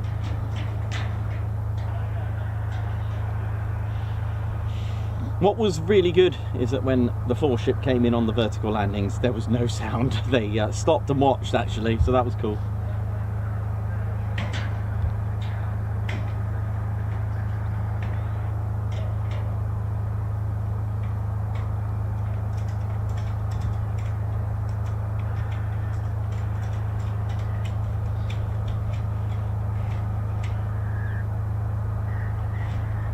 Thanks for joining us today on this wonderful day here at RAF Marham.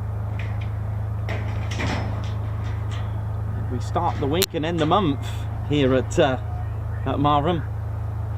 And finish on a high really for the month. It's been good. We were away for a week with our annual leave.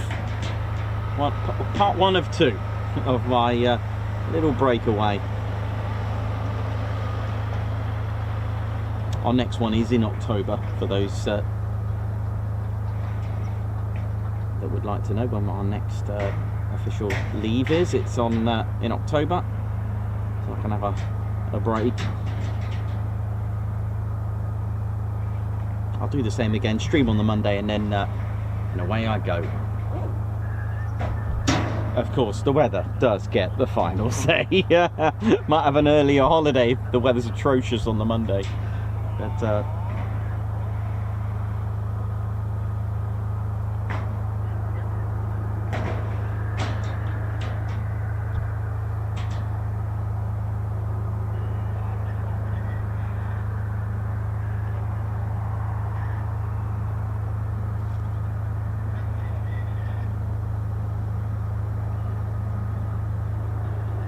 here we go.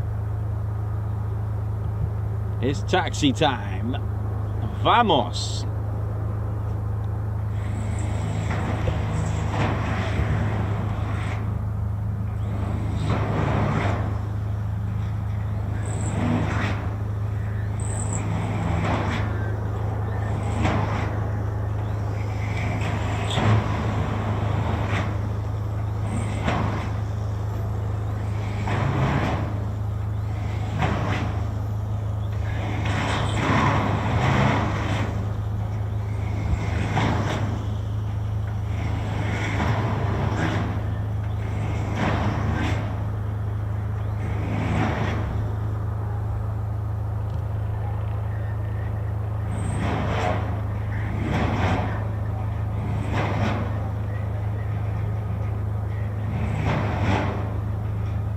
So would this be an F-18C then, this one? And then if we see a two-seater, would that be the D then, in effect? Not really sure. I'm not 100% sure on these.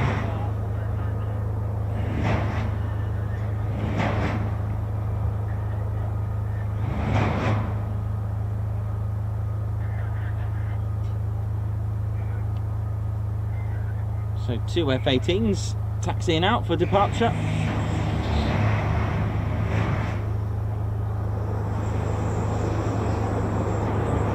Three F-18s. 1, 2, 3, and 4. Is that 4? Yeah, I can see 4 with that one with the canopy up. So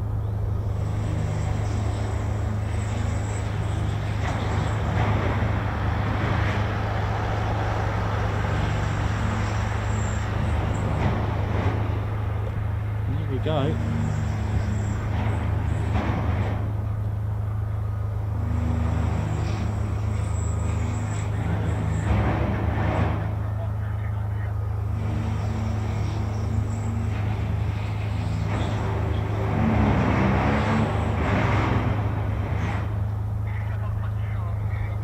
Thanks, Perry. EF-18 AM, and the family version is the EF-18 BM. Gotcha. A and B's, but M's. Right, got it.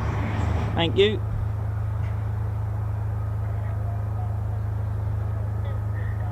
M for the upgrade. Got it. So the single seater is the EF-18 AM, and the family version is the EF-18 BM. M for the upgrade to its. So I got it. Midlife upgrade. Gotcha. Nice. So yeah, there's the family version. So the one on the right, that's the EF-18 BM, and the one on the left is the EF-18 AM.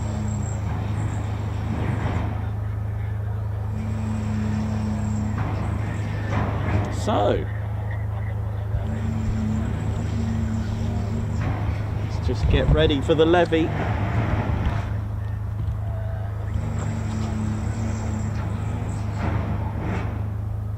Look at that, 4 of them.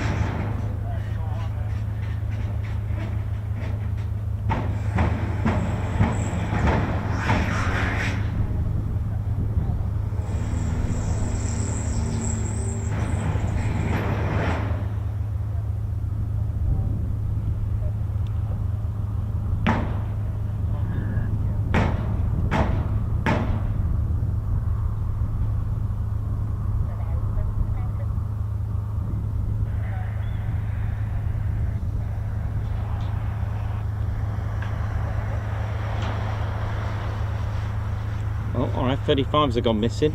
They are stealth. I believe they've been taxiing.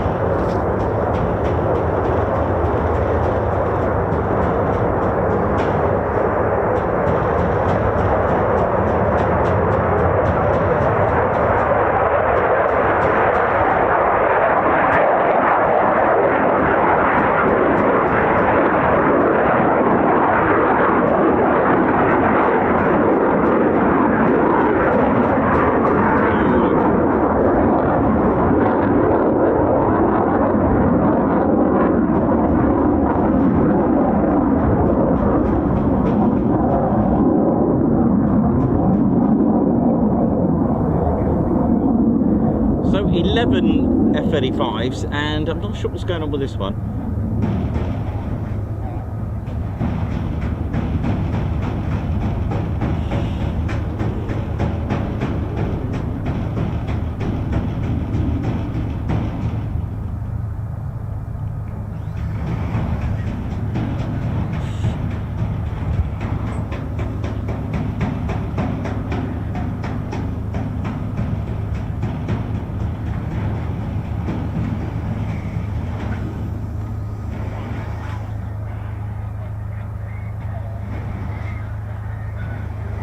So yeah, apologies for the noise in the background. We are they're building an F-35 behind us.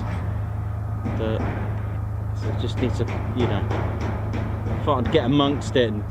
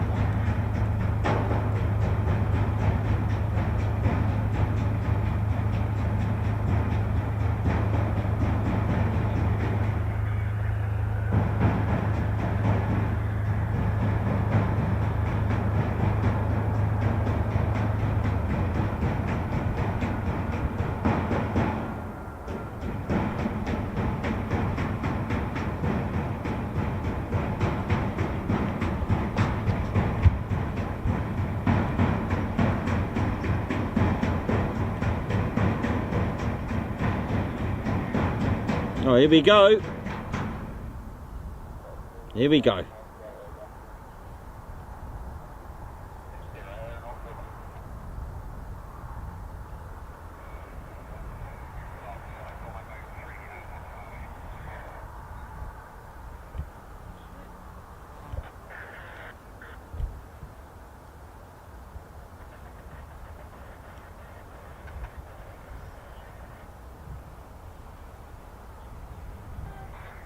Quickly go before the sound starts again. Go, go, go.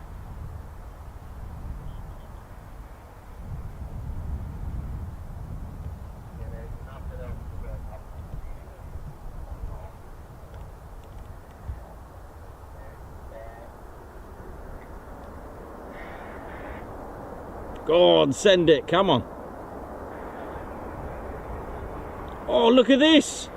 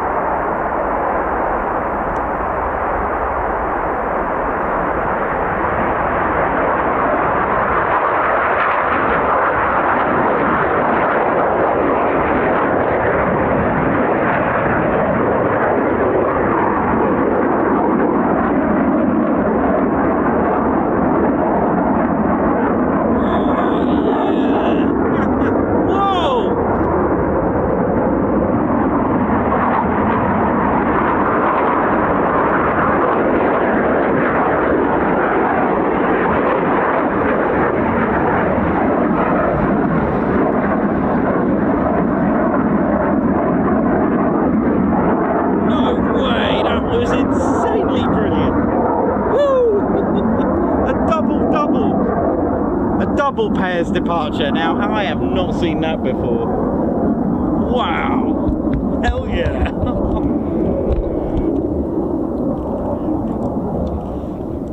And no noise in the background for that one. I think they got the message there. All right.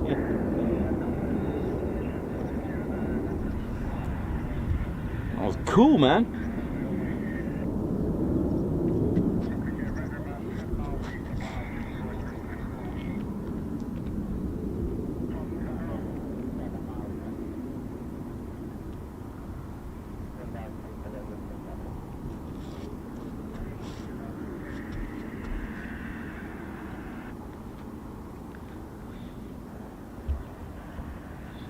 Okay, so not sure what's up with the F-35, but if it ain't right, it ain't fit for flight. Or if it ain't right, don't take the flight, isn't it? That's the way it is. So 11 F-35 departures today, and 4 with that was just glorious. I was not expecting 2 and then 2 straight away. I was like, oh, that was pretty cool, man.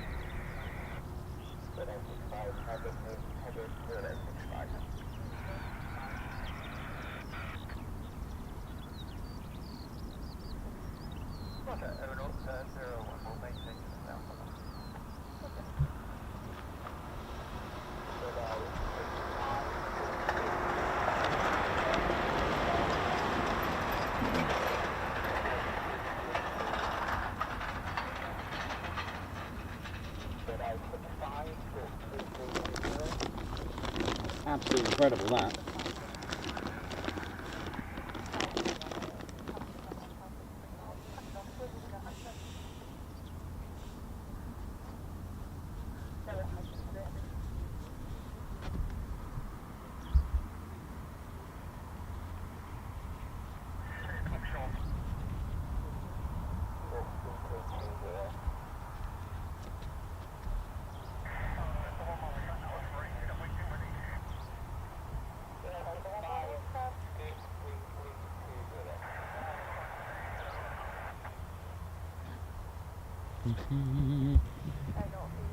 Ah, yeah, Bundesliga.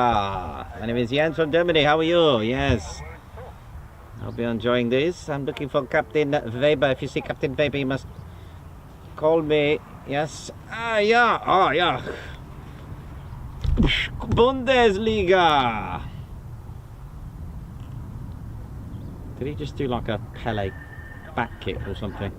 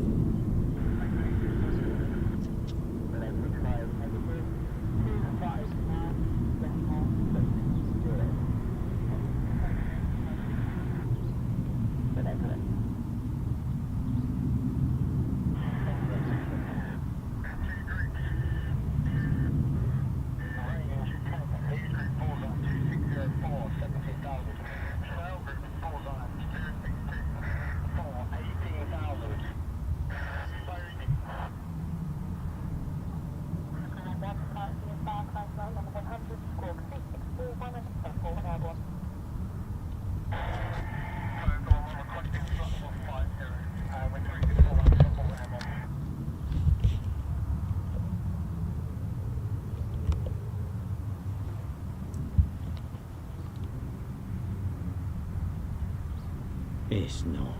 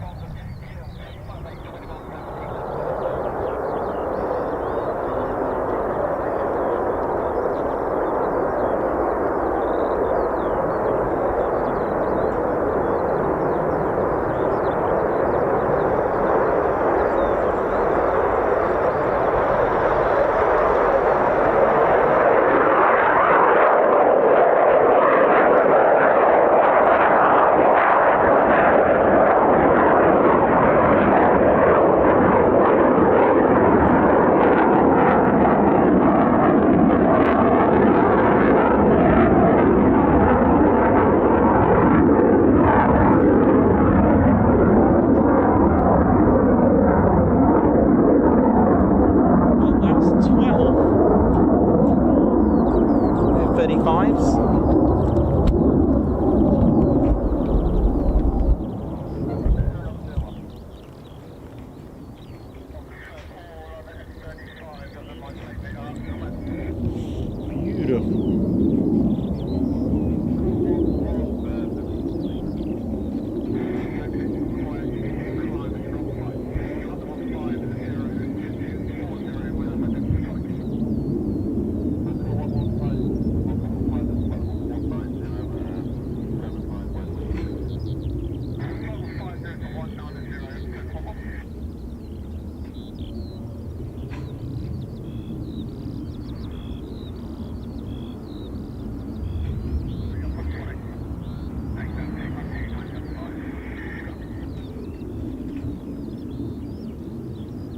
Oh, thanks so much everyone for the support. Our last stream of the month indeed, but our first stream of the week. It's weird when it's like that, but hey, that's the calendar for you.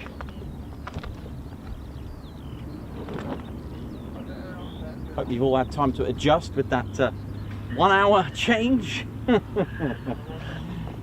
dear.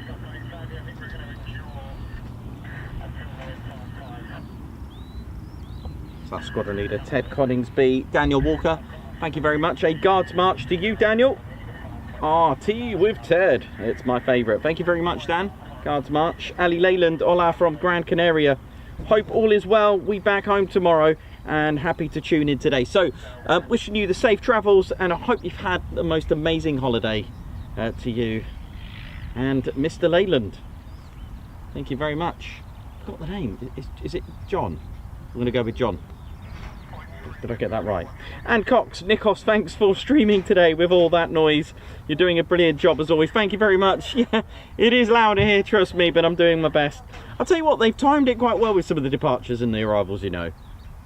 But we Stevie Boy as well, Guards March, special memories of the Tornado, Nikos? Oh, absolutely. I do have special memories of the Tornado. It was my favourite when I was a kid. Mark Townsend, in fact, well, let me just do Mark Townsend. Guards March, thank you for the super chat. Guards March, we Stevie Boy, yes, because I had lots of books on the Tornado. I used to draw it, sketch it, detailed, and I wanted to become a Tornado pilot. However, oh dear, my eyesight let me down. I know, probably could do it today, you know, with all the technology that we have and the different changes and all that. Graham at Robert, cheers Ted, great stream as usual, thank you very much. Banana Cakes, thank you very much for joining the Ted Coningsby Squadron. A Guards March to you. Jenny Carver, member for 4 months. Love the shows. Thank you very much. Posh Officer. Guards March. Craig Bruce with 26 months membership. Guards March. Thank you very much. Another month under the belt. Thank you very much for your support. Simon Watchorn as well. Guards March. Thank you for gifting a Ted Coningsby membership.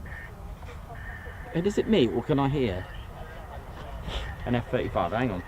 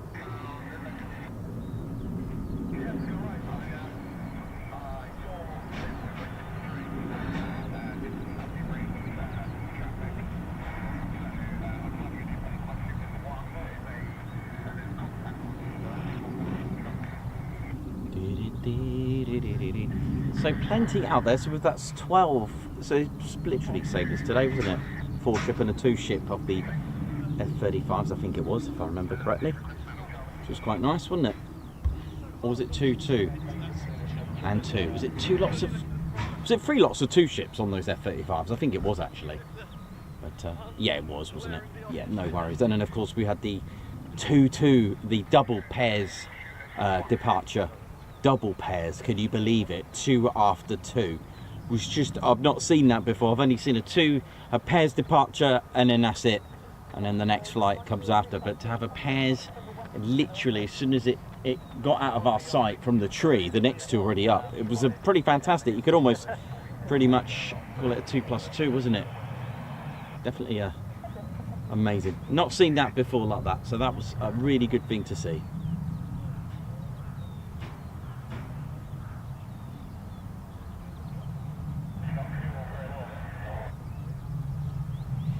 Welcome to the Ted Coningsby channel, ladies, gents and teddy bears. We are live here at RAF Marham, and we are having an absolute good day despite the background noise, and we're doing quite good actually. We are very close to 87k. We're only 39 subscribers away from 87k.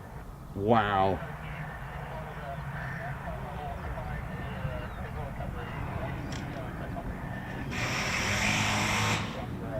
I'm probably going to have the worst headache later on tonight.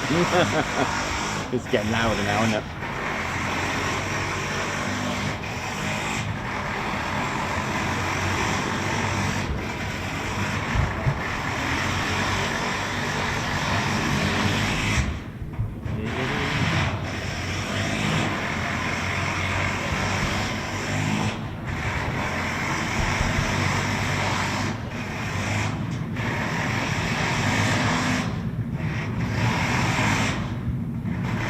So they're getting closer and closer. I think they're on pen number 6 or 7. Yeah, number 6. Goodness me. Well, let's hope it's... they've been good though. When there's arrivals or departures, the noise has stopped, so...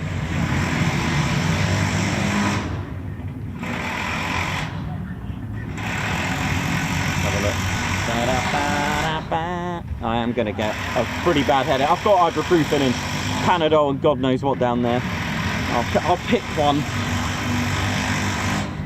But at the moment I'm alright, I'm still going. Hope you're all good.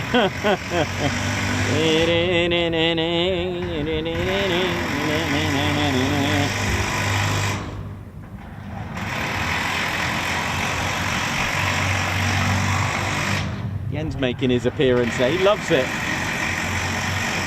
He was a little bit upset. His team lost yesterday, 1-0, Leipzig.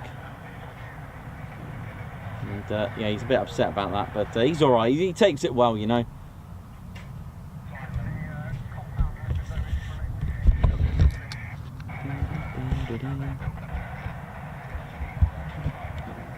Now, here we go. What have we got here? Lovely. Look at this. This is going to be good. Here we go.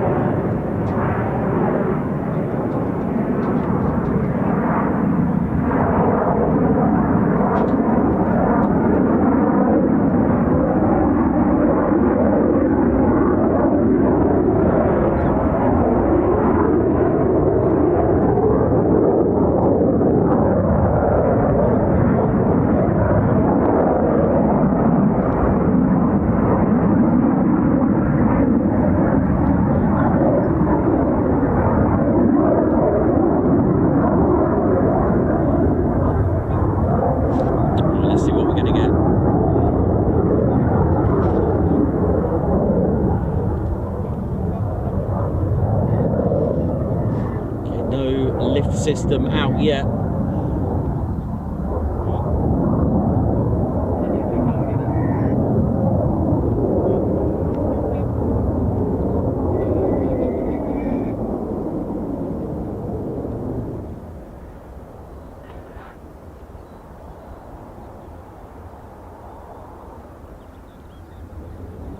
so far. Just looks like a regular landing at the moment.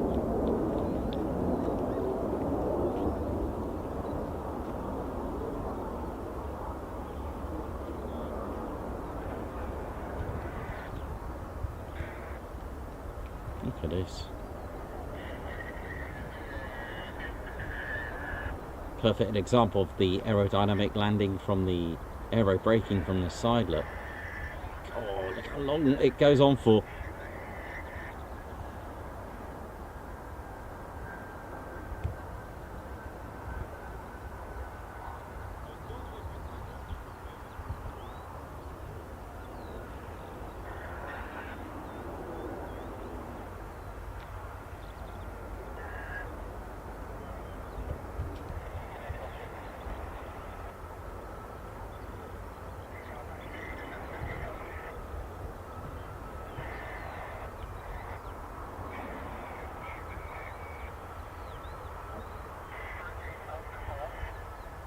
Lovely.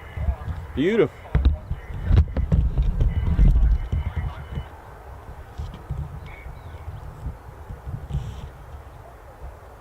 Okay. So we've still got 4 airborne.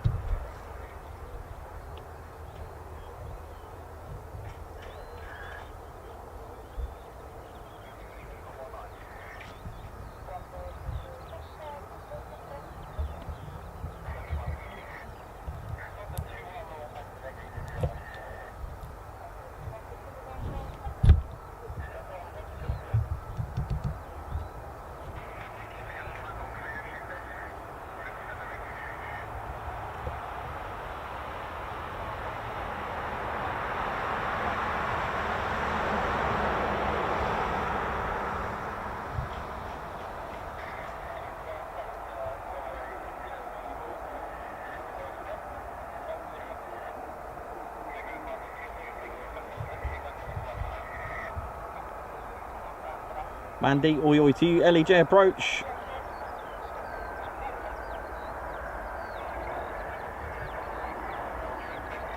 Oh, are they coming this way? Oh, they might be using our taxiway here. Hang on. This will be good.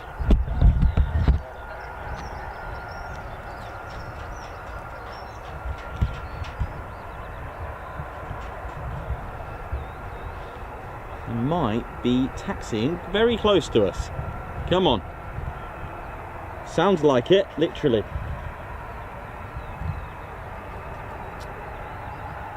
Well, one of them is anyway. One's gone this way.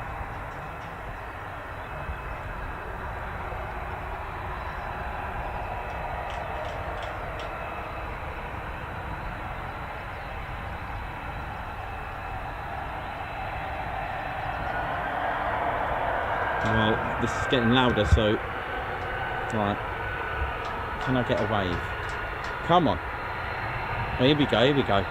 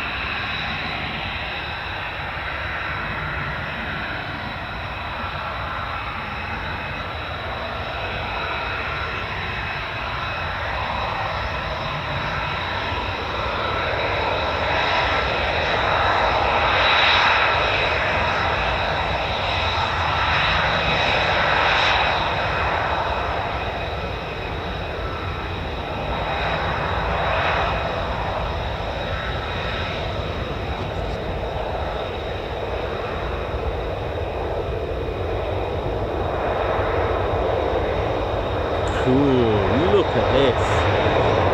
Beautiful.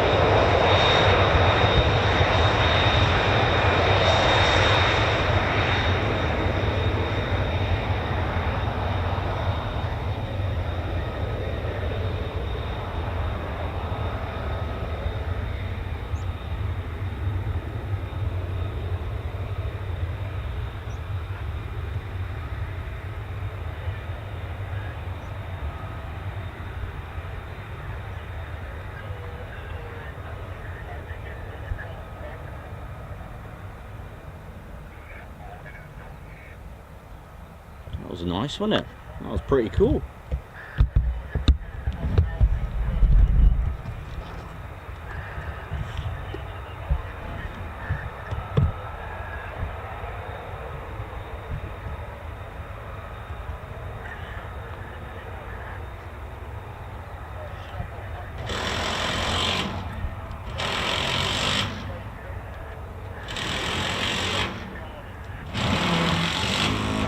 There we go, lovely.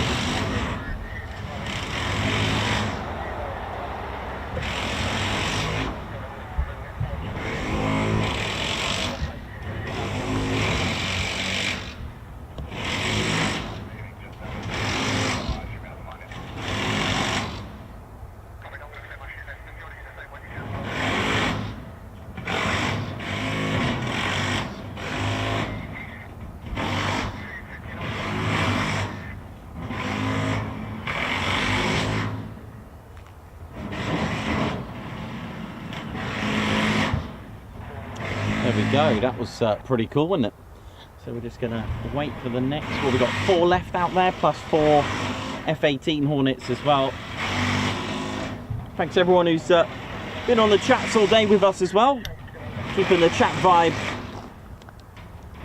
a nice tribe, lovely. Thank you very much, all of you, and lots of you inputting and putting your share of knowledge, so really appreciate that as well. Thanks very much for all the info with the 2 wings, number 12 and number 15. One from Torrejon and one from Zaragoza, and the EF-18 AM for the single seater, and the EF-18 BM for the family version F-18. So that's pretty cool stuff to hear from you all, chipping in all your knowledge, which I do appreciate. Thank you very much indeed. Jeez.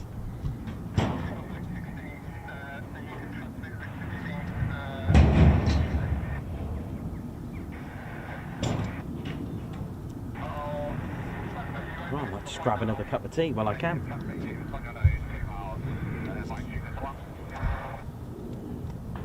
Hope you'll enjoy the history of Marham. Managed to get a nice little script for that. So I just got to learn it off by heart, which is fine.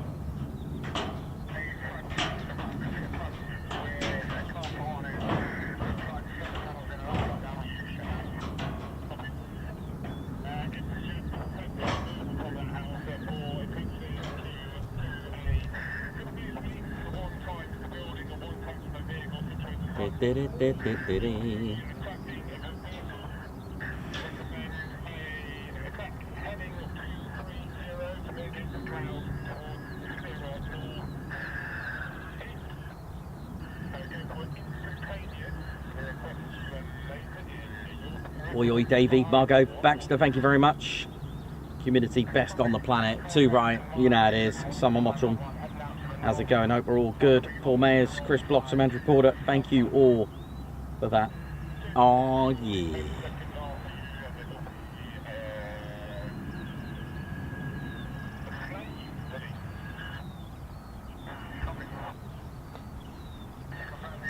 Dieter, how you doing, man? Watching from Belgium, hope you're good.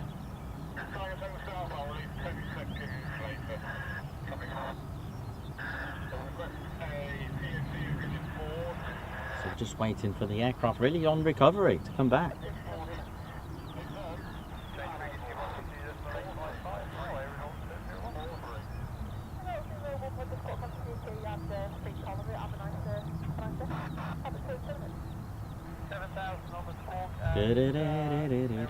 So we did have 4 beautiful F-18s depart in a double.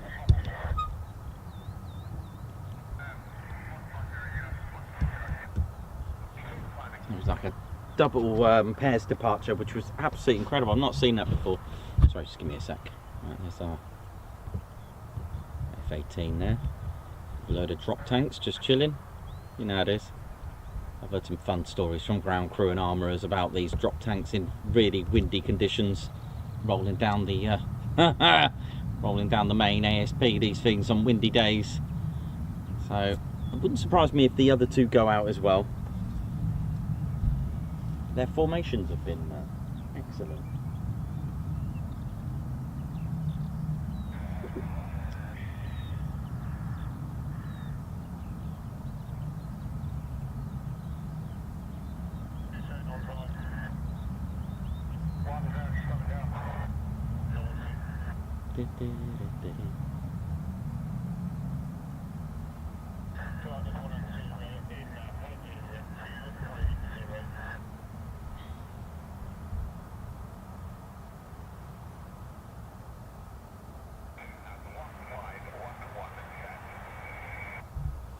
Okay. So there's the F-18 there, and there's one to the right of it, just sort of hidden. That's our number 6. So we'll see what how this plays out, whether that's going to go out as well. Same as last Friday, which was a great watch.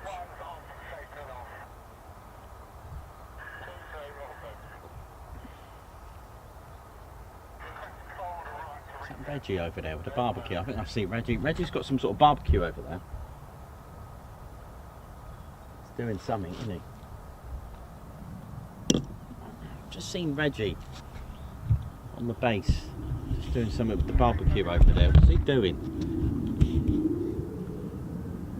He's over there, look. I mean, he's playing it safely. He's got his fire extinguisher near it as well, so that's good. Nice one, Reggie.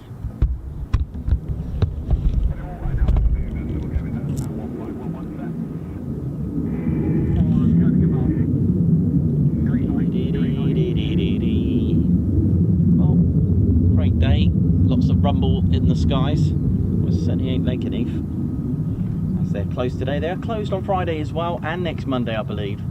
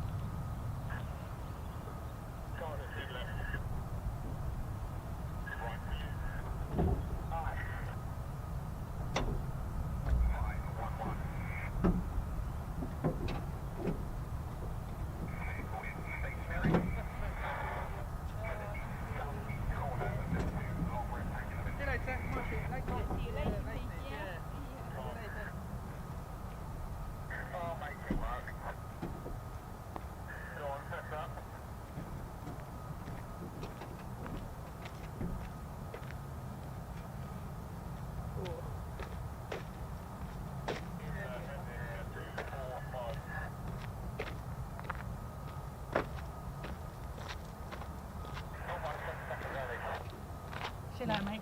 Yeah, take care. See you later. Thank you. See ya.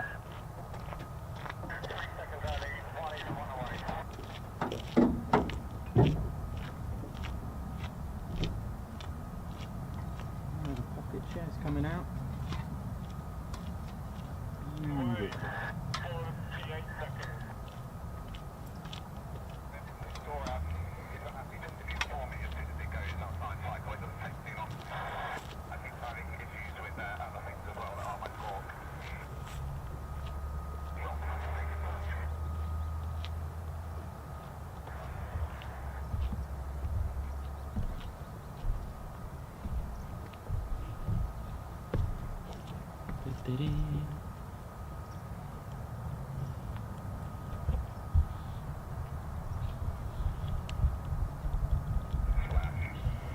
Oh, splash. It's good, isn't it?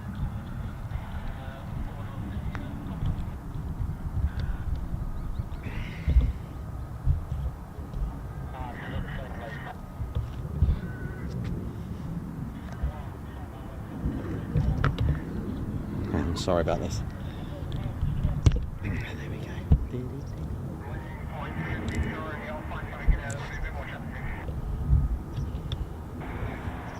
And then, we haven't seen this in a long time.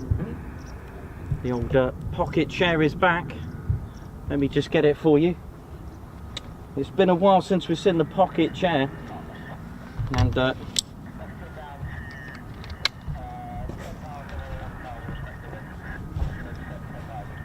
it's pretty cool. Hang on.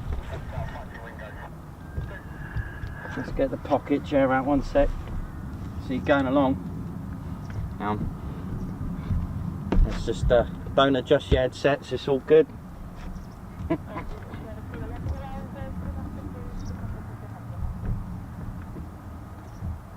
Yeah, it's good. You know it is. You're going along, innit? Going along. Going along like, you know, and you think, ooh, and rather tight. Look at this pocket chair. Brilliant. Look at it. It's back, the pocket chair. Look at that. It's like, do you know what I mean? It's absolutely incredible, the pocket chair. Really good, you know. You take it on a night out, you know, you're going out, you know, you go to a bar, you meet this nice lady, you know, and she's like, ooh, I'm rather tired. Oh, don't worry, love, here you go. Do you know what I mean? Lifesaver, innit? Or, you know, post office queue, and like, what's going on here? Do you know what I mean? Take it wherever you want, the old pocket chair. Yep, I don't know if they still make these. Good old pocket chair there now. So, Jens, where are you, mate? Jens is a bit stuck there now. Jens, you're right, mate. I'm fine. There you go, mate, you're right. There you go, you got it all to yourself, mate.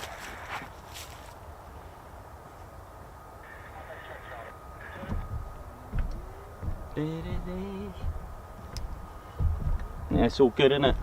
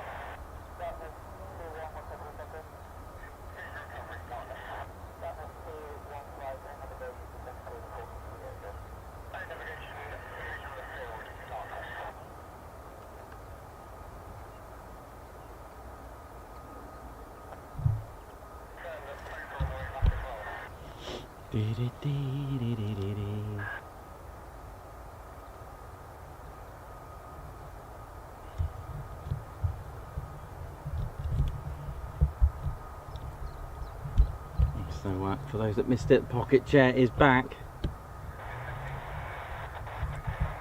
Look at him, look at Jens there now having a good time with that.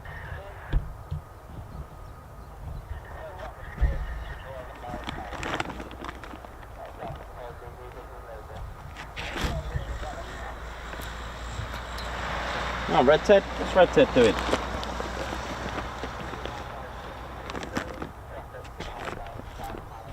Oh dear, Red Ted, you alright, mate? Thought they were in Croatia. Don't worry, Jens, I got you, mate. Oh no, Reggie's are getting involved. Don't worry, Jens, I've got you, mate. I'm on them. Oh dear, Reggie, you're right, mate. Yeah, I'm all right. Back up, forward, back, kick. Forward, back, kick there now. Reggie, you're right. Forward, back, kick there now. Oh dear. Oh dear, right there. You're right, Reggie.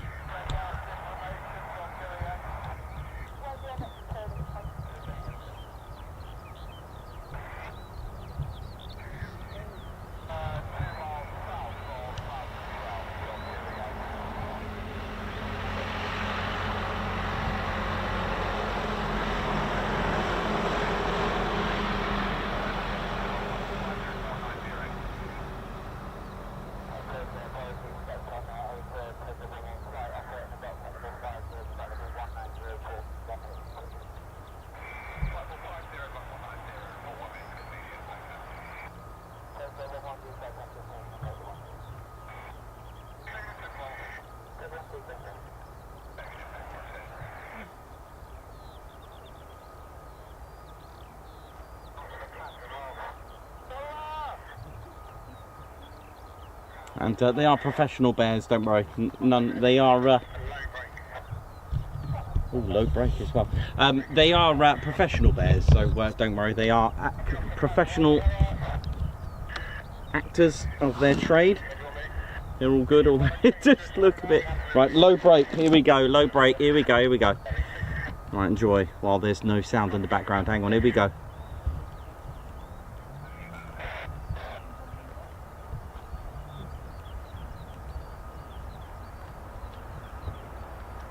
Oh, look at this.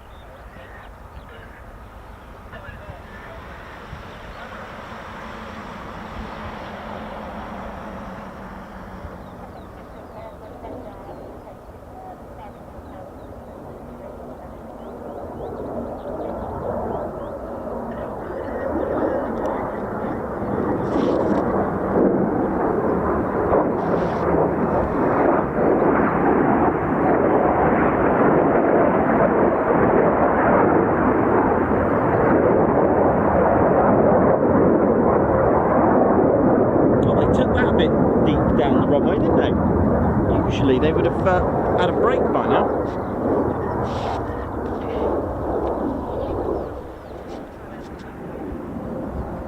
There you go, you can see what's been built now, look.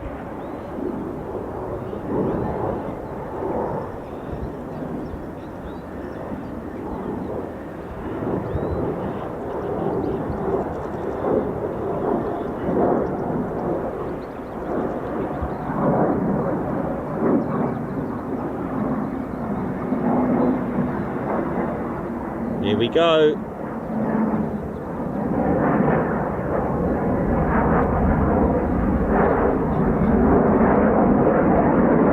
I see lift fan, I see lift system going.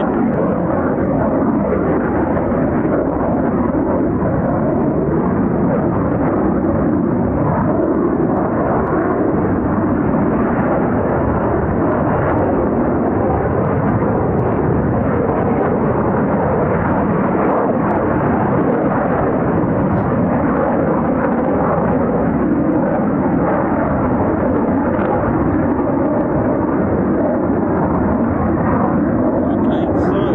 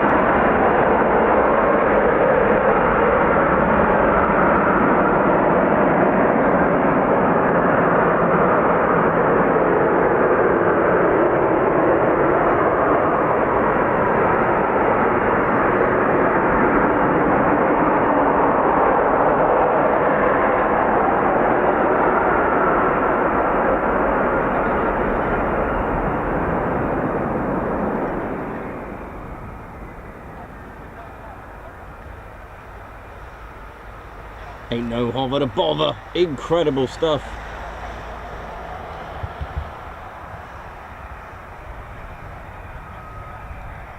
Canopies up on that F-18 as well. Like the other one. Hard to tell from there, but it didn't look like it, did it? So what a great day we've had.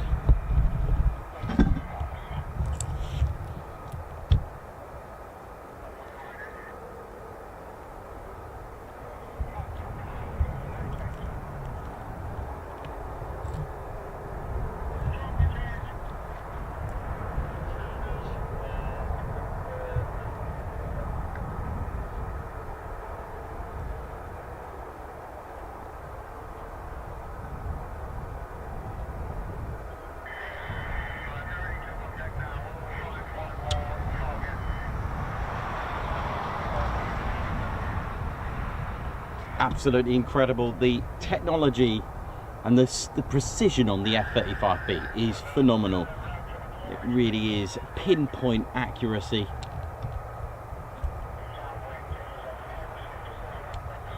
Not really affected by any turbulence, really. It's excellent.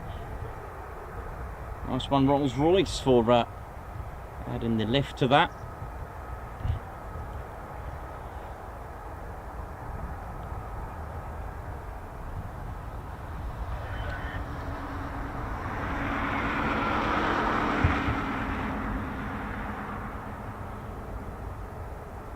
Yep, the F-35B can hover backwards, forwards, left to right, and that's thanks to Rolls-Royce's lift system, which includes the lift fan, the shaft itself, the drive shaft, the roll posts, the free BSM, that's free bearing swivel module or thrust vectoring, along with the 50-inch diameter lift fan. Amazing, isn't it? Absolutely incredible, which I showed you the demo earlier. And it can hover without the landing gear, of course, for those that did ask that, because it's a very good question. It's way more advanced than the Harrier, and the only fighter 5th generation that is Stovall.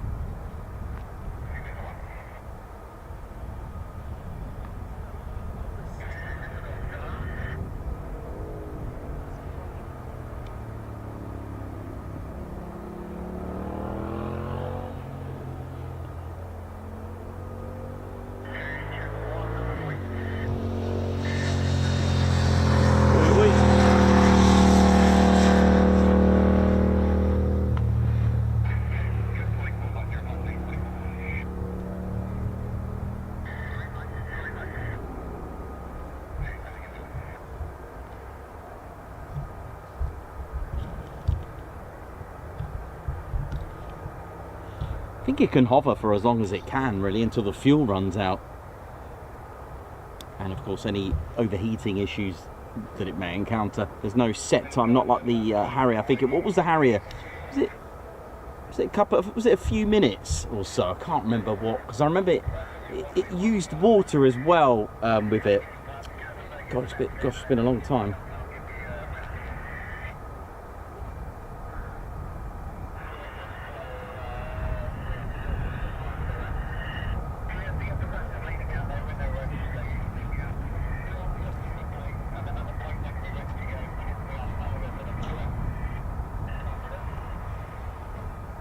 Was it 90 seconds, wasn't it? Something like, I remember it was less than 2 minutes on there. Was it 90 seconds? And this could go on for 15 minutes, half an hour if it wanted to, I think. I'm not sure.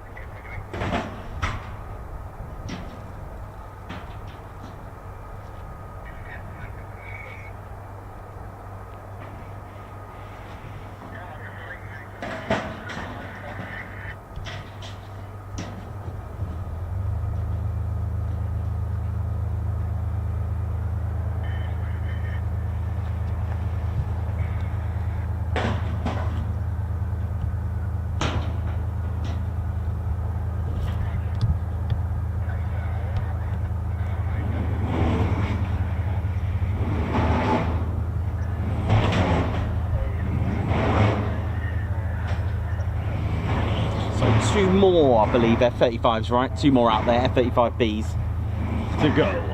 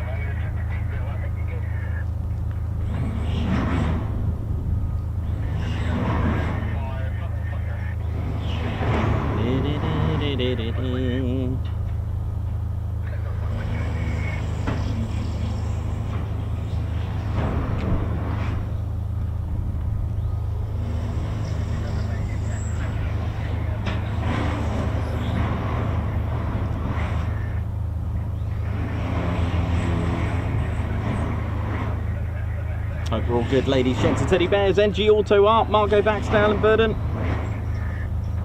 Chris Bloxham, Dr. Soda, Sammy B, oi oi to you.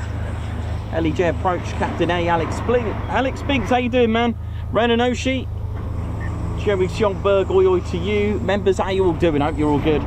Mark Garwood, Mark Moody, Johnny B, hope we're all well and feeling good on this lovely day. So just 2 more F-35s, I think it is, to come back.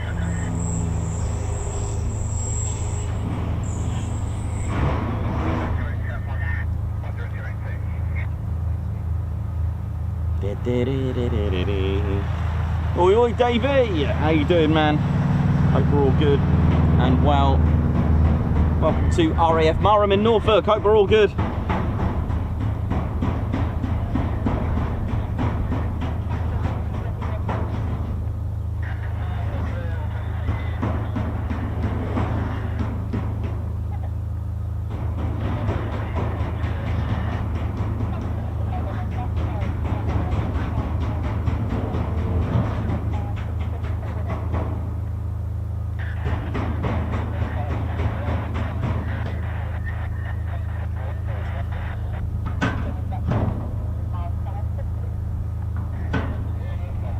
Alex Binks, yeah, we're all good, thank you very much. And for those that missed it earlier today, we did show you the demo of the F-35B with its huge engine, which, although it does have the Pratt & Whitney's F135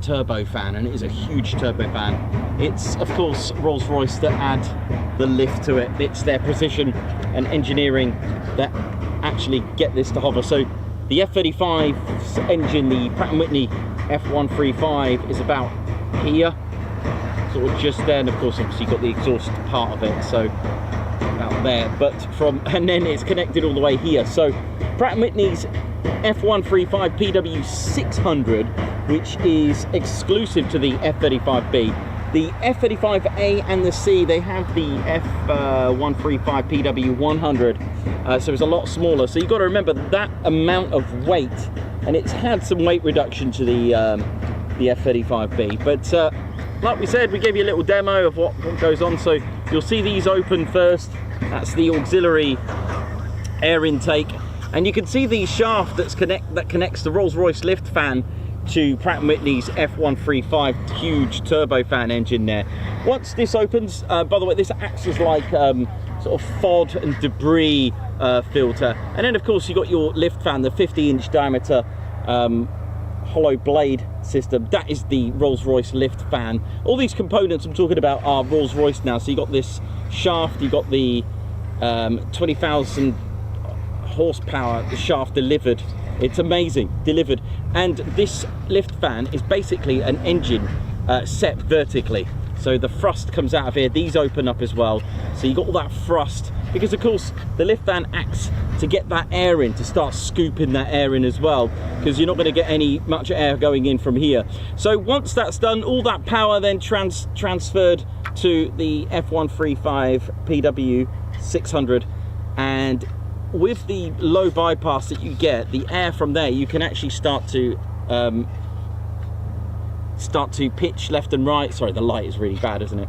You've got roll posts just there, and that allows the pilot to move left to right. Okay, so you've got roll posts as well, but that's not quite finished. That's not what's going to make it hover just yet. At the back, you've got what's called a free BSM. That's free bearing swivel module. Oh, hello. What's going on here? Where did this one come from? Hello.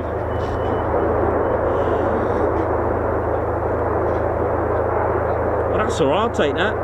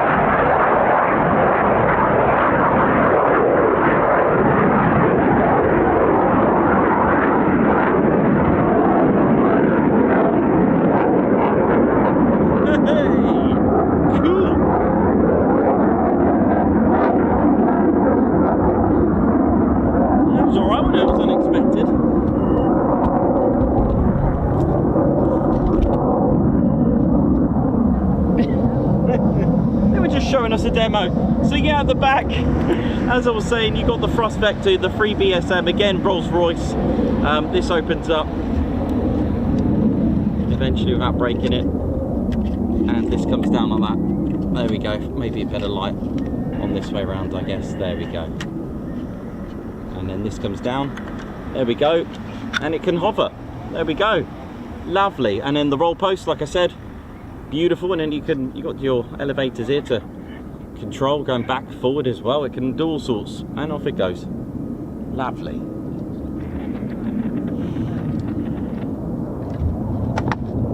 then we've got a nice two-ship here as well.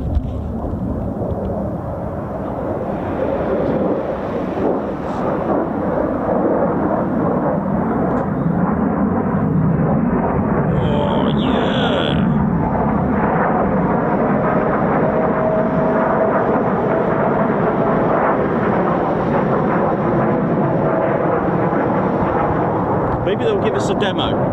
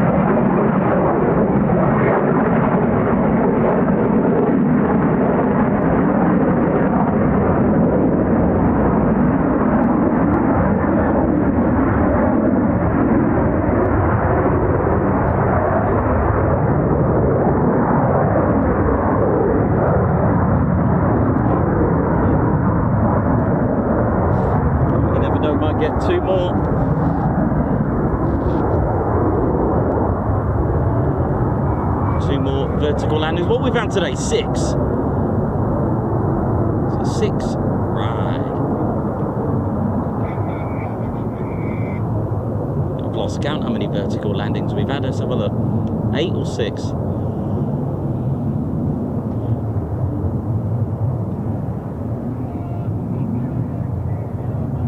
I'm guessing this will be number 7.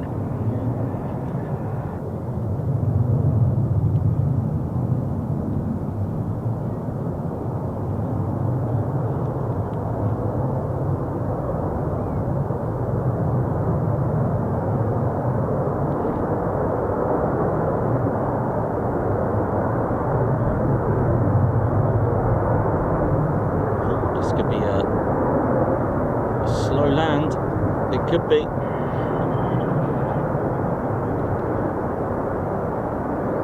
look at this.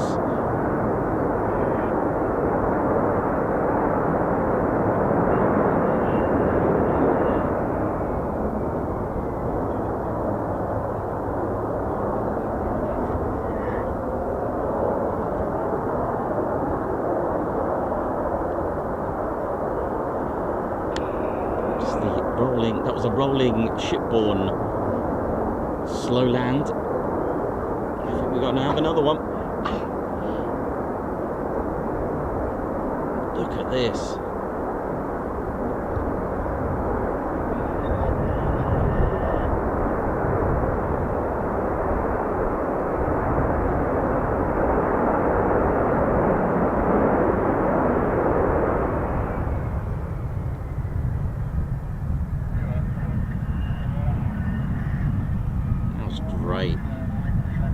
So they can use that if they've come back quite heavy. So they've still got a lot of payload and some fuel, for example, or some, I don't know, something heavy ordnance with that. They can use that as well. A rolling landing used on carriers, or here I suppose if they come back.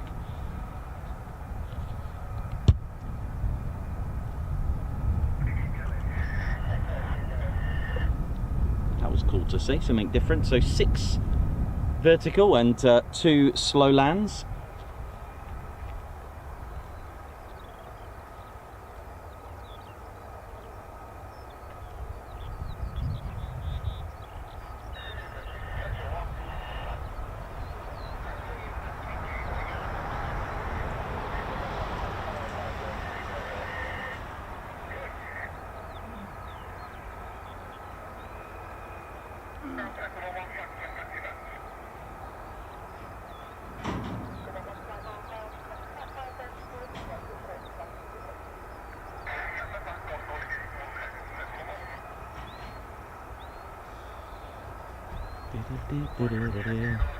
So yeah, it's the same when coming back. Let's say the Typhoon came back with some very heavy. If they come back hot, they can use the chute as well to assist in just slowing down that aircraft. But the thing is with the F-35Bs, they've got another advantage to doing a slow land. So it takes a lot of pressure when they've come back heavy, especially trying to do a vertical landing, and with all that weight and equipment and payload and fuel, you know, so they can do a rolling land. I think it's RSVL, rolling shipborne vertical land. I think that's what it is. But there you go. Or they call. I'll tell you what though, they do request a slow land here. That's all they say, slow land. So you'll get like local specifics, terminology being called out if you're into that. We are anyway, but there we go. So it's going to get a little bit sharp, the light, as it's about to face us, but there we go. So we've got 2 more airborne F-35s, but we've still got our 4 F-18 Hornets.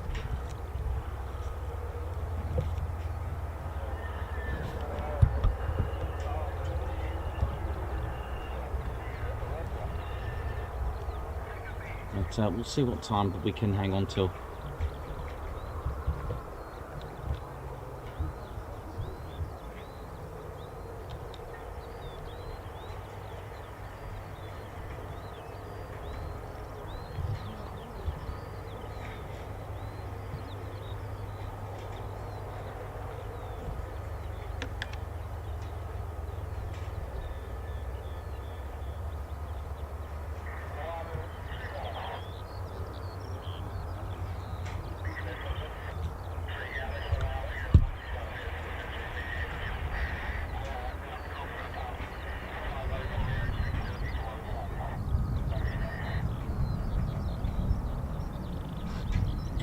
big is that hair?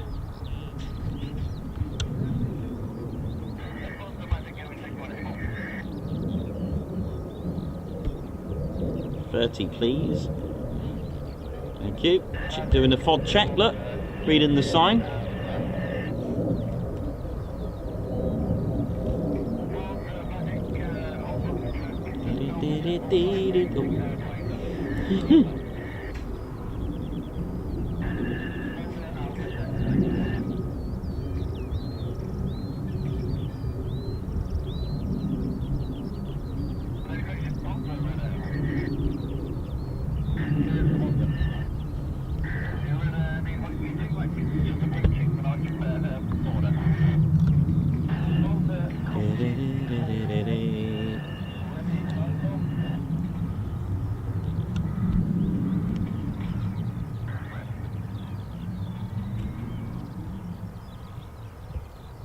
That's how it's done, hey?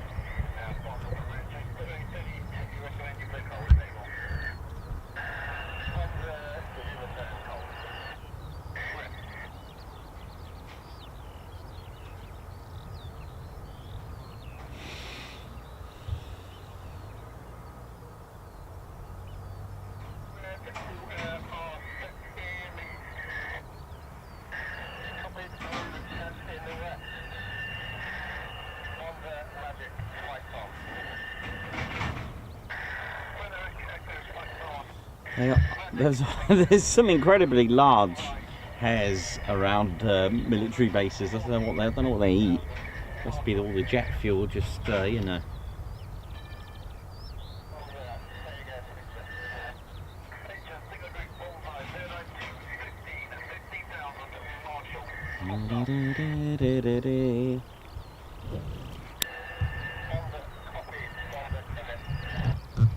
Right, let me just have a little nose where the F-18s are, one sec.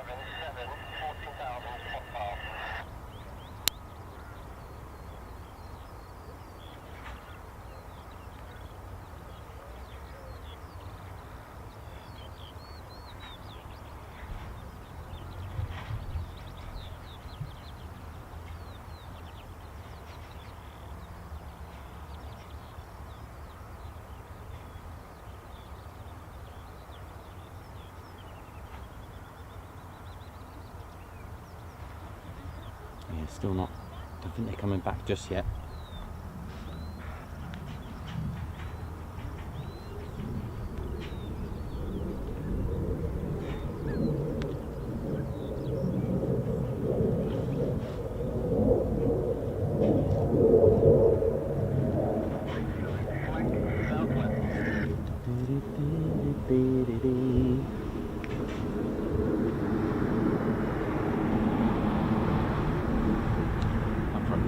Tea, I think.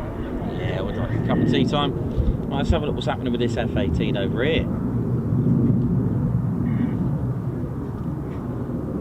Not a lot. Tip of the sand.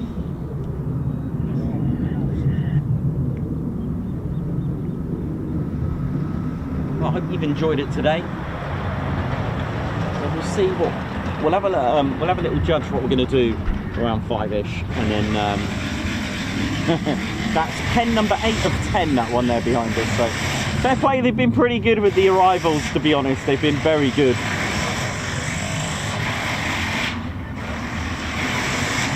but I would imagine this is going to get worse because they're getting closer and closer. So.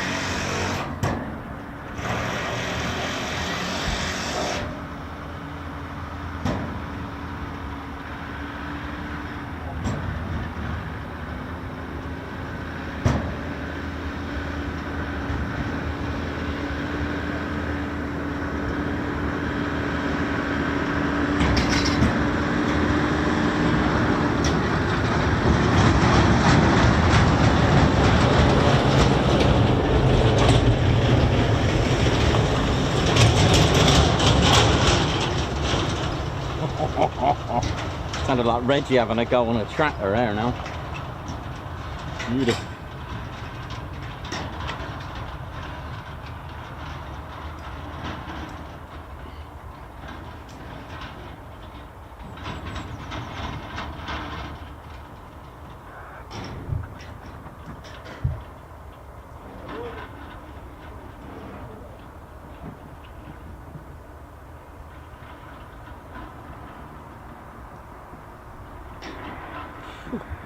Okay, Ted, let me just zip that up for you, mate, because you're only going to get dust on your fur. There you go, mate. Oh.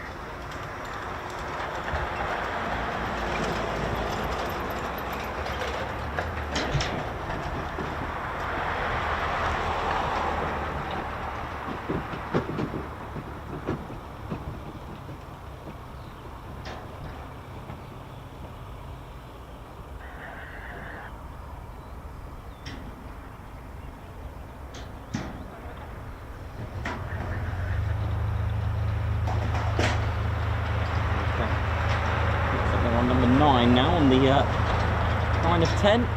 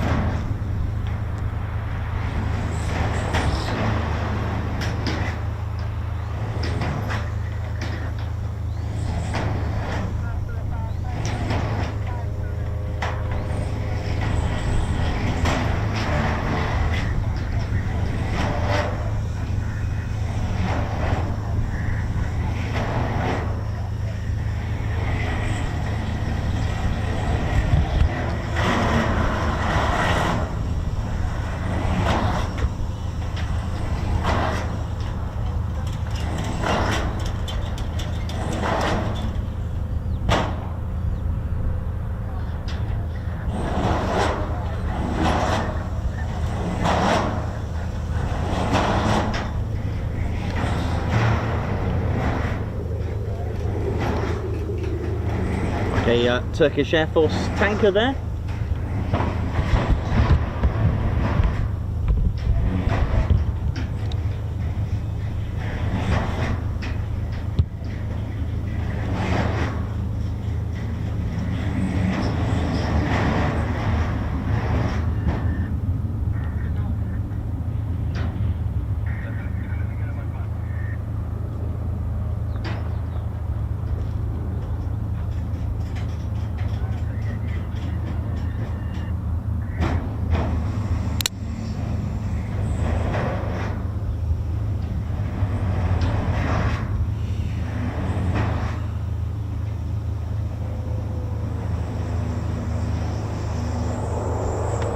Got another takeoff.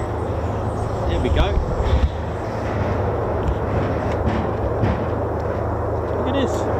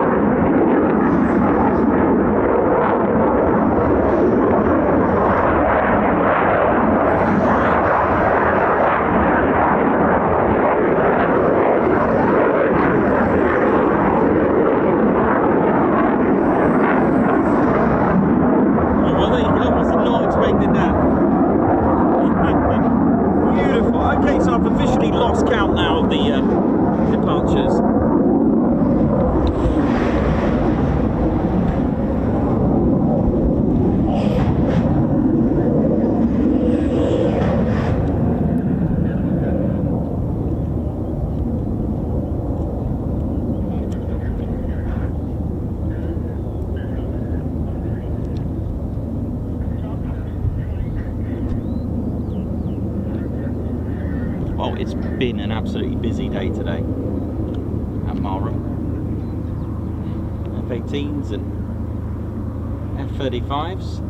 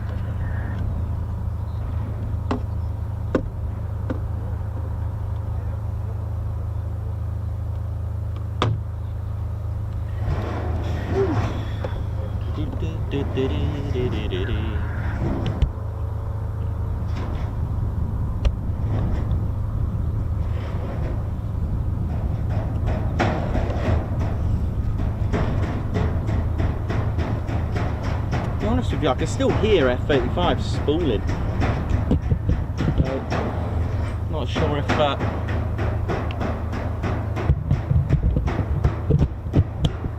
that's even more, so we'll see.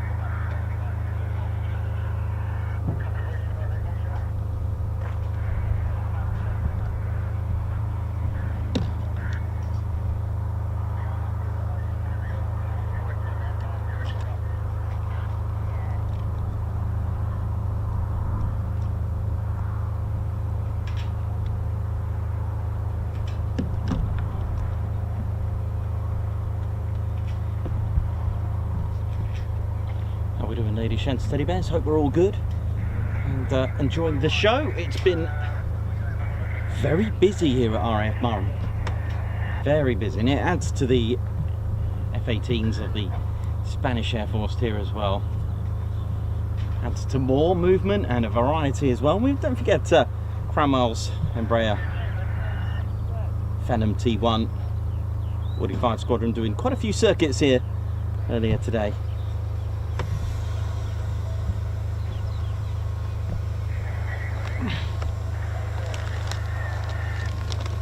what's that, 16 or 14 departures today, is it?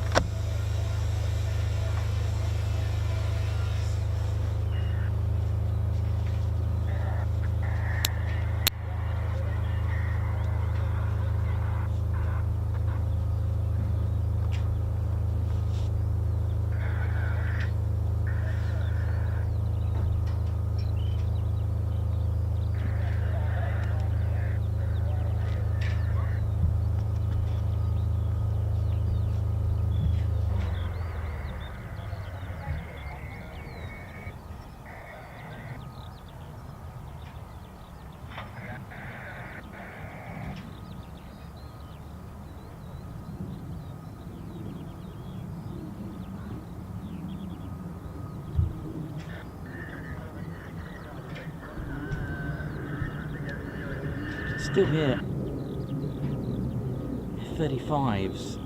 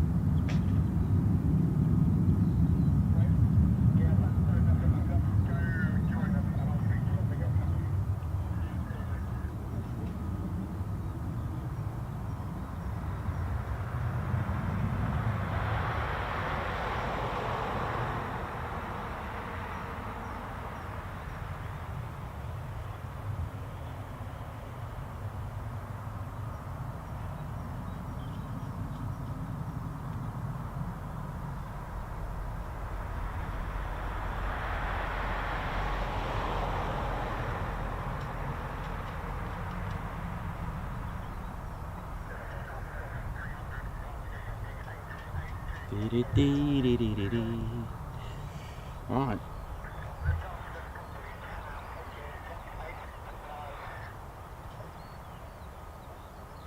How are we all doing, ladies, gents and teddy bears? Hope we're all good. So we're just coming up to the sort of, I guess, the last hour of the show. But it wouldn't surprise me if there's another departure. I can hear an F-35 spooling in the distance, you know. It might even catch me out. Or it could be the nah, it's definitely an F-35 spooling. Whether it's one that's come back and it's still spooling, hasn't shut down yet. Maybe doing a ground run. Tell you what, ground runs are pretty cool because they usually do them out here, so that's pretty good.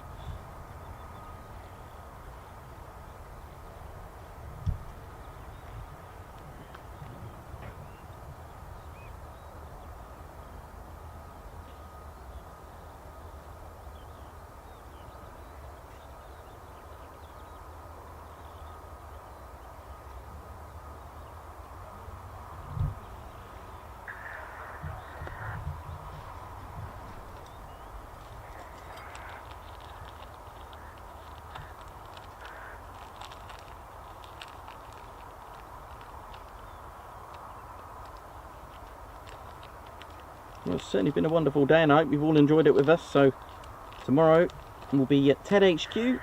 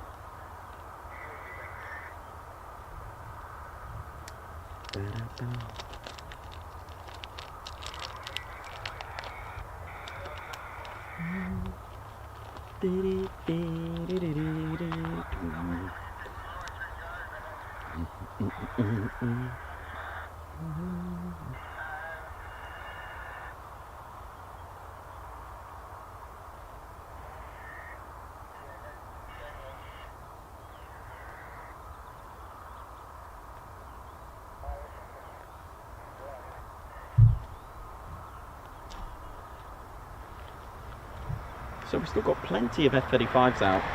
No idea how many. But what we do know is that there's F-18s, 4 of them. And we're hoping to see them come back.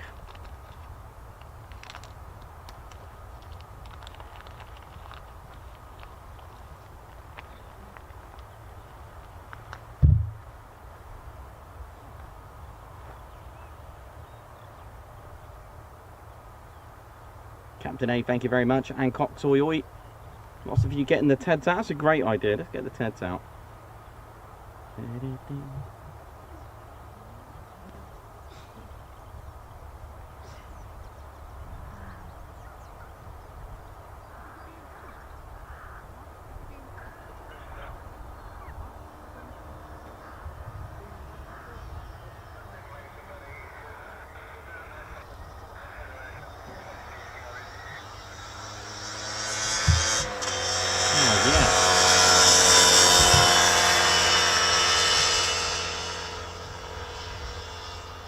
And of course, as we mentioned it earlier in the stream, don't forget you can always join the Ted Coningsby channel by being one of our many thousands of subscribers, or you could take out Ted Coningsby membership, where you could support the channel and become a member. There are 3 levels of membership offering some superb perks as well for you to enjoy, but it really does support the channel, puts fuel in the van or gas in the van, keeps it serviceable, keeps it legal on the road, insured, keeps it in tip-top condition, and of course it does get us around the country. It's the stream machine. Without it, couldn't do this, and without your support, couldn't do it at all. And it's an absolute pleasure to say that I'm absolutely proud of the Ted Coningsby community, and that by mean our members as well. Our members support the channel, they really do, and some of them, as you've heard, with over 2 years membership, some reaching 26, some reaching 32, some nearly on 3 years of supporting the Ted Coningsby channel. From as little as £1.99 a month you can support the channel. And of course, like I said, we do go quite far away. Sometimes we need somewhere to stay, so we do check into just a budget hotel at times, just for a bed, and you know, get us fed as well, and away we go on to the next adventures. But you do get perks back. All levels will include the Ted Coningsby emojis. So members, smash out the emojis like you've been doing anyway. It's really good that you use them, because I do get asked by people, oh, how do you get them? Because they are pretty cool, our emojis, aren't they? So you get emojis to use.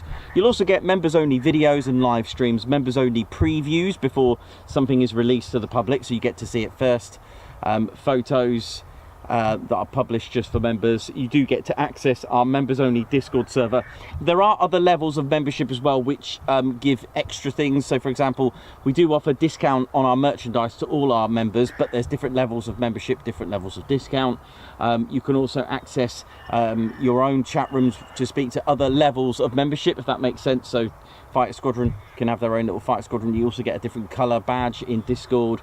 You get you know, the Fighter Squadron, the level 3, that you'll be able to get yourself a Fighter Squadron badge with that. You have to apply for it. It comes with your application of becoming a member of the Fighter Squadron. You get extra discount, and also it's a personal membership. Because it was designed and inspired by those that donate to the channel offline, shall I say. So I thought, right, let's give something back to those that do that. So I came up with the Ted Coningsby Fighter Squadron level for that. So that was an absolute magic. So you do get personal live streams from me, usually not related to Ted, something that I'll you know, you get to have some inside info on the Ted Coningsby channel. That's our top level. And then you've got our Posh Officers Club as well, Wingy there, giving you some good discount on the merchandise, that kind of thing. And hope you're all well and enjoying it. The members out there, let us know your thoughts on the membership as well. It's a cracking thing. So we've got 3 levels of membership, like I said, but they all include all the emojis. You all get discount on online store. You get to access our Discord server as well, which is members only, and it is looked after by our Spanner Flight as well. So big shout out to them for looking after not only the live streams but also the 24/7 that is Discord.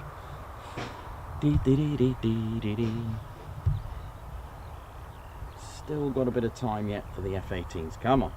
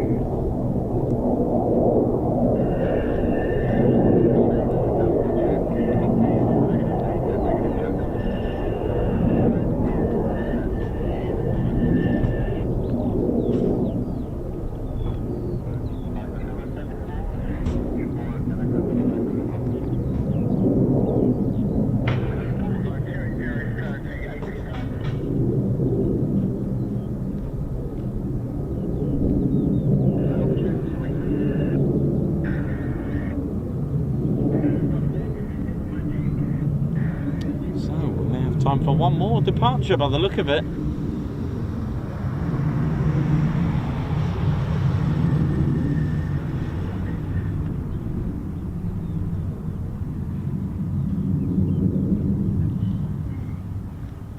Big shout out to everyone at Marham, ladies, gents, teddy bears, all roles. Big shout out to them for what they do. Dee -dee -dee -dee -dee.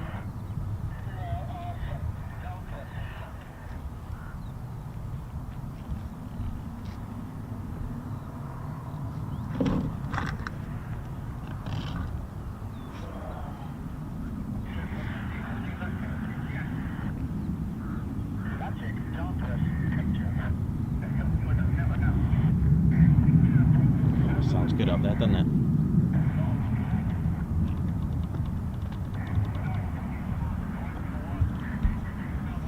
There is another F-35 taxiing, so I was right. I wasn't going completely Lake and Eve tinnitus style. There's another one there, so that's two.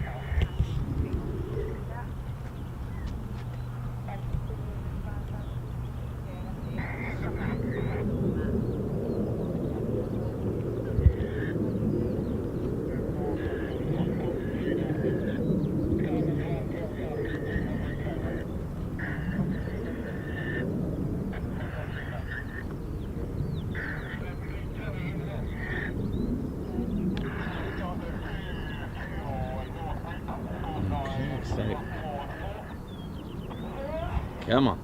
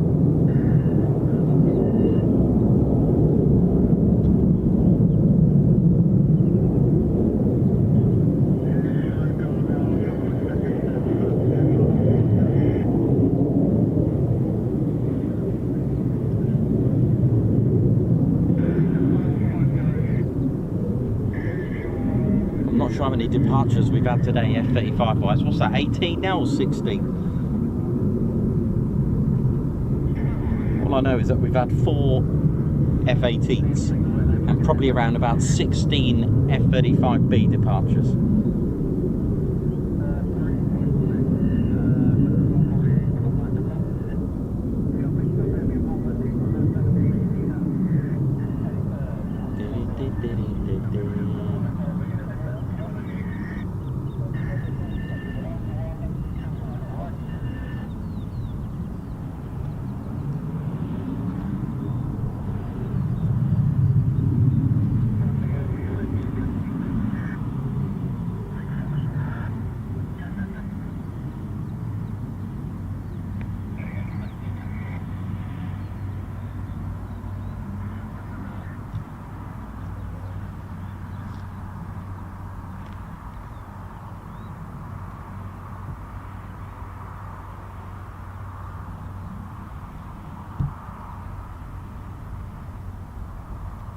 Oh, cool. Thanks for that, Andrew. So it was 18 F-35s. Nice. That is a very good day for Marham. That's extremely good. Millions of...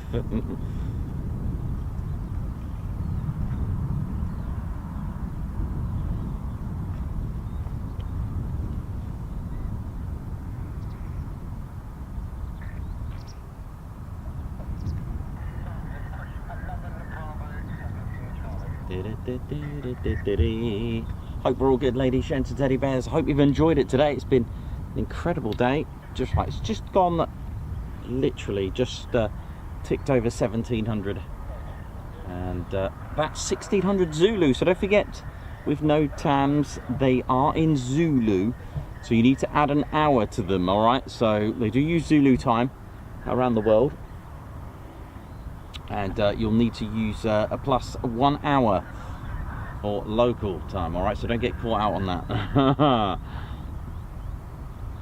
So there'll be 1 hour behind here in the UK Zulu time. All right, call it GMT, call it UTC, the Greenwich Mean Time, and yeah, it continues as Zulu. Zulu, I guess, stands for 0, right? Just 0 time. But there we go. So it'll be an hour behind.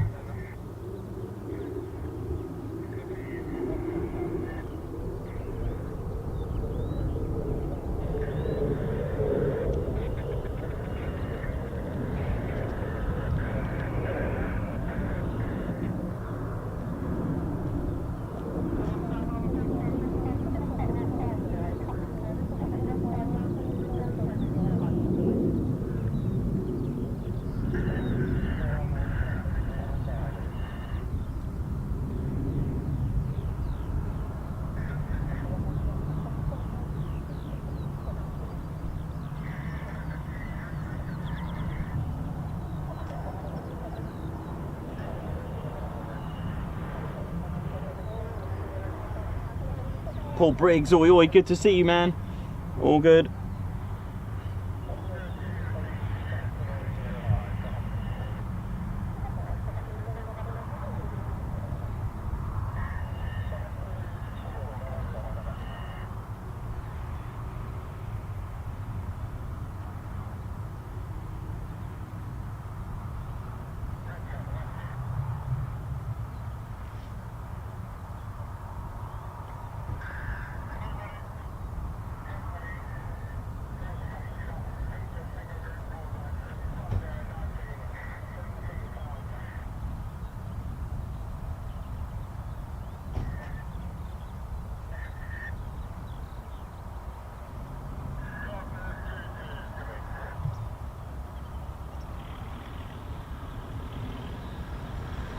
I think our friends are going. I think our friends are going. Are they going? They're going. There's not going to be any background noise anymore.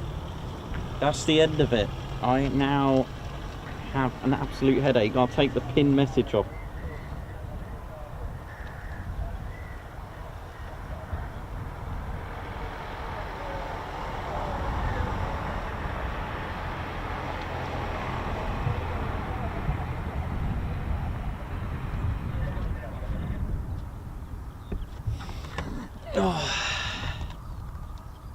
apologies for the background noise. That's not actually my my radio there, so apologies for that. They're quite far away. It's quite loud actually, their radio.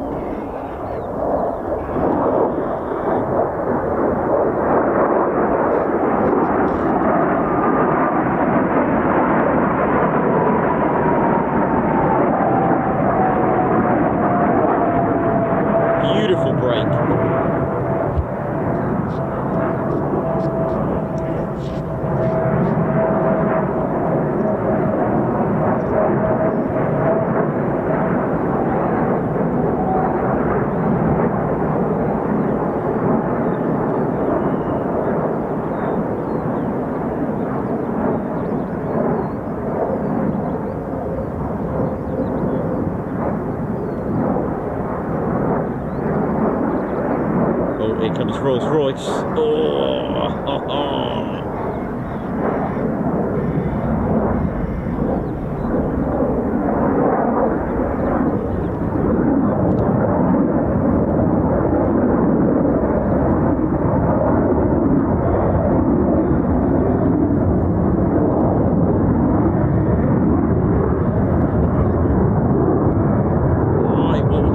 Two more verticals, let's have a look. I mean, we've been spoiled today really, so I am not going to be disappointed if we don't get any. Let's have a look.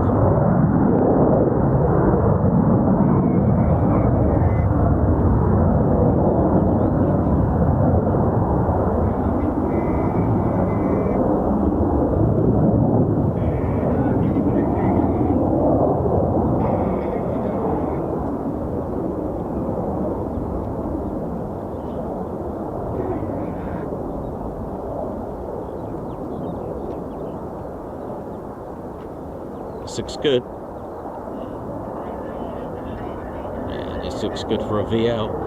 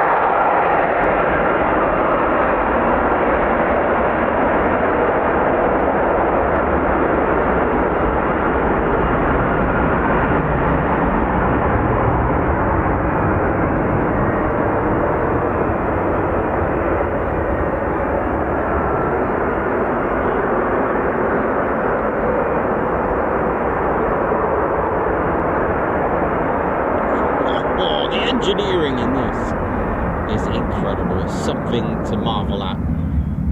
Beautiful.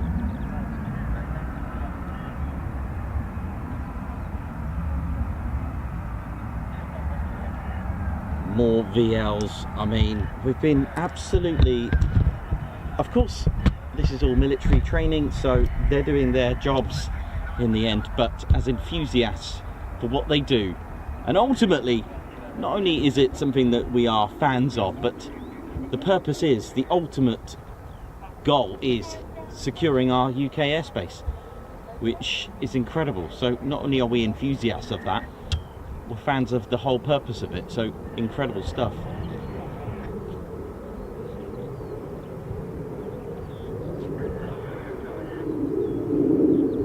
So much going on in the skies at the moment.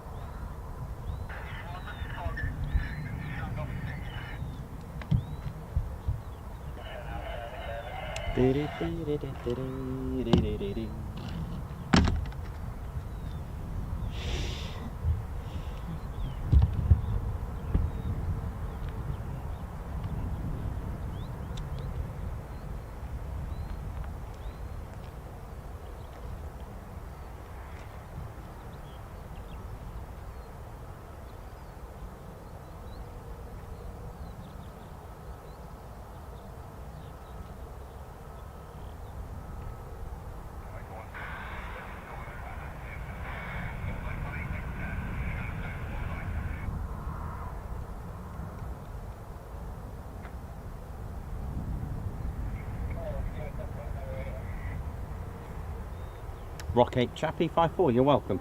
Hope you're all good.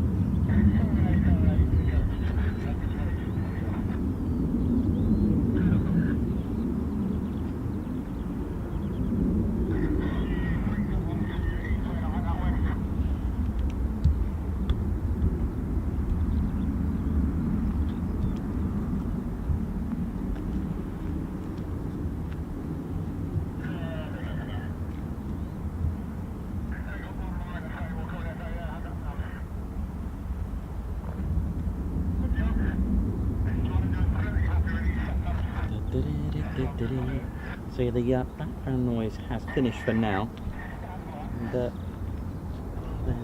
guys are gone, so I wonder what's going to happen, because I don't know if they're going to have the whole place With piggies in there? I don't know. I'll have to find out. Well, we've endured the worst, I think, of the noise. But, there we go.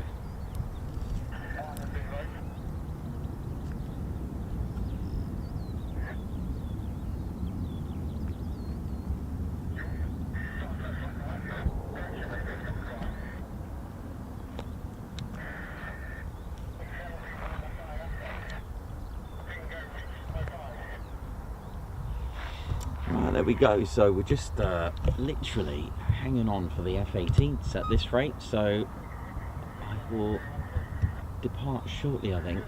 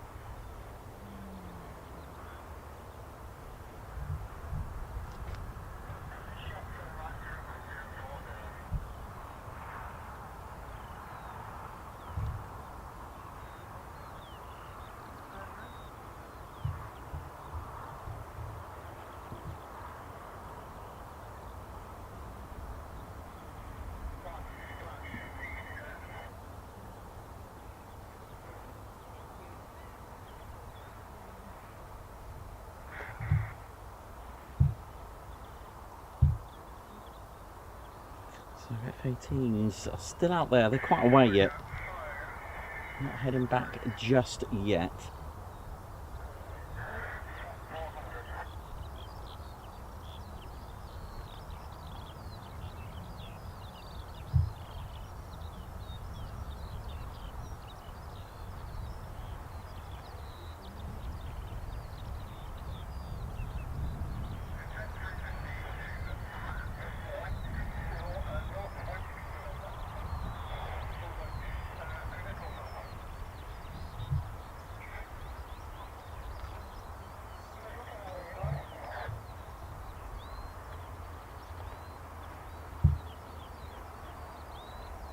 Might even be our longest Marham stream, maybe, I don't know.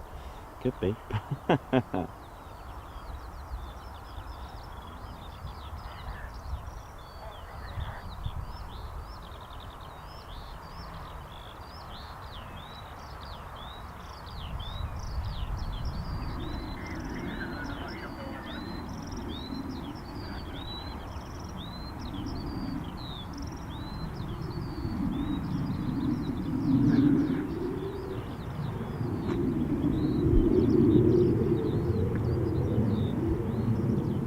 Time for another cup of tea, I think.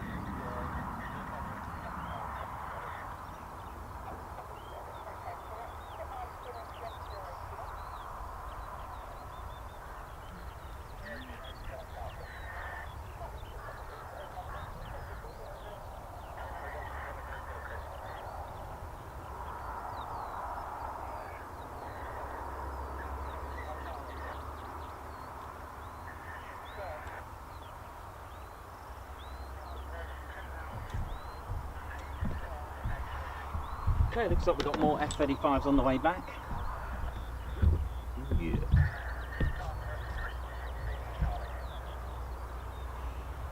$10 miles that way. It was 10 miles, it's probably about 8 now. Knowing the F-35s.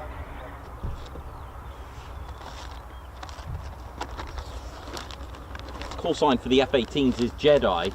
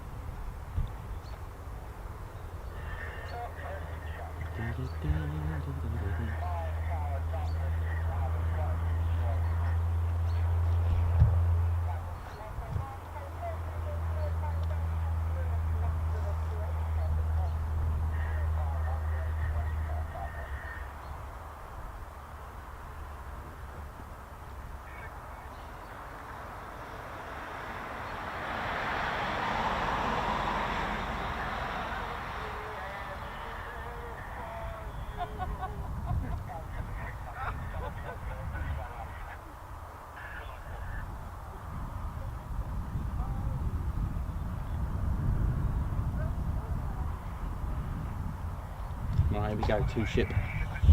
Here we go. Right, get ready. Nice 2 ship out there. No, I had them, hang on.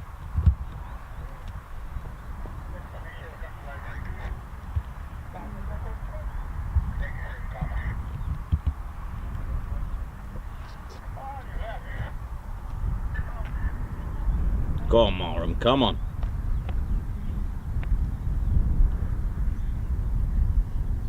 Marham's been looking the business today, isn't they?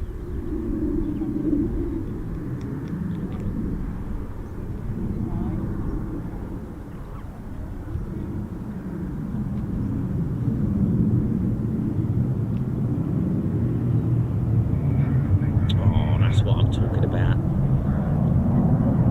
Uh-oh.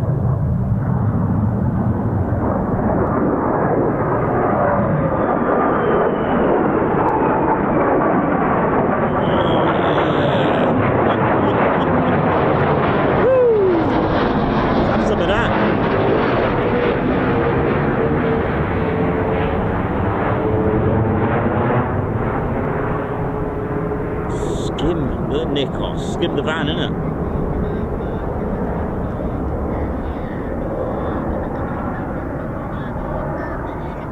Surely not more. Okay, surely more. Here we go.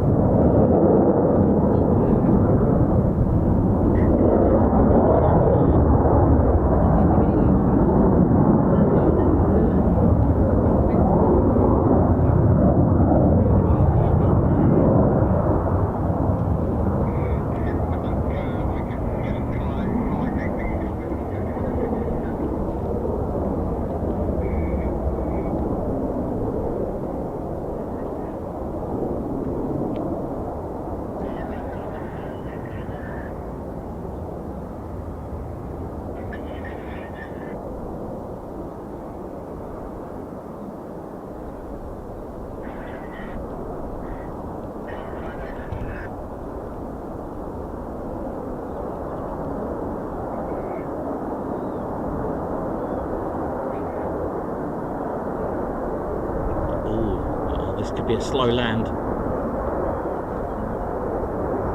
Shipborne landing. Yep, it is, I think. Here we go.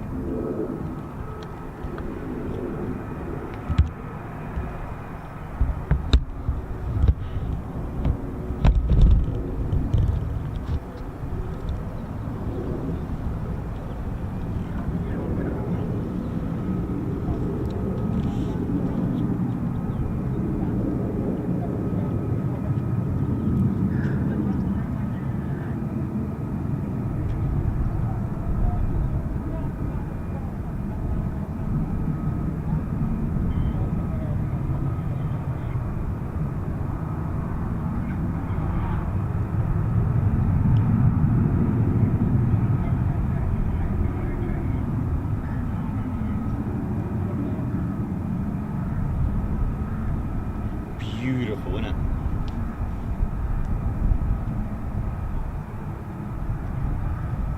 Absolutely incredible. They are just amazing. So slow land, or a shipborne landing, can be used on a carrier when the F-35 has, well, F-35B to be exact, is fully loaded, still in hot, still got hot weapons on there, or fully loaded, heavy, full fuel, let's say, or a lot of fuel, or a bit of combination of both, is to assist that capability to land like that on a carrier where it's got, like, I don't know, something like a Storm Shadow or something really heavy, you know.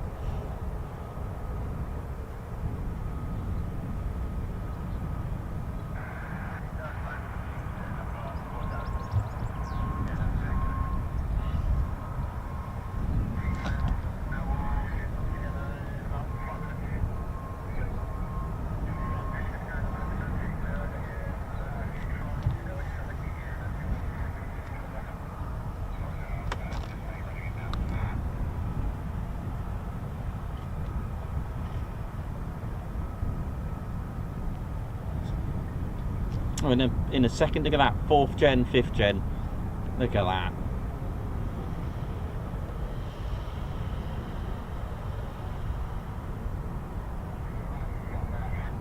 Beautiful.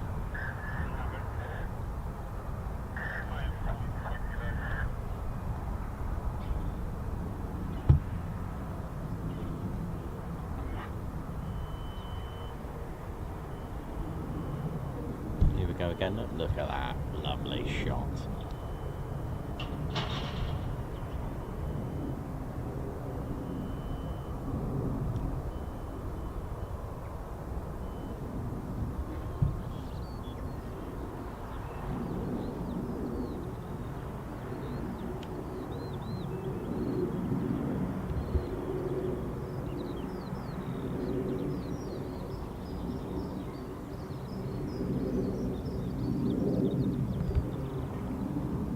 Only base and place, apart from,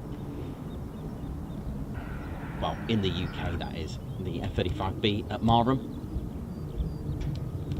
The other F-35Bs of the Royal Air Force, they're with 17 Squadron, and they're based out in Edwards Air Force Base. They are the Test and Evaluation Squadron.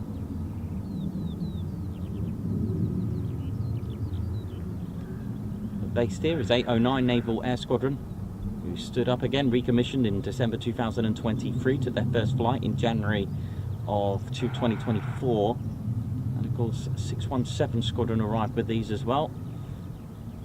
That was in 2018, and 2019 207 Squadron stood up as the operational conversion unit for the F-35B for both the Royal Navy and the Royal Air Force.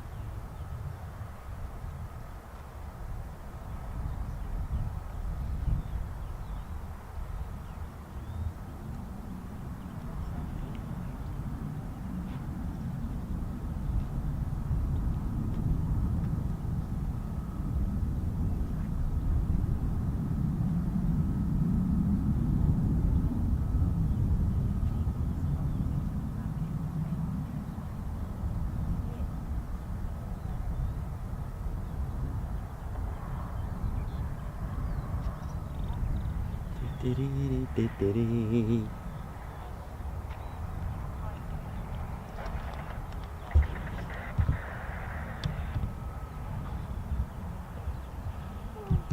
just had a message from Perry. How you doing, Perry? You're right there. About the trees bin or something. It does look a bit different here, doesn't it? You see more hangers this time. It does look like they've done some sort of trimmage. Got the Remington out.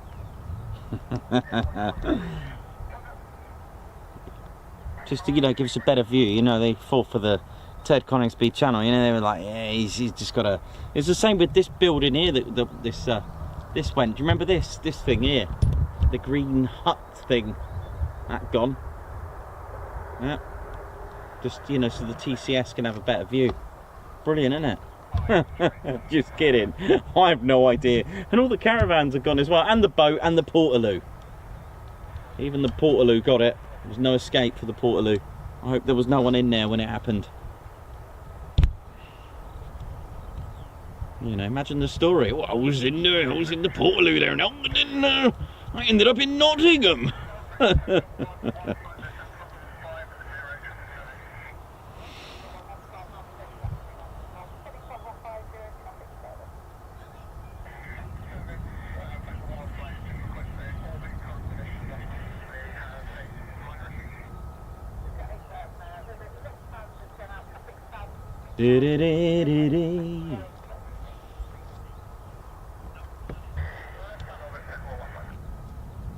Right, so we just I think we've still got a couple of F-35s and the 4 F-18s. I have no idea, I've lost them at the minute. So let me have another look, one sec. I did have them and now I've lost them.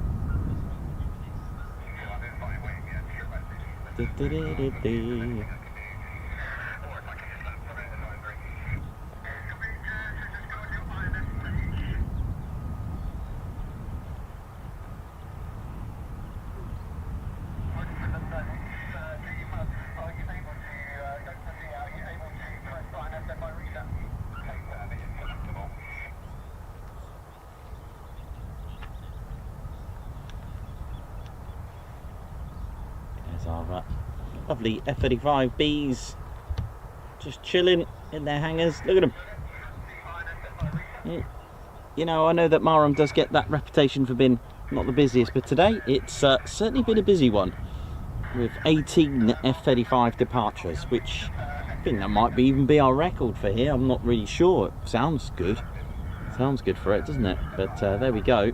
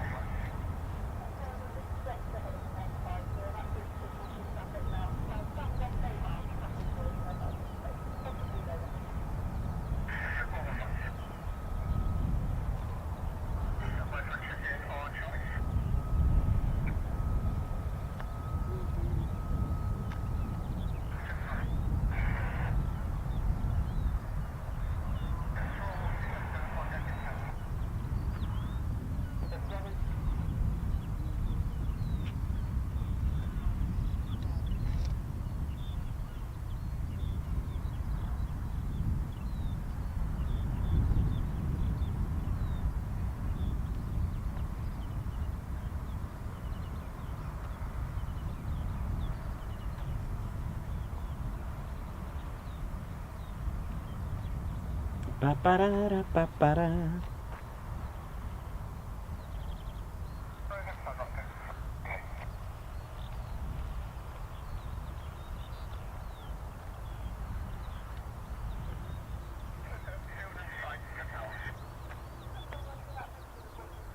Dee-dee-dee-dee-dee.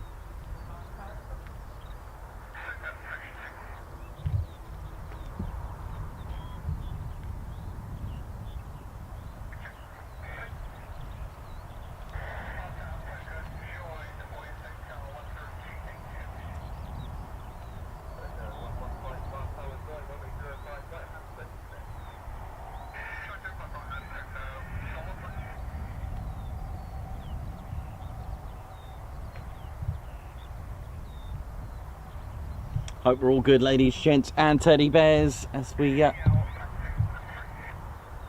I think we've only got about an hour left of the aerodrome's service, so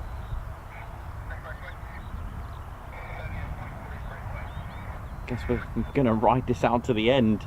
That's if not the F-18's just on holiday and not coming back.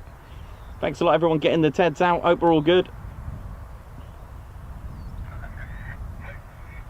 Marnie, oi oi, Paul Mayers, Alan Burden, oi oi, Daniel Walker, Dirk S, Not Captain Weber, how you doing, oi oi? Hope we're all good. Rock 8 Chappie still going there, how you doing, man? Good to see you. And here we go, we've got a two-ship of F-35s just on the approach now. Let's get strafed, sort of.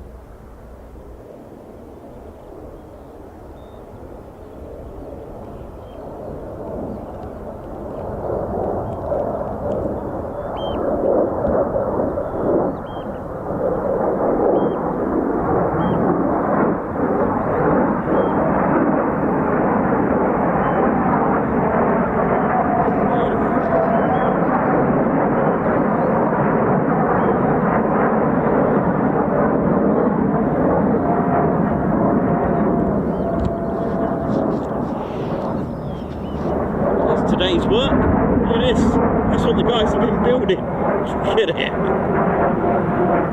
Nah, I told the lie there. They've been building this. Oh, hello.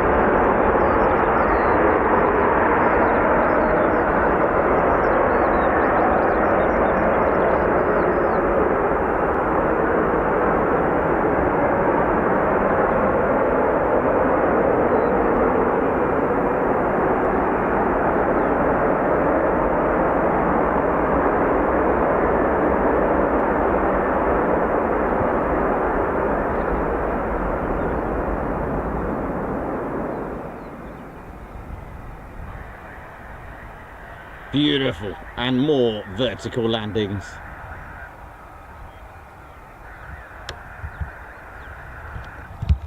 Well, it just gets better and better, doesn't it? I mean, it's a bit of a treat. It's setting the sort of like the level here now, isn't it? Setting the bar high for the amount of movements, but hey, we'll take the busy and the quiet days, you know. That's how we do it.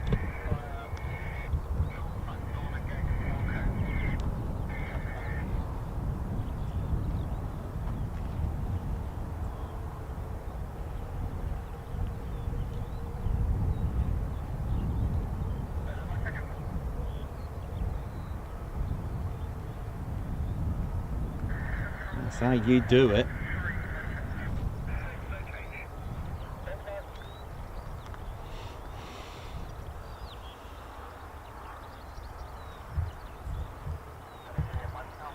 F-35Bs of RAF Marham.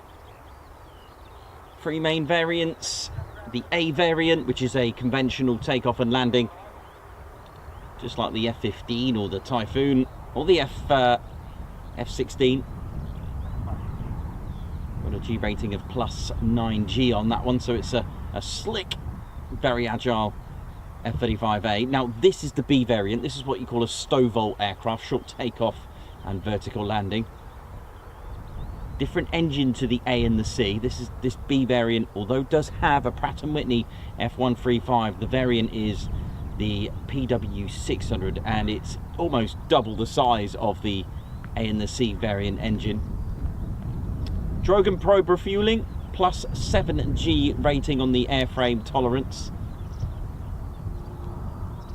And then of course the CV variant, the F-35C, the carrier variant, the huge variant.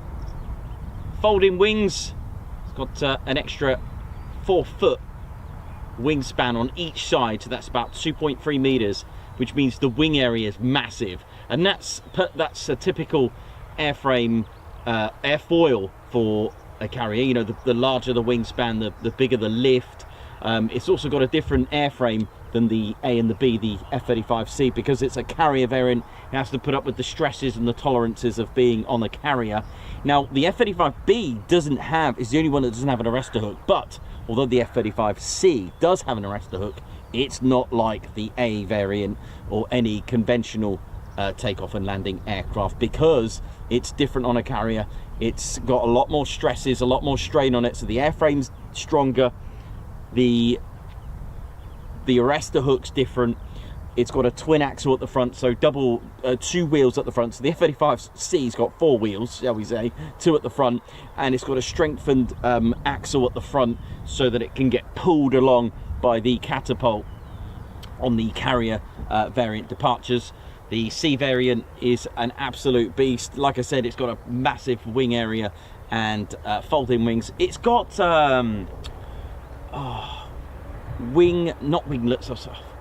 wing flaps on the F-35C. The other two don't, A and the B. So it's so big, they fit extra wing flaps on there as well. So that's another one to look out for. F-35C Drogan probe, just like the F-35B.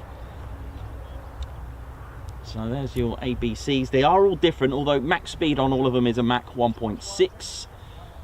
The payload and fuel and range are all different.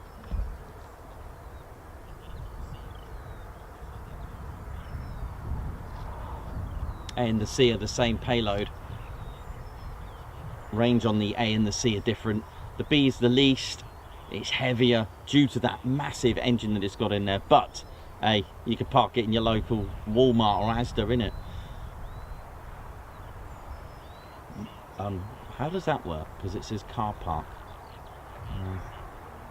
F-35B park, anyone? 87k, I've just had a message. Oh, nice. Well, there we go, 87k. Wow. Babsar, thank you very much. Davey, thank you.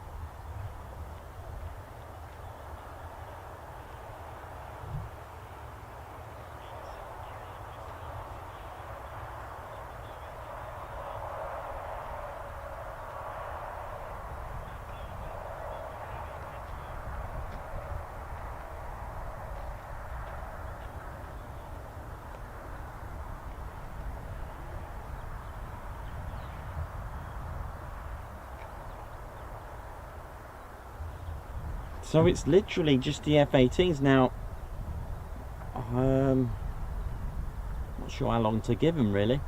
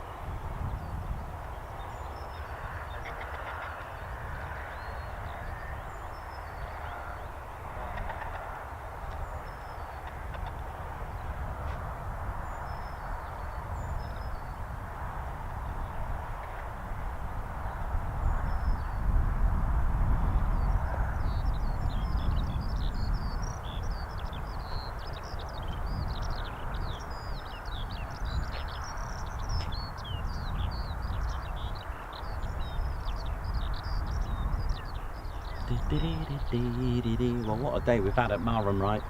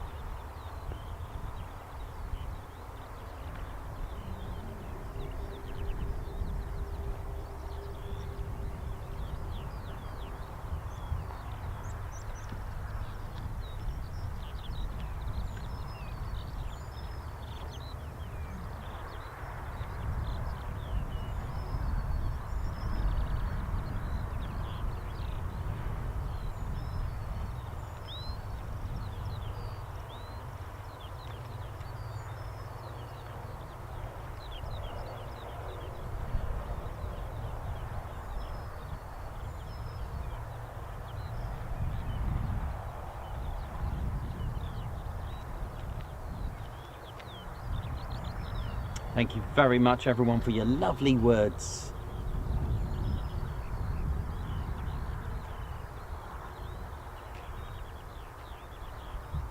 And 87k, goodness me. Feels like only the other day we got 86. So 13k to go to get to 100k. That is just amazing. I don't even know what to say to that. That's incredible. I mean, you know all the challenges I've been through, from noise in the background to situations like that to abysmal weather, just fighting through it all. But getting there, you know, getting through it and just through storms, thought it was a perfect motto, you know, because it's not just me and Ted here, it's all of you with us, and that's what makes it special.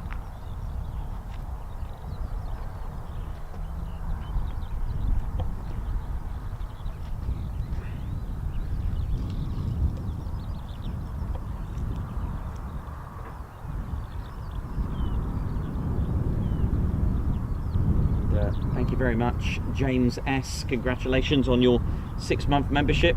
Remember those ice? Thank you very much. Renan Oshie, member for 21 months. Thank you very much. Andrew Porter, Guards March.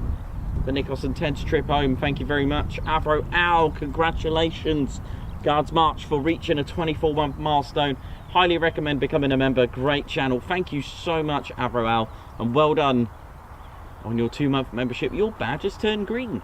And Paul Briggs just thought I'd say hello. Hope to catch up soon. Thank you very much. Guards March to you. Thank you very much. Guards March.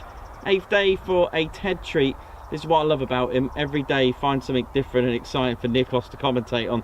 Cheers, Ted. Plus 87k. Congrats. Thank you very much. That's very kind of you.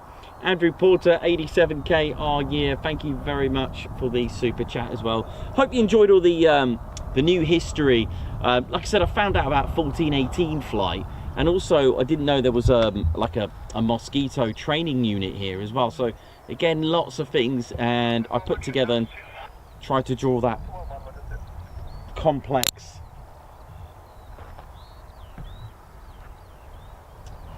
Blackbuck refueling that took place with the help of course, 55 and 57 Squadron of RAF Marham's Victors, which was just phenomenal.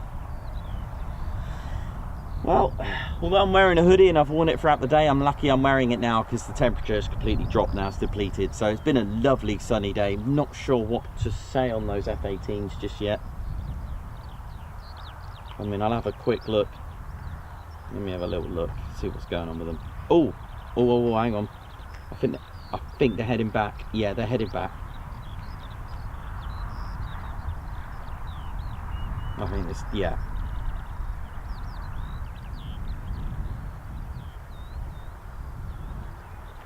F-18 should be with us probably in 20 minutes.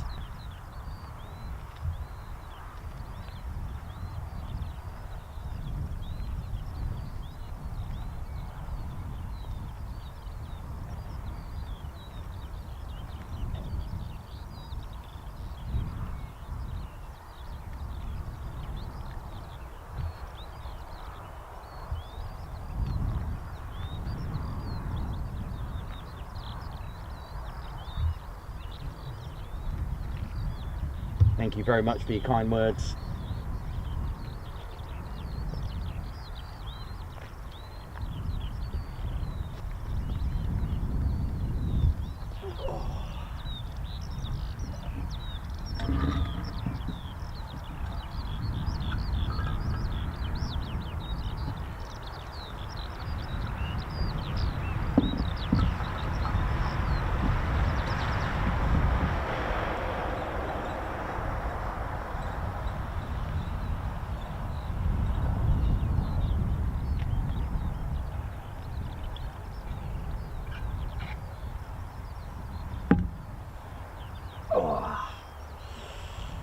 Wow.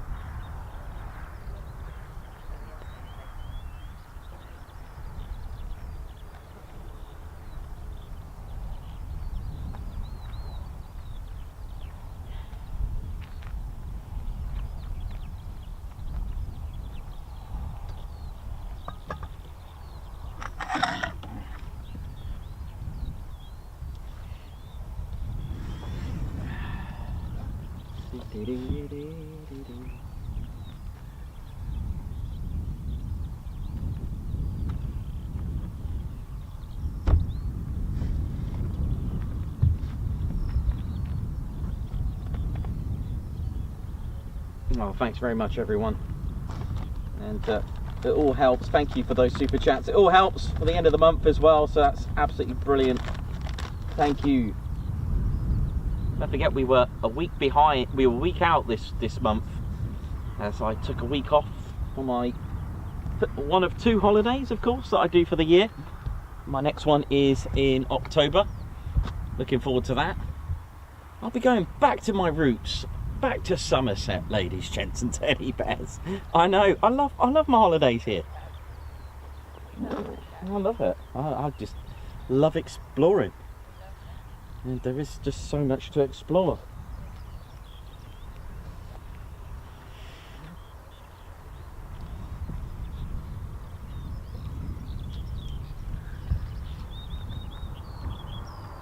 Yes, Ted, how you doing, mate? You good? Yeah, you enjoyed it? Yeah, it's nice, isn't it? Ted's loved it. Ted's waving to all of you. Guards march for RAF Marham. Thank you very much. Nice one, Ted.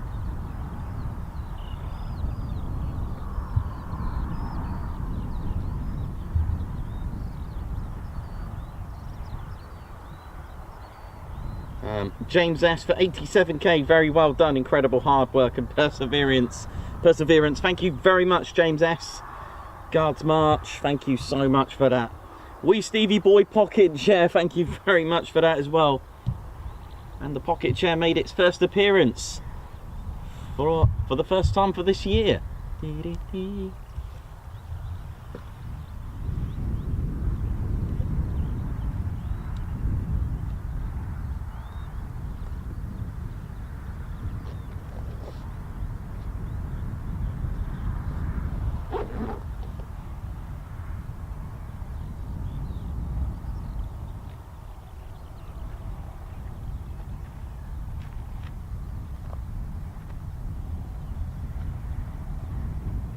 Dave, oh, enjoy it. Sounds good.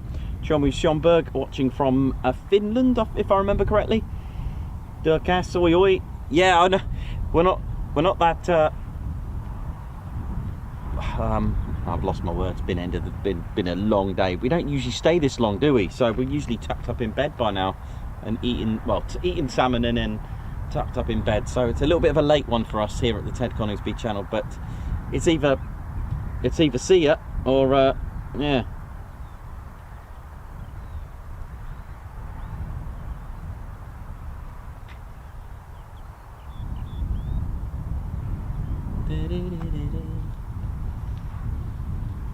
Right.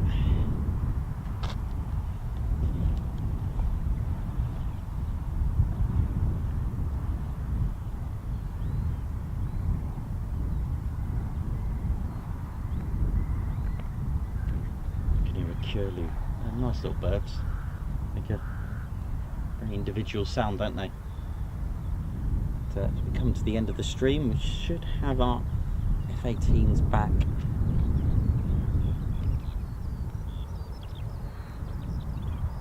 Hopefully soon. If not, may have to depart. I've got to get back for the get ready for the next stream tomorrow, unfortunately. Plus I've got a pack. So just hang in there for a little bit.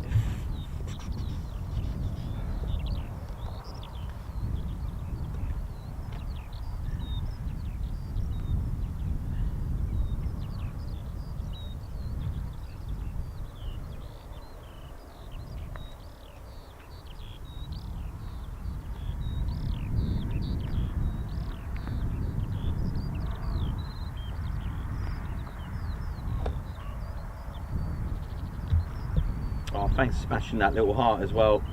That's pretty cool.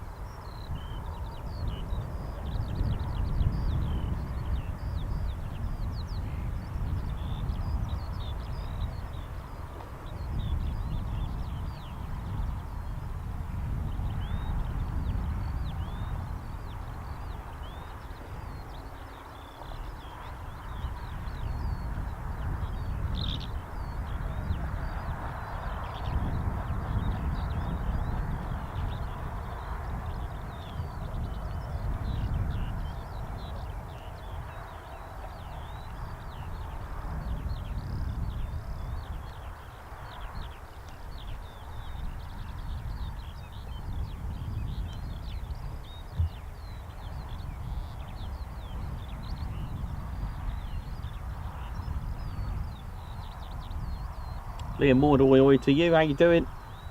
Oi oi, Captain 8, 8th day. Welcome to a late stream. Mark Richards, oi oi. You know how it is. David Brown, hope you're all good. Thank you very much for your kind words there. Sterling effort today. Hope you're going for a well-earned beer after tonight. Your hard work and dedication is much appreciated. Thank you very much. I am going to feel it tomorrow, but no worries. We're back at TED HQ, so it should be all good. And then I've got a later start at Mildenhall for me on Wednesday, and then an early one on Thursday. Did I say Wednesday? Yeah, later one on Wednesday, and then an early one on Thursday, and then yeah, a standard early morning on Friday for us as well. So all good. And then weekend again. See how they go? They just roll, roll, roll.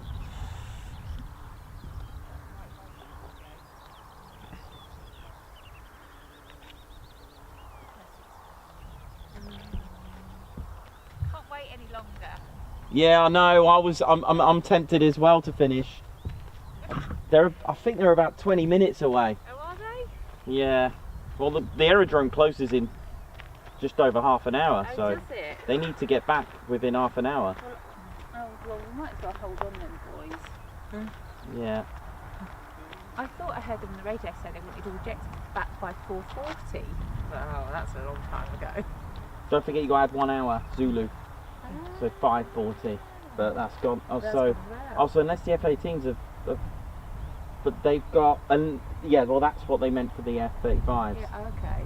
So because the clocks went forward, they use Zulu, so you got to add an I hour. didn't know that. Yeah, so on NOTAMs you got to add an hour because they stay in Zulu all the time at 0 time. So when the clocks were before a few days ago, they were level with us. So 5:40 would have meant 4:40 would have meant 4:40. But you got to add an hour until the clocks go back again. So they match. So I think, I don't know about the F-8. I thought they're coming back about. Well, like I said, They've been out ages, haven't they? yeah, they would have been refueling. They did that on Friday, so Okay. I'd say they should be back. They should be back by 1:30 because they're cutting it fine. Doomsday? Maybe. Well, that's 25 minutes. I'm going to give it till 1:30. Well, you've got a journey back, haven't you? Yeah, I have, but that's fine. In fact, it works out strangely probably about the same because the traffic will be gone then. Yeah, that's very It's like true. when at Yeah. 5-ish. Which way would you go back? Would you go like Wisbeach way for you? Yeah, Peterborough, yeah, aren't you? yeah. But yeah, they should be back by now. Are you at Lakenheath this week? Hmm? Are you at Lakenheath this Yeah, week? Thursday. Thursday? Yeah, they're closed Friday. Yes, I saw that, yeah. Again. You never know so many holidays. Yeah, so just hang in there. I'll hang in there till 1:30. It's only 25 minutes. Thank you. Why not? Why not? I'm just thinking of my dinner. I'm thinking of. I'm just starting to get a bit chilly now. The It sun's is. It's getting gone. lower. Yeah, it's gone depleted now, isn't it?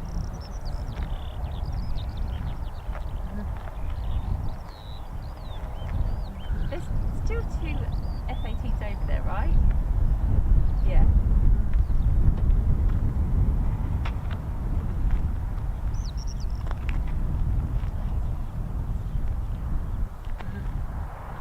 Claire Lennon, how you doing? Melody R, thank you very much. Hope you enjoyed it. 8th Date, Alan Gates, Oyo, Stuart G, Davey, Paul Mayers, Mark Richards, Wibbs. Yeah, what we'll do, we'll give it 24 minutes. Countdown. There we go. Let me just double check the aerodrome again, unless I got it wrong. Pretty sure I got that right. Let's have a look at here now. Right, Marham. But if they've gone and stayed somewhere, then yeah, 6:40 p.m. here it closes.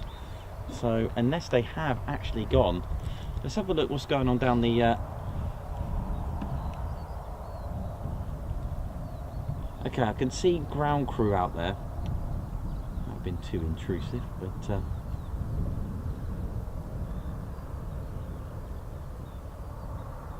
because you would expect movement down there getting ready. Mind you, where have this is all guesswork really. Is that it then? Maybe they've gone somewhere, maybe they've stayed in there, but unless I got that wrong, they should be.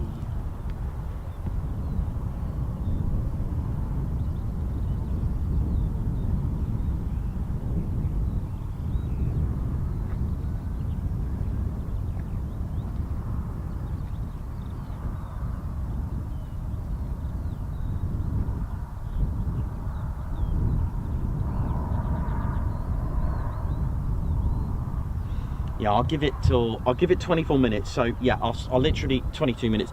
I'll stay till 1:30 because we should hear something. They need to be back by 6:40 because the AD closes. Actually, is the runway caravan still there? Oh no, that's fine because that would go. So they are expecting them back. Yeah, that's fine. That's cool. Cool. That's a good sign. If that had gone, then that's it. If that runway caravan had started to go back, because obviously they want to go home as well, so that's something to just take note. If you see that, obviously make sure it doesn't go to the other end of the runway, and it's not a runway change or anything like that, but the fact that this is still here tells me that they're still going.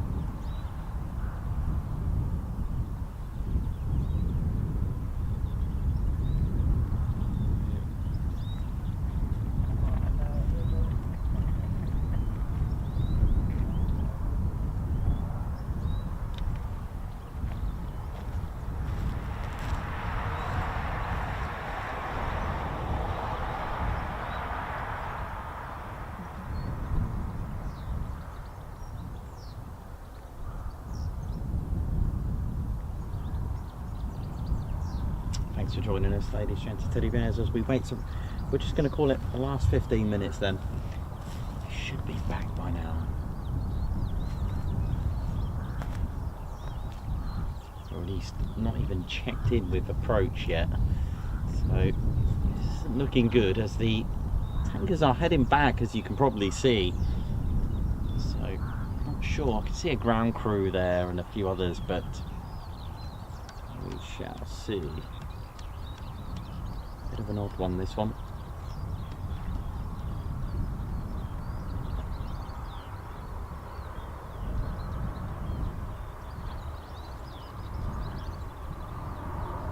Nice thing is they're using 05 for the recovery, so that'll be quite nice to see if they do come back.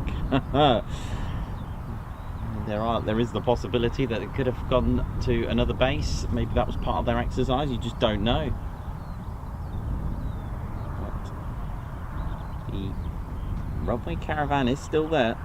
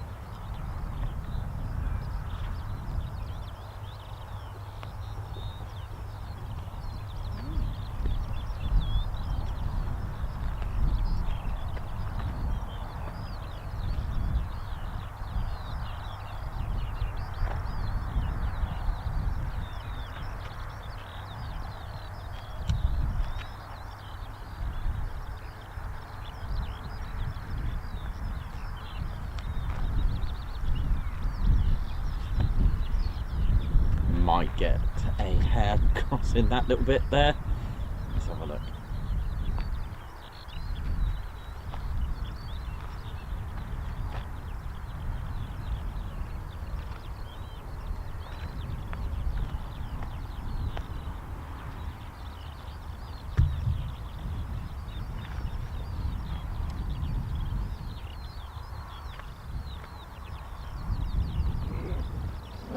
Paul M. Hennings, thank you very much. It's very kind of you, thank you.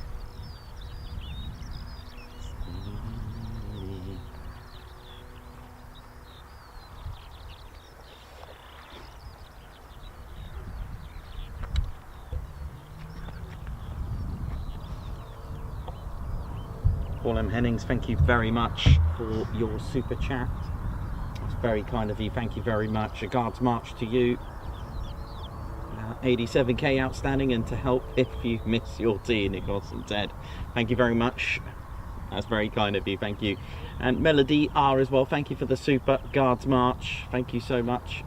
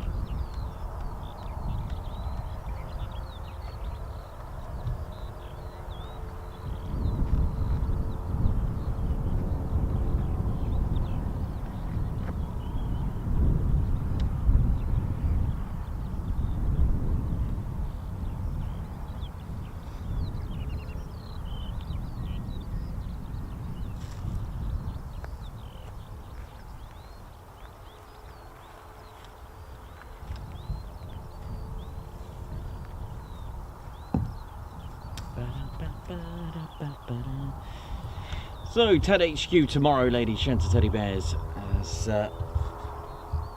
we're all looking forward to that, giving you a bit of TED HQ action, and hopefully we get to see the fourth display at 500 feet, with possibly minimals this week. I'm going to have a look to see what Nath is going to get up to. There's our little mate there.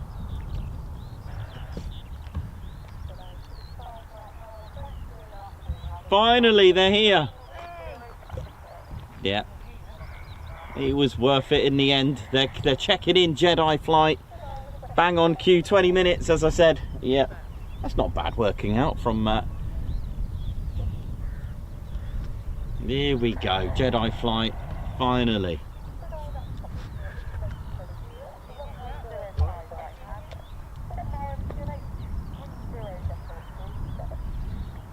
F-18s on their way. I'm not sure what formation yet, but the light, not sure what the light's going to play out as.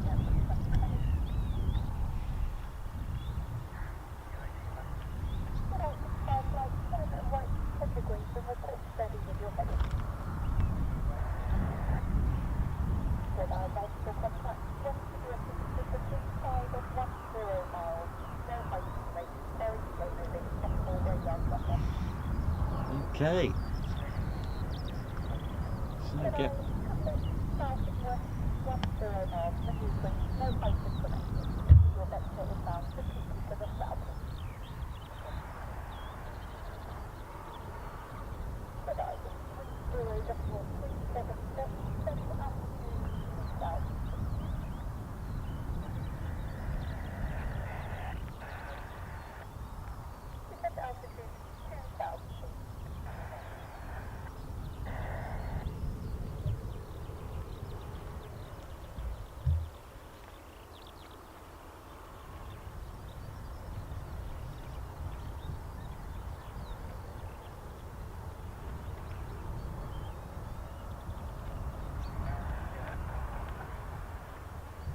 Matthew Gardner, thank you very much, 8 Day. 8th day, hope you're good. So not far now. Finally, it was worth it, right? And if it's anything like Friday, and we're in for a bit of a treat on this last.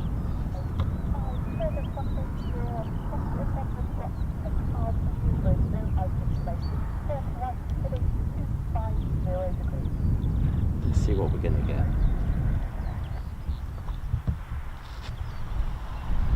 Get ready for it.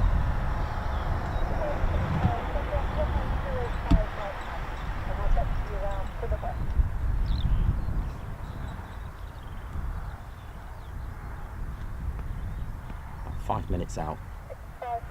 5005 right hand Delta, coming around to the west.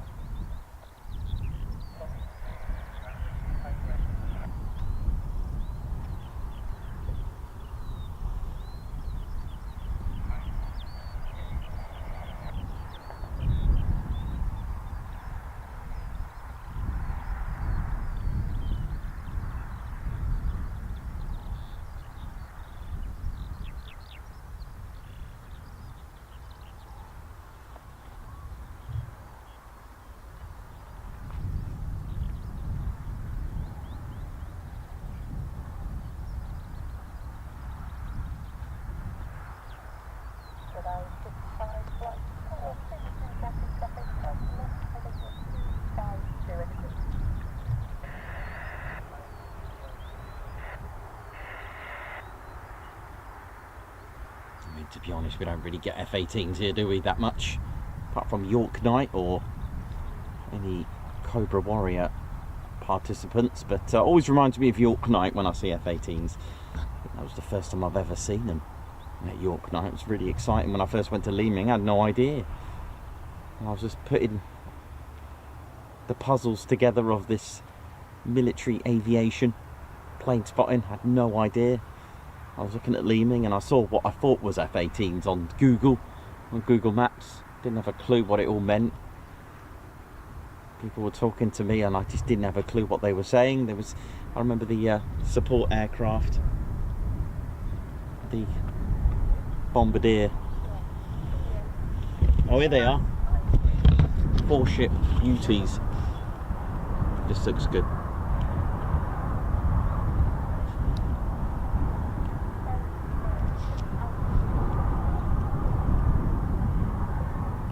Wow, look at this.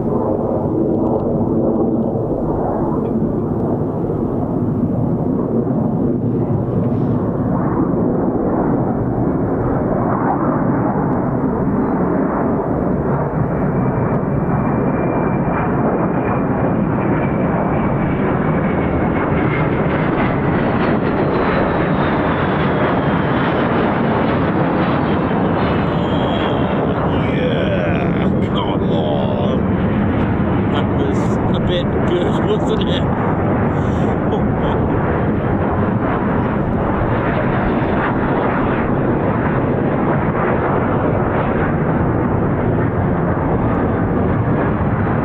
I love the sound the F-18's made. Real cool, isn't it? Well, that was spectacular. Look at a swarm of Hornets.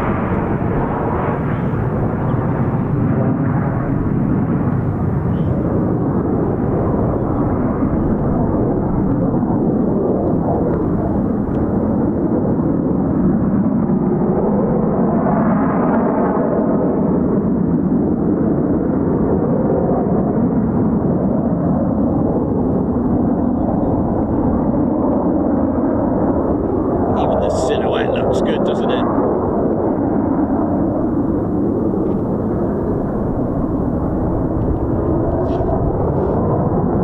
What sort of shot we're going to get with the landing? Let's have a look.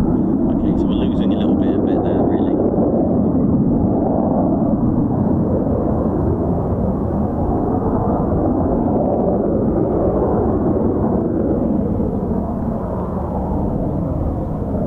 On this one.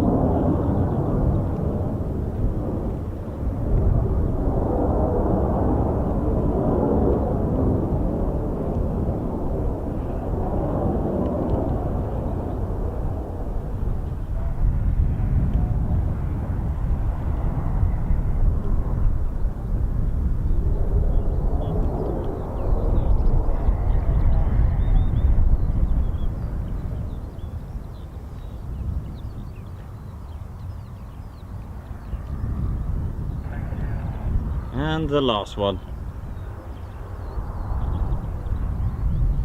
Well, that force ship was worth it, wasn't it?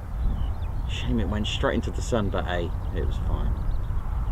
The way they break away was just awesome to watch.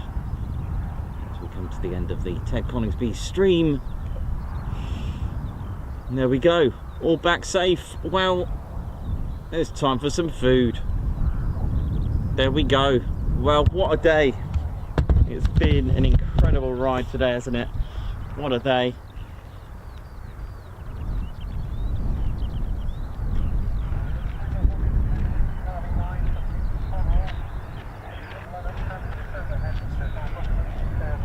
Take care, have a good one. See you later. Bye. Safe journey home. Yeah, you too. How we doing, Lady Shen's Teddy Bears? So that wraps it up nicely. That kebab wraps it up nicely now. Salmon wrap, a California roll wrap from the sushi counter for Ted and I think, for tonight as we say our goodbyes. I just want to say again, just really quickly as we finish the stream, oh yeah. Right, let's just go over here, Ted. I can't even see anything. So, first of all, Spanish Air Force, thank you very much for today, and also RAF Marham, thank you very much. Our fans and viewers, thank you so much for today. It's been incredible, and it's time for Ted and I to go. So thank you. I hope you enjoyed it. We're going to make a quick one out of here now. So it's been a long day. So my name's Nikos, cameraman and commentator. This is our squadron leader, Ted Coningsby. You've been watching the Ted Coningsby channel live here at RAF Marham. So for the last time of the month, first time of the week, is see you soon. Wish you well, Lady Shens and Teddy Bears. See you soon. Wish you well. Oh yeah.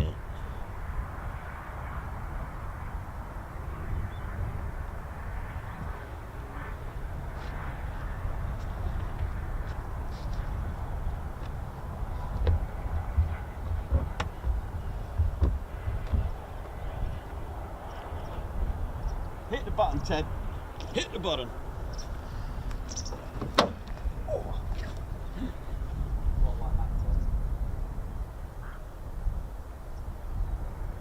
Right, Golf India, Brian Circle, 1,